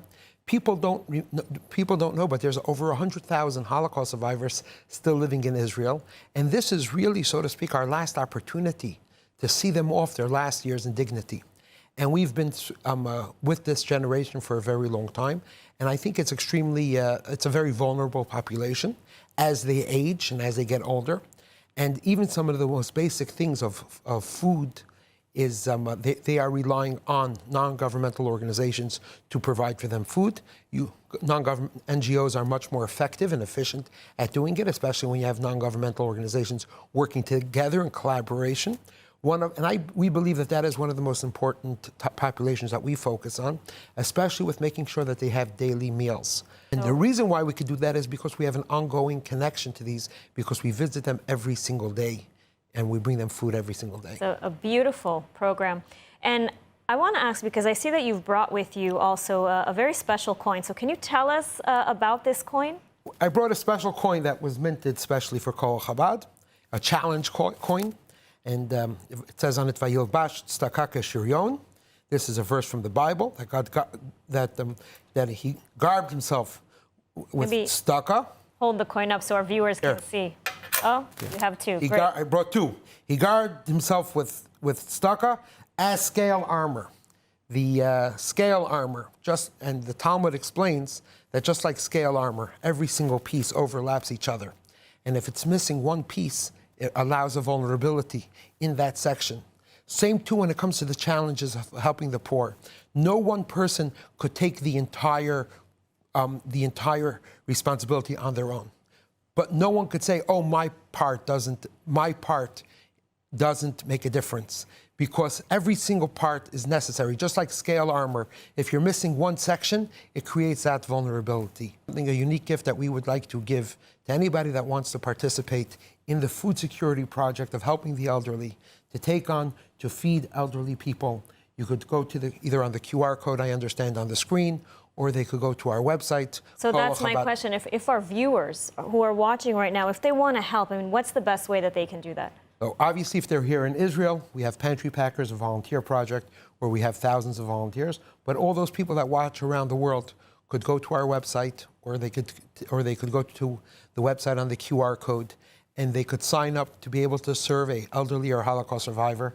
And the first 1,000 people to click this code, we will send them in the mail a challenge coin that says on it, that has it inscribed, Vayilbash tzedakah keshiryon, for them being part of this scale armor, this protection of protecting the elderly, especially within their older age, in this special thing. Incredible. So our viewers, you can scan the QR code on your screen now and donate and receive, the first 1,000 receive a special coin. Zalman, thank you again for joining us. Thank you very much. Step into the story of Israel's heartland with Blessed by Israel, where every purchase connects you to the land, the people, and the promise. Taste the sweetness of the promised land in their delicious honeys, or wear the story of the land close to your heart with the stunning Special Places of the Land necklace. Behind each product is a family, pioneers living in Judea and Samaria, crafting beauty and goodness from the soil of the Bible. When you buy their creations, you're not only receiving something extraordinary, you're investing in Israel's future, helping small businesses thrive and communities grow strong.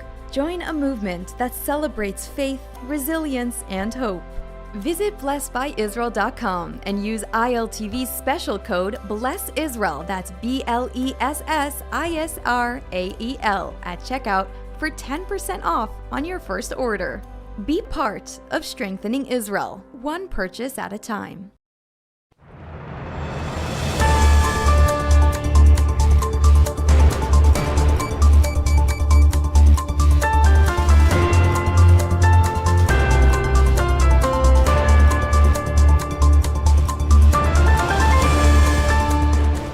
Welcome back to ILTV on the Hour. I'm Alec Pollard coming to you live from Israel with the biggest stories in the region. Israel confirms the identification of the body returned yesterday from Gaza is Thai national Sudtisak Rintalak. The 42-year-old agricultural worker was murdered by Hamas terrorists near Kibbutz Be'eri on October 7th and taken into Gaza. After Palestinian Islamic Jihad claimed to have located his remains in northern Gaza, the body was transferred to the Red Cross and then to the IDF, where forensic teams completed the identification. With Rintalak now home for burial, only one slain hostage remains in Gaza. Police Master Sergeant Ran Gvili killed defending the Alumim community on October 7th. The Prime Minister's office says Israel shares the Rintalak's family's deep sorrow and remains determined and committed to bringing Gvili home, stressing that Hamas must honor its commitments under the current agreement. The commander of Hamas's East Rafah battalion, his deputy, and 2 other terror operatives were killed while trying to escape a tunnel in the southern Gaza Strip on Sunday.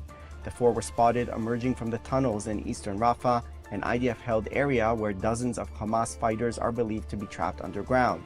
According to the military, the 4 operatives were killed by troops and the Israeli Air Force. The IDF says that following a review of intelligence, it can officially confirm that Muhammad Bawab, the East Rafah Battalion commander, Ismail Abu Labda, the deputy battalion commander, Tawfiq Salem, a company commander, and Abdallah Hamad, the son of a senior Hamas official, were the 4 operatives killed.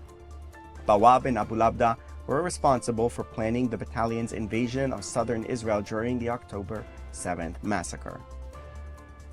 U.S. President Donald Trump says Phase 2 of his Gaza peace plan is going to happen pretty soon, despite Israel and Hamas only agreeing so far to Phase 1 of his plan, which includes the initial ceasefire, the IDF pullback in Gaza, the hostage prisoner swap, and humanitarian aid arrangements. No agreement has been reached on Phase 2, which deals with post-war management of Gaza and the disarmament of Hamas. While the U.S. pushed through a UN Security Council resolution to establish some of the mechanisms required, the process has stalled amid disputes over whether Hamas will disarm, who will participate in the International Stabilization Force for Gaza, and where reconstruction will begin. Referring to yesterday's attack on Israeli troops in Gaza, Trump said this. You know, they had a problem today, I understand, with a bomb that went off and hurt some people pretty badly, probably killed some people. They're telling me it just happened. But it's going under. We have peace in the Middle East. People don't realize it. We have tremendous support.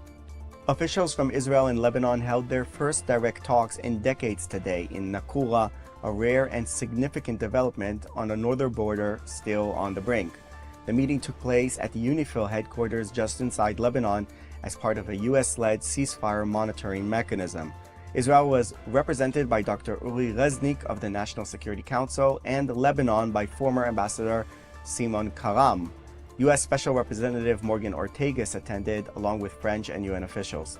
Prime Minister Benjamin Netanyahu's office confirmed he ordered the inclusion of a civilian delegate, calling the move an initial attempt to create a basis for relationship and economic cooperation. Beirut said it agreed to participate only after learning Israel would also send a non-military official. The last time Israel and Lebanon held talks in Nakura was the 2022 U.S.-brokered maritime border deal, but those talks were indirect. Israeli officials described the meeting as positive, but Jerusalem stressed that Hezbollah's disarmament is non-negotiable and not linked to any economic track. This is a historic development. Be in no doubt that this direct meeting between Israel and Lebanon took place as a result of Prime Minister Netanyahu's efforts to change the face of the Middle East. As the Prime Minister has said, there are unique opportunities to create peace with our neighbors. That's a wrap for this edition of ILTV on the Hour. You can scan the QR code on your screen for all the latest updates coming out of Israel. I'm Alec Pollard. Thanks for watching.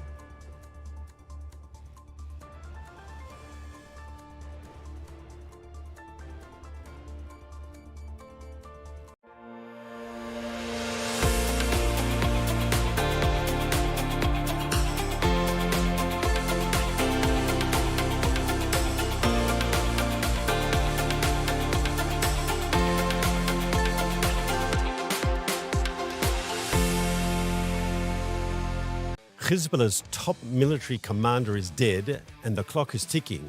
As Israel braces for Hezbollah's revenge, the IDF launches emergency drills and prepares for every possibility. But just as tensions ignite with Lebanon, a shadow deal unfolds in Cairo. Hamas still refuses to lay down arms, but Egypt, Qatar, and Turkey are pushing ahead with the peace plan. Could this ceasefire be the calm before an even deadlier storm? Stay tuned. This is Israel Undiplomatic.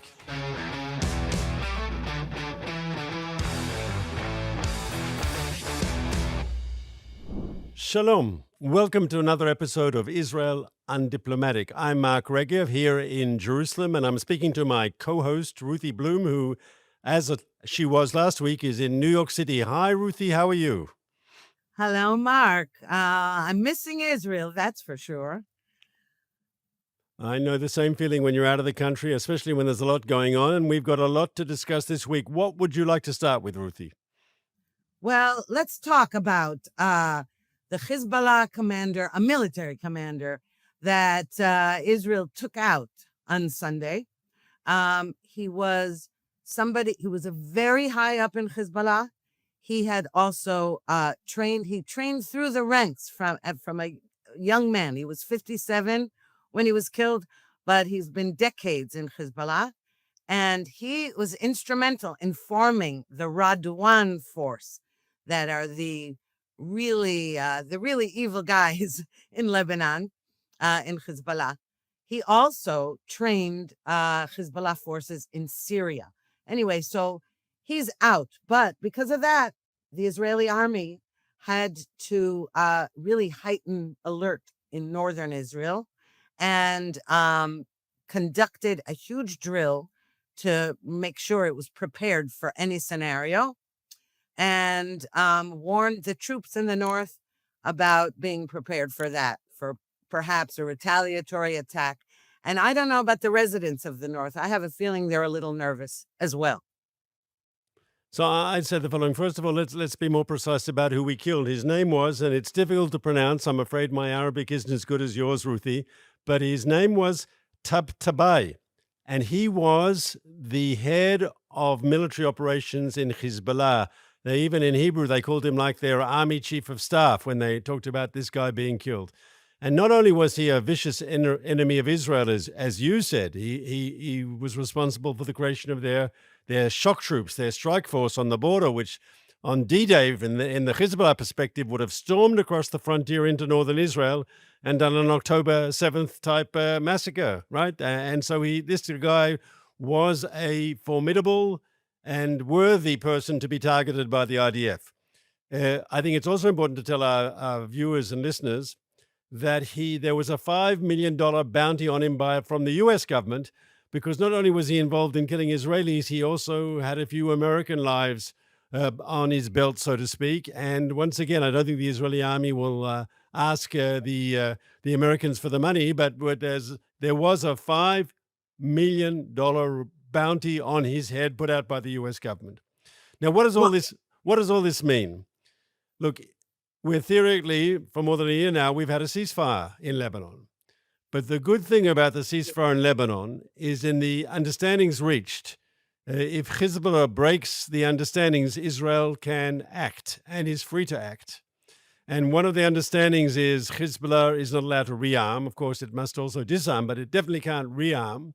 And it can't, it can't sharpen its sword. And this man, as the head of the military wing of Hezbollah, as its senior military commander, he was very much ahead of the curve in trying to get Hezbollah to sharpen its sword, so to speak, to rebuild its military capability after Israel gave it such a beating last year. And so we were right, and I don't think anybody serious condemned us for taking him out. I know the Lebanese government did. We can speak more about that later.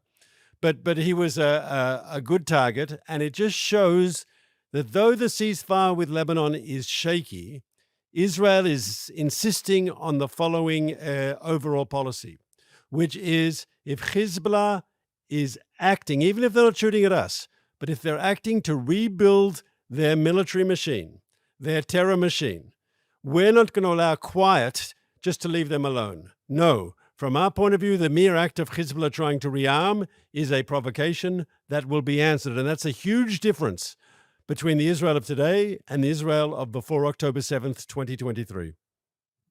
That's absolutely right. And you know something, excuse me for using the vernacular, but you know, Lebanon has a nerve.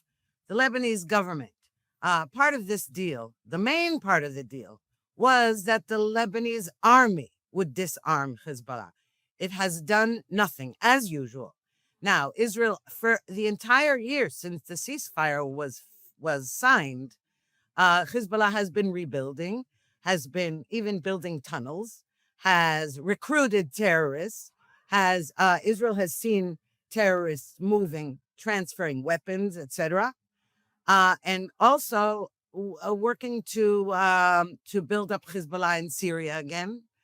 So now Israel, what it did, the whole idea was that the ceasefire that Israel was relevant to southern Lebanon along the Israeli border, but Israel posted 5 points higher in north of southern Lebanon to make sure it was at the ready for Hezbollah activities. And for the entire year, Hezbollah has violated that ceasefire.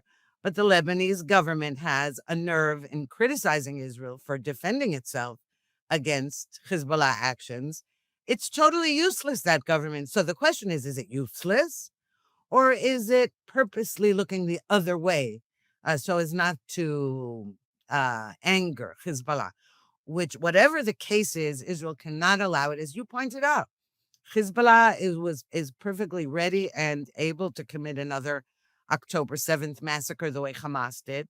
Interestingly, it didn't join on October 8th. It did join by firing missiles, but not by invading the northern border the way Hamas invaded the southern border.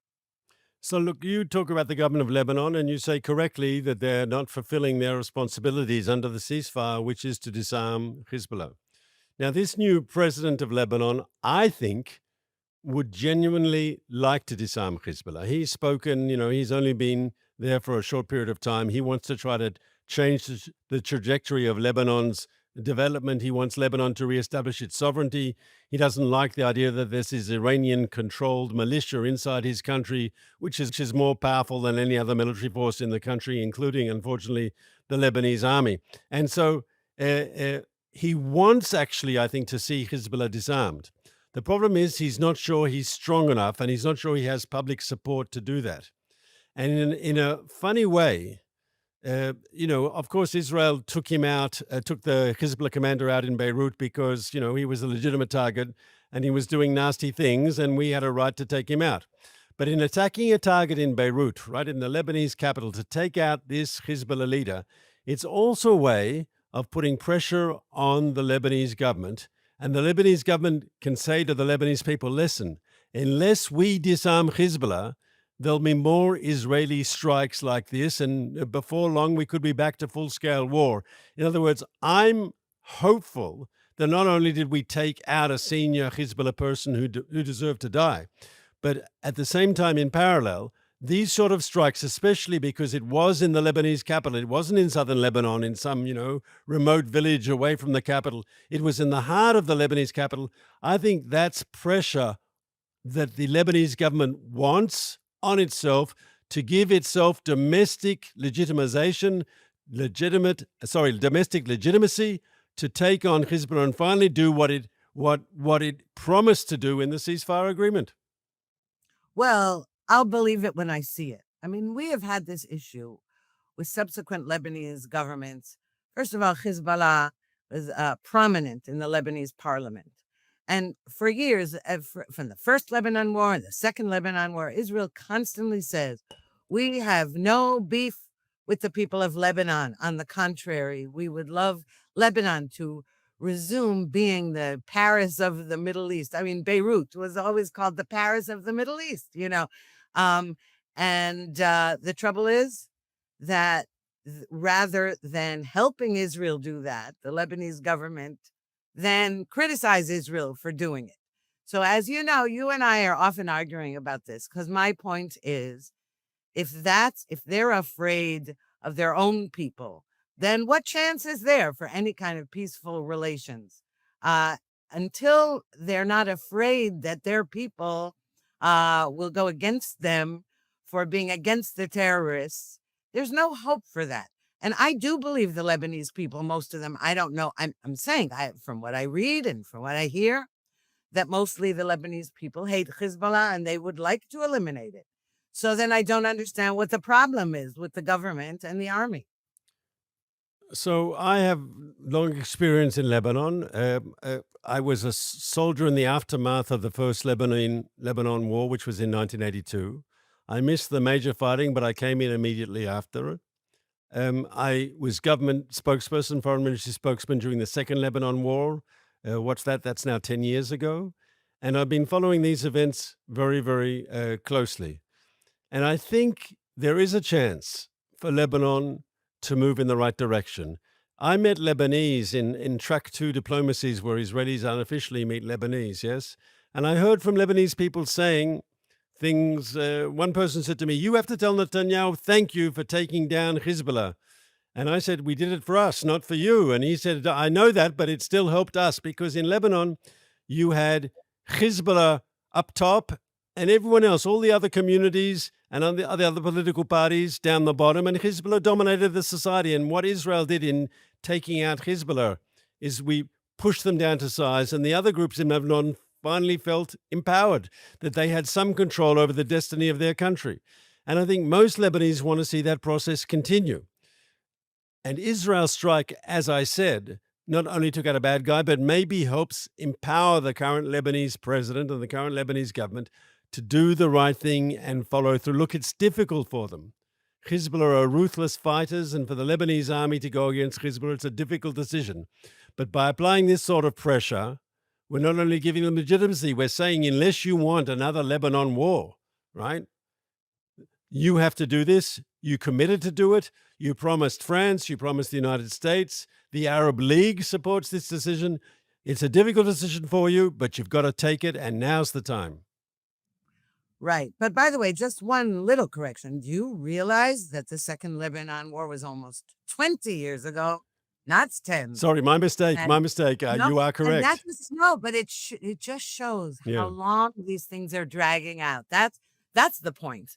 And I remember visiting my son on a base when he was taking part in the Second War in Lebanon, and he has since then been in Lebanon. He's been in Gaza several times.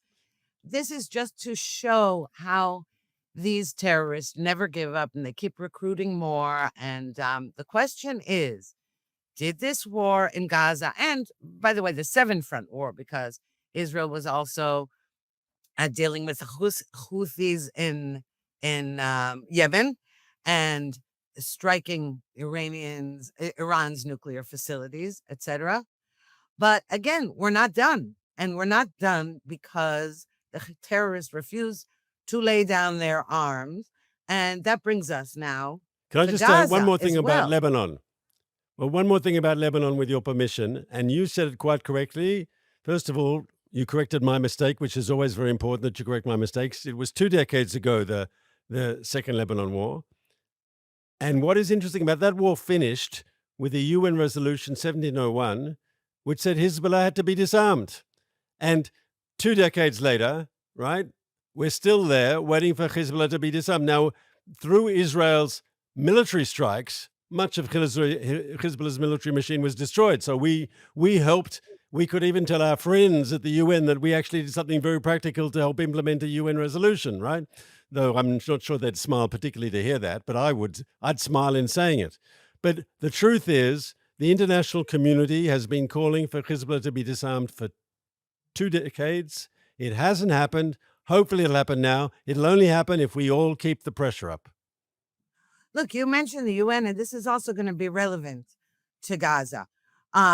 Resolution 1701 that ended the Second Lebanon War. The joke is that the troops stationed in southern Lebanon, meant to monitor the ceasefire, were UNIFIL forces. And basically, they just sat there when they didn't abscond. they just watched Hezbollah rearming, marching along back and forth, back and forth. That's how useless the UNIFIL troops were and how they've always been. Now, that's why I want to talk about Gaza, because we're now talking about, again, the terrorists, no matter what happened, we supposedly have a ceasefire in Gaza, but the terrorists keep coming out of their little holes and firing on Israeli troops. They still haven't, though another body of a hostage was returned to Israel yesterday. There are 2 more dead bodies left in Gaza, and they were, by the way, also all supposed to have been returned last month when all the live hostages were returned. But okay, the issue is that the United States is trying to find a post-war force that will monitor, that will be, for post-war Gaza. Now, the Arab countries don't want to do it because they don't want to be confronting Hezbollah. In the end, Israel will have to do that. No international force wants to do it. There's talk of having the Palestinian Authority take a role in post-war Gaza, and you know what I think about that's a disaster. But aside from everything else, there was a meeting held, well, reportedly anyway, in the Arab press, a meeting held in Cairo between, or is still going on maybe, the so-called mediators of this conflict, Egypt, Qatar, and Turkey. Qatar and Turkey being terrible enemies of Israel's, being supporters of terrorism and Hamas specifically. And Egypt being, well, let's put it this way, either turning a blind eye to Hamas or not being helpful, let's put it that way, in their so-called negotiations. And that's what's going on. They're talking about post-war Gaza when Hamas says, no, we're not going to disarm. And the second phase of Trump's 20-point plan only is supposed to begin when Hamas, when all the hostages were returned. And the second phase involves Hamas disarming, which A, it refuses to do, and B, that's why it's taking so long to return the remains of the last dead hostages. So you raise a number of important issues, Ruthie. Number one, when you talked about UNIFIL not doing anything to prevent Hamas from building up for preventing Hezbollah from building up in South Lebanon a formidable military machine, yes? So that has to be a lesson, as you say correctly, for what happens in Gaza. And there's all this talk about some sort of international force in Gaza. And the truth is, in the Israeli way of looking at it, and I think you said it, and I'll say it in my words, I don't think there's a difference of it, that the only force that will demilitarize Gaza, the only force that will take the guns away from Hamas, is not a UN-sponsored force. It's Israel. That's our job. And as Prime Minister Netanyahu has said on more than one occasion, either they'll keep their commitments under the agreement and disarm voluntarily, or we will disarm them. But either way, they will be disarmed. The idea that a UN force would go in there and force them to disarm, no. What a UN force can do is, after the work's being done, they could theoretically police a territory. But even then, I think it would have to be, to use what we spoke about 5 minutes ago, like in Lebanon. If Israel saw something going on, I don't think we'd expect the UN to go and take on Hamas. Israel would do a targeted strike and deal with the Hamas threat and not allow it to grow, not allow it to sperm and do other things. And I think that has to be, the Lebanon model has to be the model for Gaza. One thing you say about the UN and Gaza and everything that's going on there, it's clear to me that we only go to stage 2 when we finish stage 1. It's clear to me that stage 1 is, first of all, release of all the hostages, including the deceased, and there's still another 2, so that has to be done. If we go to stage 2, the most important thing is the disarmament issue. And here, with your permission, I want to spend a minute on that. We only got the ceasefire in the first place over a month ago because Israel had the military pressure on. We were going into Gaza City, the largest Hamas stronghold, and we were going in with American support, with American munitions, with Trump saying Israel finished the job. So it was a very real and credible threat. And at the same time, the Americans very skillfully used Hamas's two best friends in the Sunni world, which is Qatar and Turkey. As you say correctly, neither a friend of Israel, both of them very close friends of Hamas. And precisely because they were good friends of Hamas, that leverage was effective. And the combination of military pressure and diplomatic pressure got us over the finishing line with the ceasefire deal. I would argue if this is going to work, in other words, if there's going to be a diplomatic solution, in other words, if this deal is going to work, it's only because that pressure is maintained and even etched up a bit. In other words, it's crucial that Israel have a serious military threat that is credible, that they understand that if they don't do what they have to do, Israel goes in and finishes the job. That's an important message, and we might even have to show them that we're serious. And at the same time, Qatar and Turkey have to continue the pressure on Hamas, because if that pressure sort of eases up, we'll see Hamas play games. They're not going to give up any of their weapons unless they feel they have to. They have to feel that they have no alternative. No, absolutely. The trouble is that they continue to criticize Israel. That you say they're putting pressure on Hamas, and yes, but they're doing that whole both sides thing, violations on both sides. No, they're not violations on both sides. There are violations only on the other side. And by the way, during the fighting in Lebanon, during this war, in the last 2 years before the ceasefire, UNIFIL lied, as the UN always does, but UNIFIL kept accusing Israel of targeting its forces when anytime it launched a strike against Hezbollah. Now, part of the time, UNIFIL was placing itself right next to Hezbollah points of operation and then claiming that Israel was targeting UNIFIL, which was a big fat lie, just as all of these lies about how Israel targeted civilians and Israel was starving Gazans. It was all a lie. But this is what I'm saying, that UNIFIL was participating in the lies about Israel. And Qatar and Turkey certainly are. But even Egypt is playing that both sides of the fence game. And so when you say, yes, you're absolutely right, that because of their connection to Hamas, they were able to apply pressure. But, the truth is that if they had really done it, this would have been taken care of right after the war started. All right. It's a lie. All right. They're not really taking care of it. They were actually helping Hamas while pretending, for Washington's sake, that they were the key mediators in helping release the hostages. That's the point. They are liars, and that's why we can't trust them. And yes, I agree with you. Israel has to be the one to take care of its own interests, militarily for sure.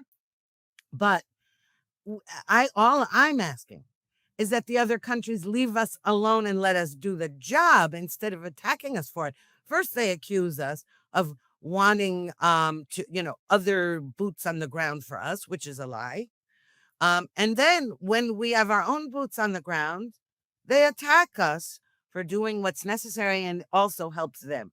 So that's what is a problem here. And that is why I'm very skeptical about the next steps in Gaza and in Lebanon. So I want to say something. I disagree with one of the things you said. You said that UNIFIL put its forces right next to Hezbollah positions in South Lebanon. And there's no doubt that they were together. But I think there was also, and predominantly, that Hezbollah used UNIFIL forces as a human shield. The same way Hamas in Gaza used UNRWA and other UN facilities to shield its machine. This is a standard behavior by terrorists, that they cozy up, they find an area where they think Israel can't hit at, using the UN as a shield. The other thing that you said that I don't agree with the facts, but I disagree with the facts, but I disagree with your interpretation. You said that Qatar and Turkey, they say both sides are responsible and both sides have made violations. And what they say publicly, okay, I'm not saying it's not important, But what is more important in my perspective, of course, I said at the beginning that Qatar and Turkey are no friends of Israel. They're friends of Hamas. So what they say publicly, okay, of course they're going to criticize Israel. The real question is, what are they saying behind closed doors? Are they telling Hamas, you promised to demilitarize, you have to fulfill that commitment? Because if that message is unequivocal when the doors are closed and they're inside the room, it really doesn't matter what they say publicly. Well, that's true, but I just don't believe that that's what they're saying privately. And the reason I don't is that there were many more methods of applying pressure, such as Qatar kicking out Hamas from Doha, which it didn't do. So, the proof is in the pudding, so to speak. But, you just said that that Hamas was using UNRWA as a human shield the way that Hezbollah was using UNIFIL. But may I just add that UNRWA is Hamas. All UNRWA employees were pro-Hamas or members of Hamas. I wouldn't say that it needed to use them as human shields. They were complicit in this entire war. And maybe, with UNIFIL, I can't say the same because there's not as much proof. But there certainly was proof about UNRWA. UNRWA employees participated in the October 7th massacre. UNRWA employees also held hostages in their homes. They were perfectly well aware that under their schools and hospitals were missile factories and storage facilities. They knew it and they were participants in it. And in fact, we saw certain films of the hostages in tunnels where behind them there were UNRWA bags, UNRWA logos on equipment.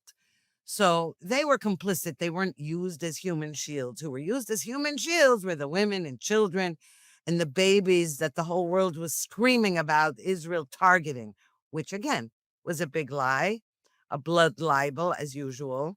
So anyway, I'm just very skeptical about the next steps because now we're down to the wire where, all right, what happens when the last two hostages' bodies are returned, if they are? I mean, that's part of the deal. And then what? And I really don't see how we're, at the moment, it's almost like a war of attrition, a mini war of attrition, where terrorists are popping out of tunnels and then we're having to kill them because they're targeting troops. Now, I don't know how long the White House is going to accept that. I don't know how long the other partners are going to accept that. And in Lebanon, it's very likely we're going to have another round of fighting because though, yes, we took out Hezbollah's main military commander, and that's wonderful. But, you and I both saw we took out the Hezbollah's top brass. We also wounded in the beeper operation. We severely wounded many, many Hezbollah operatives. But this is like a game of whack-a-mole for all of those killed and all of the top commanders killed and terrorists taken out. There's always more. There are always more being recruited. And it's impossible not to be constantly militarily ready for it, for Israel. I agree with that entirely. We have to be ready. And just as we've used force in Lebanon now when Hezbollah breaks, its commitments, I think we have to be ready to do the same in Gaza, not only to protect our forces, but to ultimately lead to the disarmament of Hezbollah. And I think I said before, only the military pressure, only Israel's willingness to use military force is the only way to get a diplomatic solution. Otherwise, why would they agree? It's clear terrorist groups don't suddenly become Boy Scouts and decide they're going to be good people and abide by, international consensus. It's not going to happen. They'll only do it if they're compelled to do it. On your issue, briefly, I don't want to go back too much, but on UNIFIL, not on UNIFIL, on UNRWA, you're 100% correct. And there is a difference there. You're right. UNRWA as an organization, totally involved in the Hamas military machine. Yes, they're not innocent bystanders as an organization. Maybe, as you say correctly, in their schools and so forth, there were innocent people. But Hamas had overtaken the UNRWA organization. It was like a hostile takeover. The leadership of UNRWA, the unions that run UNRWA, it's all hand in hand with Hamas, and that's clear. And the UN would have you believe it's just a few bad apples, yes? Not true. The whole organization from top down, unfortunately, is today a Hamas subsidiary. But let's move on now. We wanted to do something new this week that we haven't done before, and Ruthie explained that exactly. Well, what we're going to do, we've decided to add another feature if viewers and listeners are interested in it. That we are going to read a question submitted by one of the members of our YouTube channel. And it's relevant to our last week's program. And I'll just read it quickly. Let me just call it up on my screen. The question today is, what do you think Saudi Arabia really wants right now? Why is the kingdom investing so much money in the United States? What is it trying to gain? So, I will just start by saying that there have been reports in the international media that after President Trump's meeting with Crown Prince MBS, Mohammed bin Salman, in the White House, that was it appeared to be very chummy, and isn't it wonderful?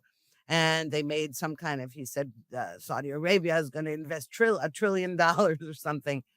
That apparently behind the scenes, Trump got irritated with MBS because he said, I can't join the Abraham Accords at the moment, and I can't have normalization at the moment because my people are so anti-Israel because of the war in Gaza. Yeah, I saw that report too, and I want to say the following, okay? America and Saudi Arabia have a good relationship. Saudi Arabia wants American military backing. They want a defense arrangement with the United States. They want access to top-tier U.S. equipment. They know that their relationship with America is crucial for their security, and they don't see Israel necessarily as someone who's going to attack them. They worry about Iran and other bad actors in the region, but primarily Iran and its proxies, and they see a U.S. security commitment to them and sales of top-tier weapons from the United States as crucial. Of course, America knows the importance of Saudi Arabia oil, stability in the Middle East. They know that the Saudis have a lot of money to invest, and you understand that it's a two-way street where both parties, if everyone talks about Trump being a transactional president, it's clear there are good things that both sides need and want from each other, the basis for a very positive relationship. But where's the problem, Ruthie?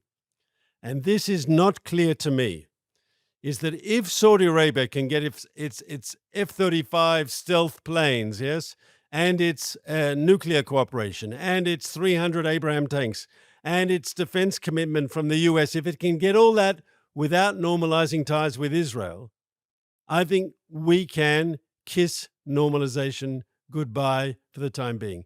Saudi Arabia will only normalize ties with Israel if all those goodies that the Saudis want from the Americans are conditioned on that normalization. Because why would they deal with their own internal criticism? Why would they do something that, from their point of view, is a change of, upgrading policy? They have under-the-table cooperation with Israel. That suits them well. But to go publicly, there are challenges for them. I don't deny it. But they'll do it if they get important assets from the United States. But if those assets are anyway going to come from the United States, as I say, we can kiss normalization behind. And I think the ball here is very much in America's court, very much in the White House. To what extent are they willing to let these goodies, this stuff that the Saudis want badly, are they going to give to the Saudis without a specific and immediate commitment to normalization? Right. Well, something interesting about the word normalization, because, the Abraham Accords talk about normalization between Israel and Arab neighbors. Now, there's a difference between peace and normalization. What is the difference? Israel has had for decades an actual peace treaty with Egypt. Let's give that as an example. No normalization. After the peace treaty was signed with Egypt all those decades ago, Israelis were so thrilled. Great, let's go to Egypt. We'll watch belly dancers. We'll go to the pyramids. We'll be great tourists. But the Egyptians remained anti-Semitic. They didn't come and visit Israel. They hate Israelis, they hate Jews. It's in their newspapers. So it didn't really matter who the government was. That was a peace accord. Okay, so there wasn't war between Israel and Egypt anymore, but normalization was not there. Unlike, for example, if you take the United Arab Emirates, who signed the Abraham Accords, and Israelis did go to the to the UAE, to Dubai and Abu Dhabi, and they actually were very warmly welcomed there. That is more of a normalization than a peace treaty, because after all, the UAE wasn't ever at war with Israel physically. But normalization requires the public, all right? Because that's what normalization means, that the two peoples have, they cooperate, not only with tourism, with agriculture, with high tech, all of those things. Now, when MBS says, I would do it, but my people really hate Israel, I mean, that's basically what he's saying. He's the crown prince, all right? So this is a kingdom. It's not a democracy. It's not like he needs to get reelected. But these dictators and kings are always afraid, as is the case in Jordan, afraid of being toppled or overthrown by their people. That's what they're afraid of. But if he says that, and I believe him, I have no reason to doubt that he says, look, I do it, but my people don't want it. What chance is there for normalization, even if they sign some kind of deal? Because again, Saudi Arabia was never physically at war with Israel the way other Arab neighbors were. So there's only normalization with the Abraham Accords. And if that doesn't exist, I don't see how he's going to sign them. So I'd say the following, Ruthie. Number one, there's the Egyptian example, which is not a good one. But then you've got the Emirati example. In the Gulf, the United Arab Emirates made a treaty with Israel, normalized ties, and there's a lot of content there, right? And I would hope that if we move forward with Saudi Arabia, it'll be along the lines that we have with the Emirates. I'd remind you that during this war that we've just been through, Lufthansa wasn't flying to Israel, British Airways were not flying to Israel, Air France was not flying to Israel, but those flights from Tel Aviv to Abu Dhabi and Tel Aviv to Dubai, they were going every day. And the relationship is strong. And if you ask me if MBS thinks he might have a problem with his people, if he can tell his people through normalization, we get top-tier U.S. equipment. Through normalization, we get a serious defense pact with a U.S. commitment to protect us. In other words, if he can tell his people normalization brings goodies for our kingdom, things that we always wanted, then I think he can sell it to his people. Well, I don't know about that, because here's the thing. You meant what happened with the Emirates is that the people were very open to this. Correct. The people were open to it. The people warmly welcomed Israelis. They opened kosher restaurants and things like that. All right. The people. If MBS says the trouble is my people, it basically says they hate Israel, and so they're not. I'm not saying that in the future at some point this won't change. But maybe it's just an excuse. No, but maybe it's just I was trying to give him the benefit of the doubt, but which I don't usually do because I'm very suspicious of MBS. But that's another topic. Here's the thing: he also said, without a two-state solution, I can't do it, and all that. Again, that whole business of a Palestinian state. Anybody who conditions anything on that, it's already a losing proposition. There cannot be a Palestinian state. There cannot be one. I mean, maybe long after you and I are dead, when the Palestinians, I say so-called, because they weren't really a people. They became an ideological and political and religious entity in a certain geographical location. But if you want to say the Arabs of Ramallah and Gaza, they have not given up their desire, their goal to annihilate the Jewish state and Jews. So, and also they just educate their own people to mass murder and all that stuff and to welcome martyrdom. So they cannot have a state. Ruthie, so any leader who says that it's dependent on that means it ain't happening. Ruthie, I'm not sure he says that exactly. I think he needs to tick the box on the Palestinian issue. I don't think anyone's talking about making a Palestinian state anytime soon. They want some amorphous language about a pathway with reforms and conditions. And the Prime Minister has made his position clear that there's not going to be a Palestinian state in your or my lifetime. And so I'm not sure that is a crucial issue, but we're coming to the end of our time. And you wanted to say something to the person who asked the letter, who asked us the question. No, to everybody. What I'd like to say is that if anybody else would like a question featured or to support the work we're doing at JNS, you can join as a channel member through the link in the video description below. I'll see you next week, Ruthie. Looking forward to it, Mark.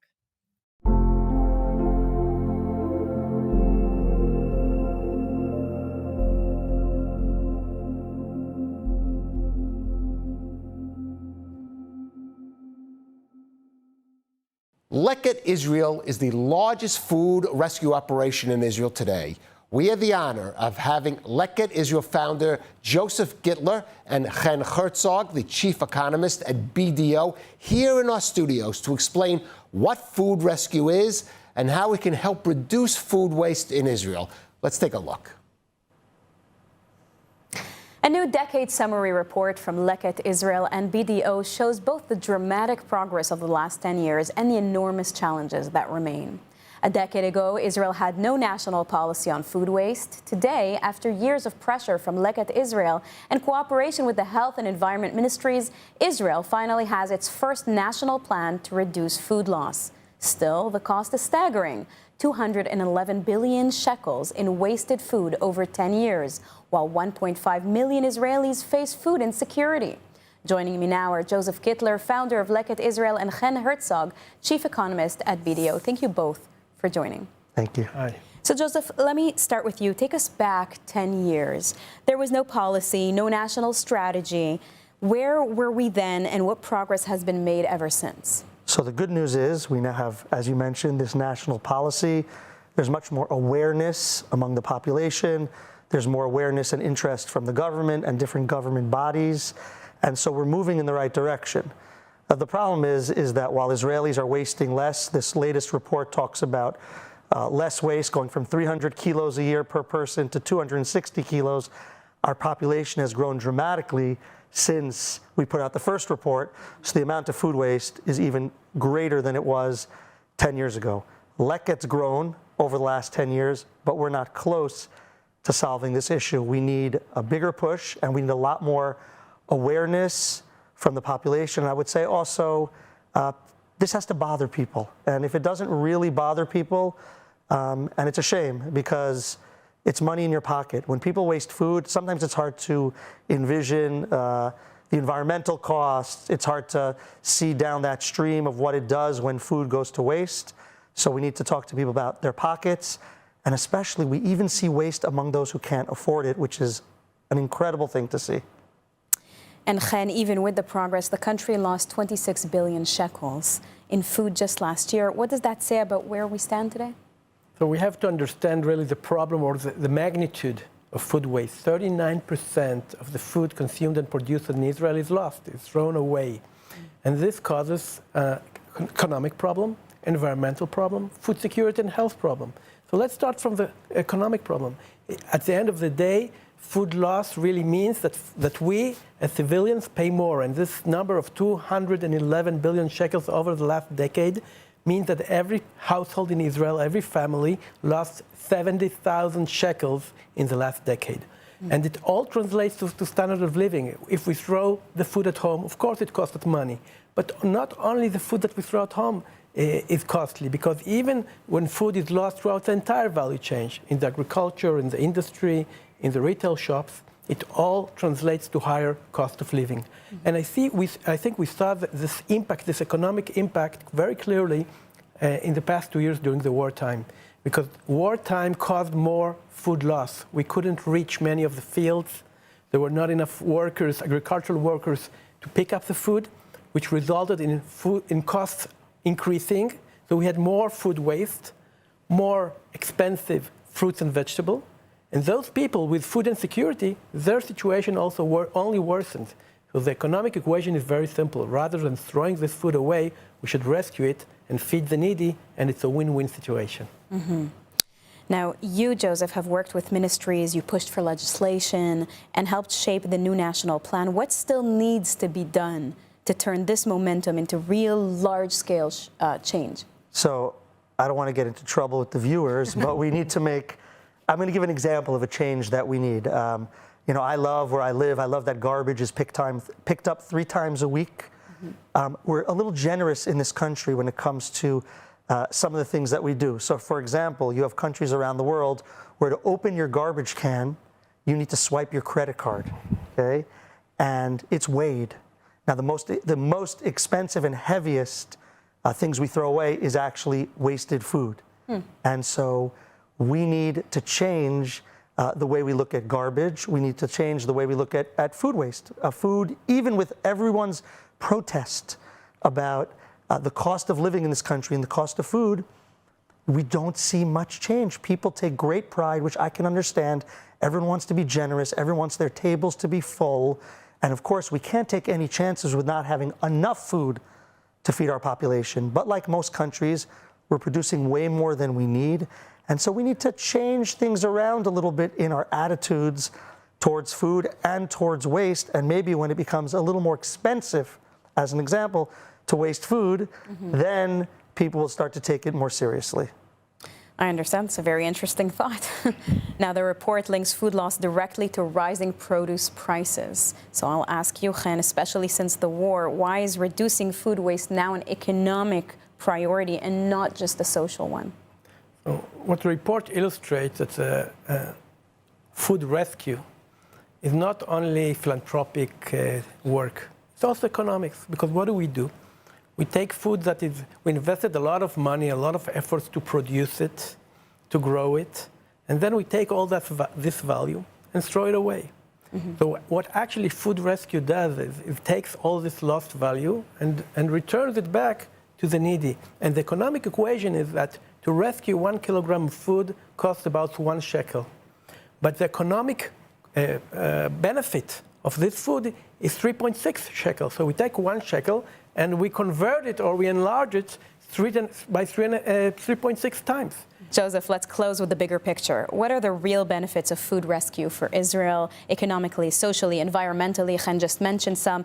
And after a decade of work, what message do you both want Israelis and policymakers to hear right now?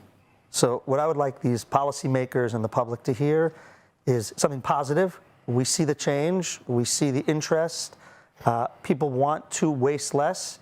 But we'd like to see the supermarket chains, as an example, offering what we call ugly fruits and vegetables at a discount.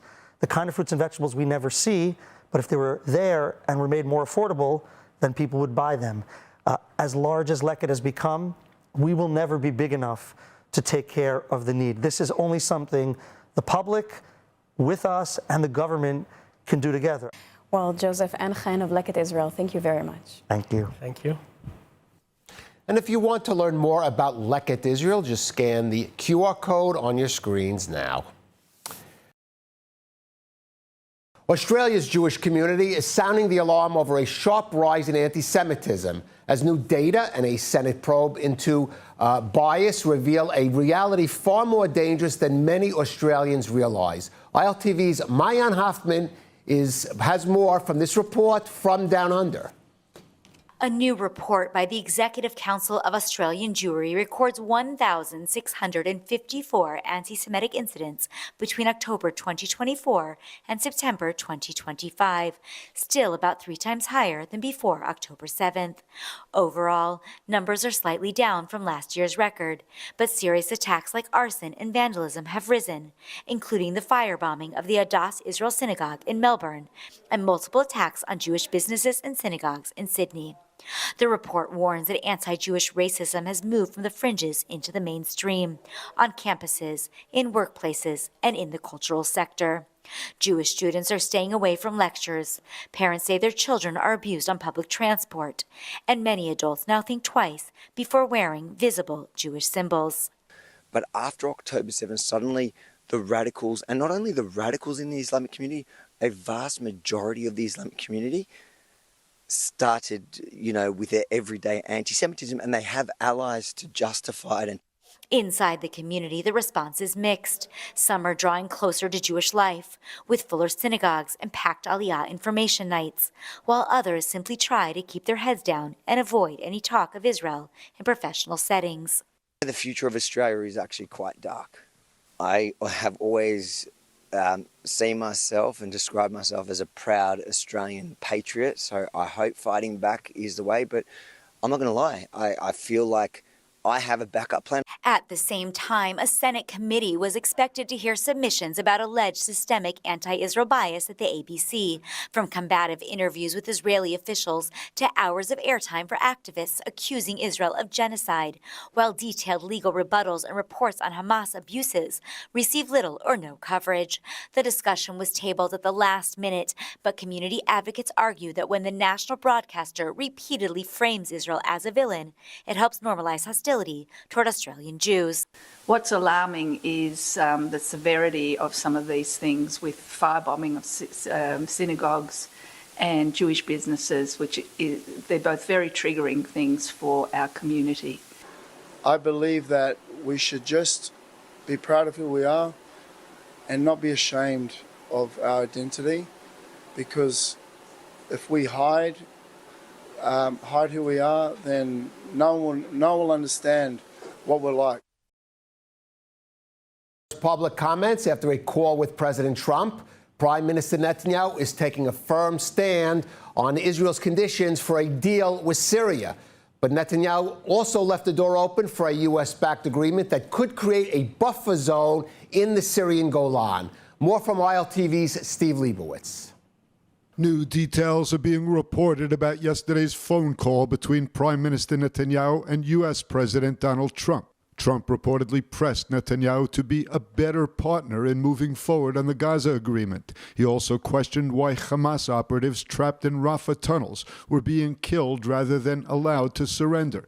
Netanyahu reportedly replied they were armed and dangerous. The call then shifted to Syria. Following up on his public post, Trump urged Netanyahu to take it easy and avoid actions that could provoke the country's new leadership. In his first public comments since the call, the Prime Minister defended Israeli actions on the Syrian Golan.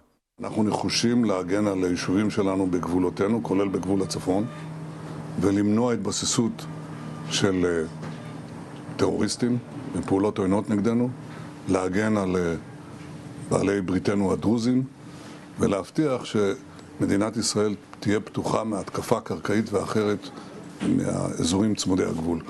Hinting at a potential U.S.-backed deal to create a buffer zone on the Syrian Golan, the Prime Minister made clear what the Syrian government must do. מה שאנחנו מצפים בסוריה לעשות זה כמובן להקים אזור חיץ מפורז מדמשק ועד אזור החיץ, וכמובן מבואות החרמון ושיח חרמון. ברוח טובה, בהבנה של העקרונות הללו, אפשר גם להגיע להסכם עם הסורים, אבל אנחנו נעמוד על עקרונותינו בכל מקרה. Meanwhile, the United Nations General Assembly has passed 2 non-binding resolutions calling for Israel to withdraw from the Golan Heights and from what it calls the West Bank and East Jerusalem, resolutions the body has routinely approved for years. The resolution demanding withdrawal from the West Bank and East Jerusalem passed with 151 countries in favor, 11 against, and 11 abstentions. The Golan Heights resolution passed with 123 in favor, 7 against, and 41 abstentions. In both votes, Israel and the United States opposed the measures. UN Ambassador Danny Danon slammed the resolution, writing on X, "The UN General Assembly once again proved how disconnected it is from reality. Instead of addressing the crimes of the Iranian Axis and the dangerous activities of militias in Syria, it demands that Israel withdraw from the Golan Heights, a vital defense line that protects our citizens."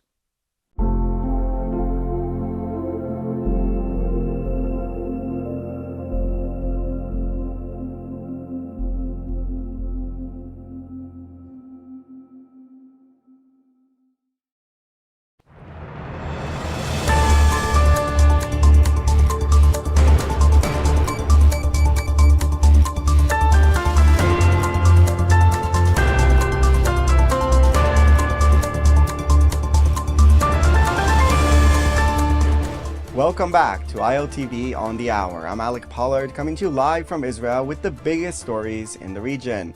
Israel confirms the identification of the body returned yesterday from Gaza is Thai national Sudtisak Rintalak. The 42-year-old agricultural worker was murdered by Hamas terrorists near Kibbutz Be'eri on October 7th and taken into Gaza. After Palestinian Islamic Jihad claimed to have located his remains in northern Gaza, the body was transferred to the Red Cross and then to the IDF, where forensic teams completed the identification. With Rintalak now home for burial, only one slain hostage remains in Gaza. Police Master Sergeant Ran Gvili killed defending the Alumim community on October 7th. The Prime Minister's office says Israel shares the Rintalak's family's deep sorrow and remains determined and committed to bringing Gvili home, stressing that Hamas must honor its commitments under the current agreement. The commander of Hamas's East Rafah battalion, his deputy, and 2 other terror operatives were killed while trying to escape a tunnel in the southern Gaza Strip on Sunday. The 4 were spotted emerging from the tunnels in eastern Rafah, an IDF-held area where dozens of Hamas fighters are believed to be trapped underground. According to the military, the 4 operatives were killed by troops and the Israeli Air Force. The IDF says that following a review of intelligence, it can officially confirm that Muhammad Bawab, the East Rafah Battalion commander, Ismail Abu Labda, the deputy battalion commander, Tawfiq Salem, a company commander, and Abdallah Hamad, the son of a senior Hamas official, were the 4 operatives killed. Bawab and Abu Labda were responsible for planning the battalion's invasion of southern Israel during the October 7th massacre. U.S. President Donald Trump says Phase 2 of his Gaza peace plan is going to happen pretty soon, despite Israel and Hamas only agreeing so far to Phase 1 of his plan, which includes the initial ceasefire, the IDF pullback in Gaza, the hostage prisoner swap, and humanitarian aid arrangements. No agreement has been reached on Phase 2, which deals with post-war management of Gaza and the disarmament of Hamas. While the U.S. pushed through a UN Security Council resolution to establish some of the mechanisms required, the process has stalled amid disputes of whether Hamas will disarm, who will participate in the International Stabilization Force for Gaza, and where reconstruction will begin. Referring to yesterday's attack on Israeli troops in Gaza, Trump said this. You know, they had a problem today, I understand, with a bomb that went off and hurt some people pretty badly, probably killed some people. They're telling me it just happened. But it's going under. We have peace in the Middle East. People don't realize it. We have tremendous support. Officials from Israel and Lebanon held their first direct talks in decades today in Nakura, a rare and significant development on the northern border still on the brink. The meeting took place at the UNIFIL headquarters just inside Lebanon as part of a US-led ceasefire monitoring mechanism. Israel was represented by Dr. Uri Reznik of the National Security Council and Lebanon by former Ambassador Simon Karam. U.S. Special Representative Morgan Ortagus attended, along with French and UN officials. Prime Minister Benjamin Netanyahu's office confirmed he ordered the inclusion of a civilian delegate, calling the move an initial attempt to create a basis for relationship and economic cooperation. Beirut said it agreed to participate only after learning Israel would also send a non-military official. The last time Israel and Lebanon held talks in Nakura was the 2022 U.S.-brokered maritime border deal, but those talks were indirect. Israeli officials described the meeting as positive, but Jerusalem stressed that Hezbollah's disarmament is non-negotiable and not linked to any economic track. This is a historic development. Be in no doubt that this direct meeting between Israel and Lebanon took place as a result of Prime Minister Netanyahu's efforts to change the face of the Middle East. As the Prime Minister has said, there are unique opportunities to create peace with our neighbors. That's a wrap for this edition of ILTV on the Hour. You can scan the QR code on your screen for all the latest updates coming out of Israel. I'm Alec Pollard. Thanks for watching.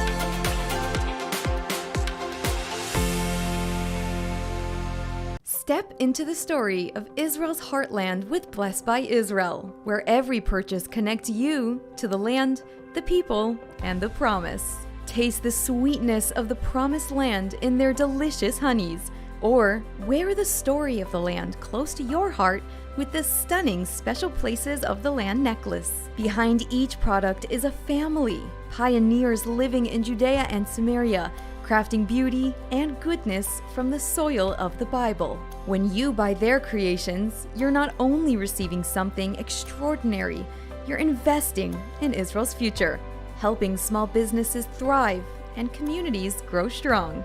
Join a movement that celebrates faith, resilience, and hope. Visit blessedbyisrael.com and use ILTV's special code BLESSISRAEL, that's BLESSISRAEL, at checkout for 10% off on your first order. Be part of strengthening Israel, one purchase at a time.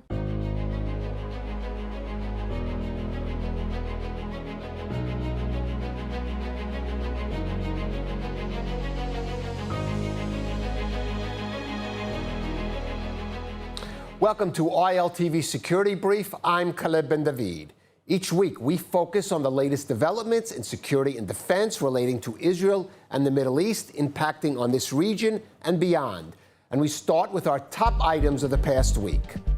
6 Israeli soldiers are wounded, 3 seriously, and 13 Syrians reported dead after a clash between IDF troops and Islamist militants during a cross-border operation in the village of Bet Jin. The IDF says fighting erupted after the militants began shooting at the soldiers, who returned fire and were then aided by airstrikes. During ongoing security operations in Judea and Samaria, IDF troops neutralized a terrorist after he stabbed and lightly injured 2 soldiers near the Ateret settlement in northern Samaria. Another terrorist was eliminated near Hebron after he lightly injured a soldier in an attempted car ramming attack and destroyed the family homes of 2 terrorists, one in Nablus that belonged to a member of the terror cell that attempted to carry out bus bombings in Cholon and Bat Yam, and the other in the village of Aqaba, belonging to terrorists who shot dead Yonatan Deutsch at the Mahola Junction in April 2024. In response to shooting attacks directed at IDF troops in Gaza, the IDF launches airstrikes at terrorist targets, one of which takes out Ala al-Din Khudari, a commander of the Islamic Jihad Nukhba Brigade in Gaza City, who took part in the October 7th massacre at Kibbutz Nir Oz. Forensic examination of the latest remains handed over by Hamas show that they are not of the 2 remaining dead hostages held in Gaza, Staff Sergeant Ron Higivili or toy worker Sudasak Rinthalik. The Islamic Jihad terror group then claims they have uncovered another hostage body in northern Gaza, which will soon be returned. As the IDF's Haredi Hasmonaim Brigade marks the first ever graduating class of its squad commander's course, the Knesset debates the government's proposed legislation on draft deferments for the ultra-Orthodox community. Opposition leader Yair Lapid and former Prime Minister Naftali Bennett slammed the bill, charging it will extend deferments rather than boost Haredi enlistment. And now our big story. The IDF's cross-border raid into the village of Bet Jin in southern Syria, in which 6 soldiers were wounded and 13 Syrians reportedly killed, was the most serious ground operation across the northern border yet since the fall of the Assad government. The IDF says the operations are essential to preventing Islamist militant groups such as the Jamal Islamiyah, whose fighters opened fire on the Israeli troops in Bet Jin, from establishing bases in southern Syria. Israel also accused forces of the new Syrian government of aiding the Islamists, with some security officials suggesting the IDF may need to expand its operations there. But that view differs from the Trump administration, which has lifted sanctions and established relations with the Damascus regime, with President Trump even warmly welcoming the Syrian president, Ahmed al-Shara, into the White House. Now, after the most recent clash, Trump released a message saying it is important that Israel maintain a strong and true dialogue with Israel, and that nothing takes place that will interfere with Syria's evolution into a strong and prosperous state. Trump also invited Prime Minister Netanyahu to Washington to discuss this and other issues. Here's what Netanyahu had to say. אני פה עם פצועי צה"ל הגיבורים, אחרי הפעולה האחרונה שלנו בסוריה. אחרי ה-7 באוקטובר, אנחנו נחושים להגן על היישובים שלנו בגבולותינו, כולל בגבול הצפון, ולמנוע התבססות של טרוריסטים ופעולות עוינות נגדנו, להגן על בעלי בריתנו הדרוזים, ולהבטיח שמדינת ישראל תהיה פתוחה מהתקפה קרקעית ואחרת מהאזורים צמודי הגבול. מה שאנחנו מצפים בסוריה לעשות זה כמובן להקים אזור חיץ מפורז מדמשק ועד אזור החיץ, וכמובן מבואות החרמון ושיא החרמון. אנחנו מחזיקים בשטחים הללו כדי להבטיח את ביטחון אזרחי ישראל, וזה מה שמחייב אותנו. ברוח טובה, בהבנה של העקרונות הללו, אפשר גם להגיע להסכם עם הסורים, אבל אנחנו נעמוד על עקרונותינו בכל מקרה. And joining us now for more is Iftach Berman. He is a geopolitics expert at the Middle East Learning Academy and Bar-Ilan University. And we have also the former U.S. diplomat and now editor-in-chief of the Jerusalem Strategic Tribune, Robert Silverman. Gentlemen, thank you for joining us. Iftach, I want to start with you. We heard Prime Minister Netanyahu, what Israel is going to require from Syria, but there is a big debate here. Can Syria, can this new regime, can President al-Shara be trusted? Well, certainly al-Shara himself, he's a man whose aspirations talk about the presidency and uniting Syria. The question is, can he rally the troops? Can he organize the different militias? We know that these different organizations came under Hayat Tahrir al-Sham, and now they're all coming into these different elements in the government.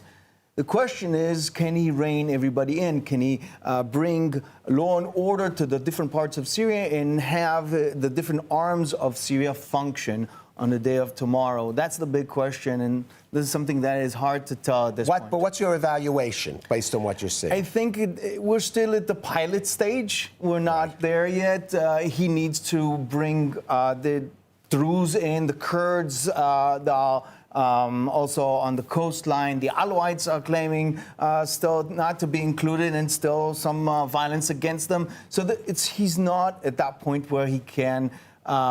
I'm not going to say trusted. I'm going to say be able to deliver. Right. And Robert, the Trump administration seems more optimistic about the prospects of the new regime being able to deliver on some of these conditions as you has made. Is there a basis for that? And how much do you think President Trump is likely to pressure Prime Minister Netanyahu to make some kind of concessions there with Syria? Well, I am more optimistic. We all should be.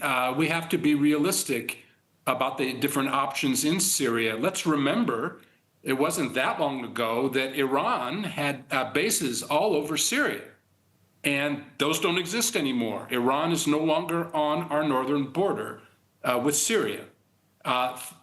That's a huge plus. So, of course, we should all be optimistic. That's just a fact. Now, I mean, that doesn't mean you trust the new regime, but you should try to work with it. If the alternative is chaos there, the kind of chaos that allows Iran to come back in and set up missile bases, as it was doing a little more than 1 year ago, then that's a much worse situation. So we're in a far better situation. We should be optimistic. In addition to all the military steps that Israel is taking, which I think we should all support security on our northern border, obviously, we should also have a strong diplomatic outreach. The problem with Israel today is it has a super effective military wing. It has not invested in diplomacy. It has basically outsourced its diplomacy to the U.S. That's extremely dangerous for Israel. And we need to reinvest in other tools while we're continuing to keep the military strong. Right. Iftach, you could respond to what Robert is saying, but I want to ask you, he does make the point that this new regime, whatever its faults, shares Israel's concerns about Iran. But there is another player in the region, Turkey, which this new government in Damascus is quite close to. So how much concern should there be in Israel about Turkey basically replacing Iran as a major player within Syria? I would say that this is a triangle of three participants, Turkey, Israel, and Syria. the Syrian government and Ahmed al-Shara himself is looking for a strong ally. It could be Israel. Israel could play that card. However, Turkey is the one that trained the Syrian militants to take over Assad regime. And Turkey has bigger aspirations in the region rather than Israel just wanting to maintain its border. Turkey is looking to get into more areas geographically and geopolitically. Gaza Strip, we're seeing them trying to influence there. So Israel should be concerned more about Turkey's prospects in Syria. And for that reason, I agree with our colleague here that Israel should play a more involved role in Syria on trying to fend Turkish involvement in Syria tomorrow. Robert, trying to fend Turkish involvement in Syria, how well will that play with President Trump when we've heard him repeatedly praise President Erdogan, calling him even his dear friend and a close ally? Right. Well, of course, they are allies. They're NATO allies of the U.S., so that's a fact. And but I disagree a little bit with our friend Iftach here. Israel is not in a position to become an ally, an offsetting factor to Turkey in Syria, but the Gulf states are. Saudi Arabia is, and they're a moderating force on the outcome. We don't know what's going to happen with Syria. If anyone tells you that they know what's in the heart of Ahmed al-Shara or what's the future of Syria, don't believe them. It's unknown. But Israel can help affect it from the outside. Look, there's an ongoing state of hostilities between Syria and Turkey. There's been armistice, between Syria and Israel. There have been armistice, and the border was basically quiet during the Assad family's rule. But at the same time, especially in the last few years, Iran was establishing missile bases all over Syria. That doesn't exist anymore. We have to be clear about the main enemy among all the different enemies, Iran. Iran is not in Syria. At present, the Syrian government is stopping arms shipments that used to go overland from Iran to Iraq to Syria to Hezbollah and Lebanon. Those are being stopped right now at the Iraqi-Syrian border, at Bou Kamal border crossing. That's positive. Now, you can build on that, but you have to have an effective diplomacy arm. You have to work through intermediaries, not just the U.S., but intermediaries in Russia, in Europe, and in the Middle East, and in the Gulf. The real offsetting factor for Turkey in Syria will be Saudi Arabia. And they don't, and that's possible. That's very possible. Look, Turkey is not the same threat that Iran was. I know that people get worried about Erdogan's statements. I get worried about Erdogan's statements, but it's not the same threat. And failure to understand that is a basic problem in Israel. All right. Iftach, both you and we heard earlier Prime Minister Netanyahu mention the Druze community in Syria, which has come under threat from Islamist elements, and there are some who charge that at least part of the government forces perhaps could be working on behalf or in collaboration with those extremist Islamist elements. Israel has historical ties to the Druze. Of course, there is pressure within the Druze community in Israel to aid them. But how far can Israel go in maintaining the security of the Druze in Syria? The Druze situation is much more elaborate, much more complicated than just saying either Israel is for the Druze or against it. We have a war that's going on much longer than this current iteration between the Druze and the Bedouin community in Syria. The elements that did rise against the Druze do belong in part to the Syrian government and play a secondary role defending their own agendas. Israel is instrumental in providing humanitarian and somewhat protection for that Druze community, as it should. However, overstepping its boundaries, and this is something that's being said today in Syria, is a dangerous move for Israel. It should be worried about its image of tomorrow if it's planning of establishing some sort of a connection with the Syrian government, to not overstep its boundaries. yes, it is possible to create some sort of a green zone, if you will, an area of demilitarization where the Druze can fend for themselves and establish the buffer zone that Prime Minister Netanyahu spoke about. Exactly. It's very similar to things that we've witnessed in Iraq. However, as we witnessed in Iraq, these green zones are not all the time effective. They need constant guardianship and so on. And I think that there is room for that. However, it's a delicate game between the different sides. And let's not forget those other elements in Syria, Kurdish elements that Turkey is eager to not get rid of, but at least have under control at bay. Okay. Gentlemen, I do want to move now from Syria to its immediate neighbor, Lebanon. Of course, Israel has a, if you could even call it at this point, a ceasefire with Lebanon, considering the operations almost, it seems, weekly and certainly even maybe daily it's had to conduct against Hezbollah in South Lebanon.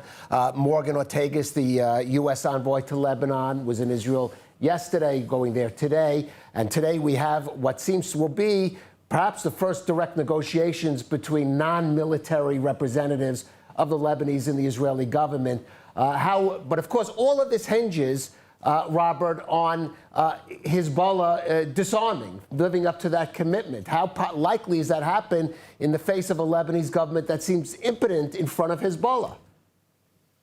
Right. We have a core problem there. This is not new, of course. The Second Lebanon War ended with a UN Security Council resolution in August of 2006. So nearly 20 years ago, in which the Lebanese government committed itself to disarming militias, primarily Hezbollah. Well, that hasn't happened. And again, the ceasefire a year ago between Israel and Lebanon included, a new commitment to disarm Hezbollah in the south, and it hasn't happened. The Lebanese army has tried a little bit. They entered some bunkers, Hezbollah bunkers, that were booby-trapped. And when several Lebanese soldiers were killed, they stopped. So Hezbollah has deterred them from continuing that. Look, Lebanon is a failed state. We know that. Hezbollah controls it. What I could never understand, frankly, is the prior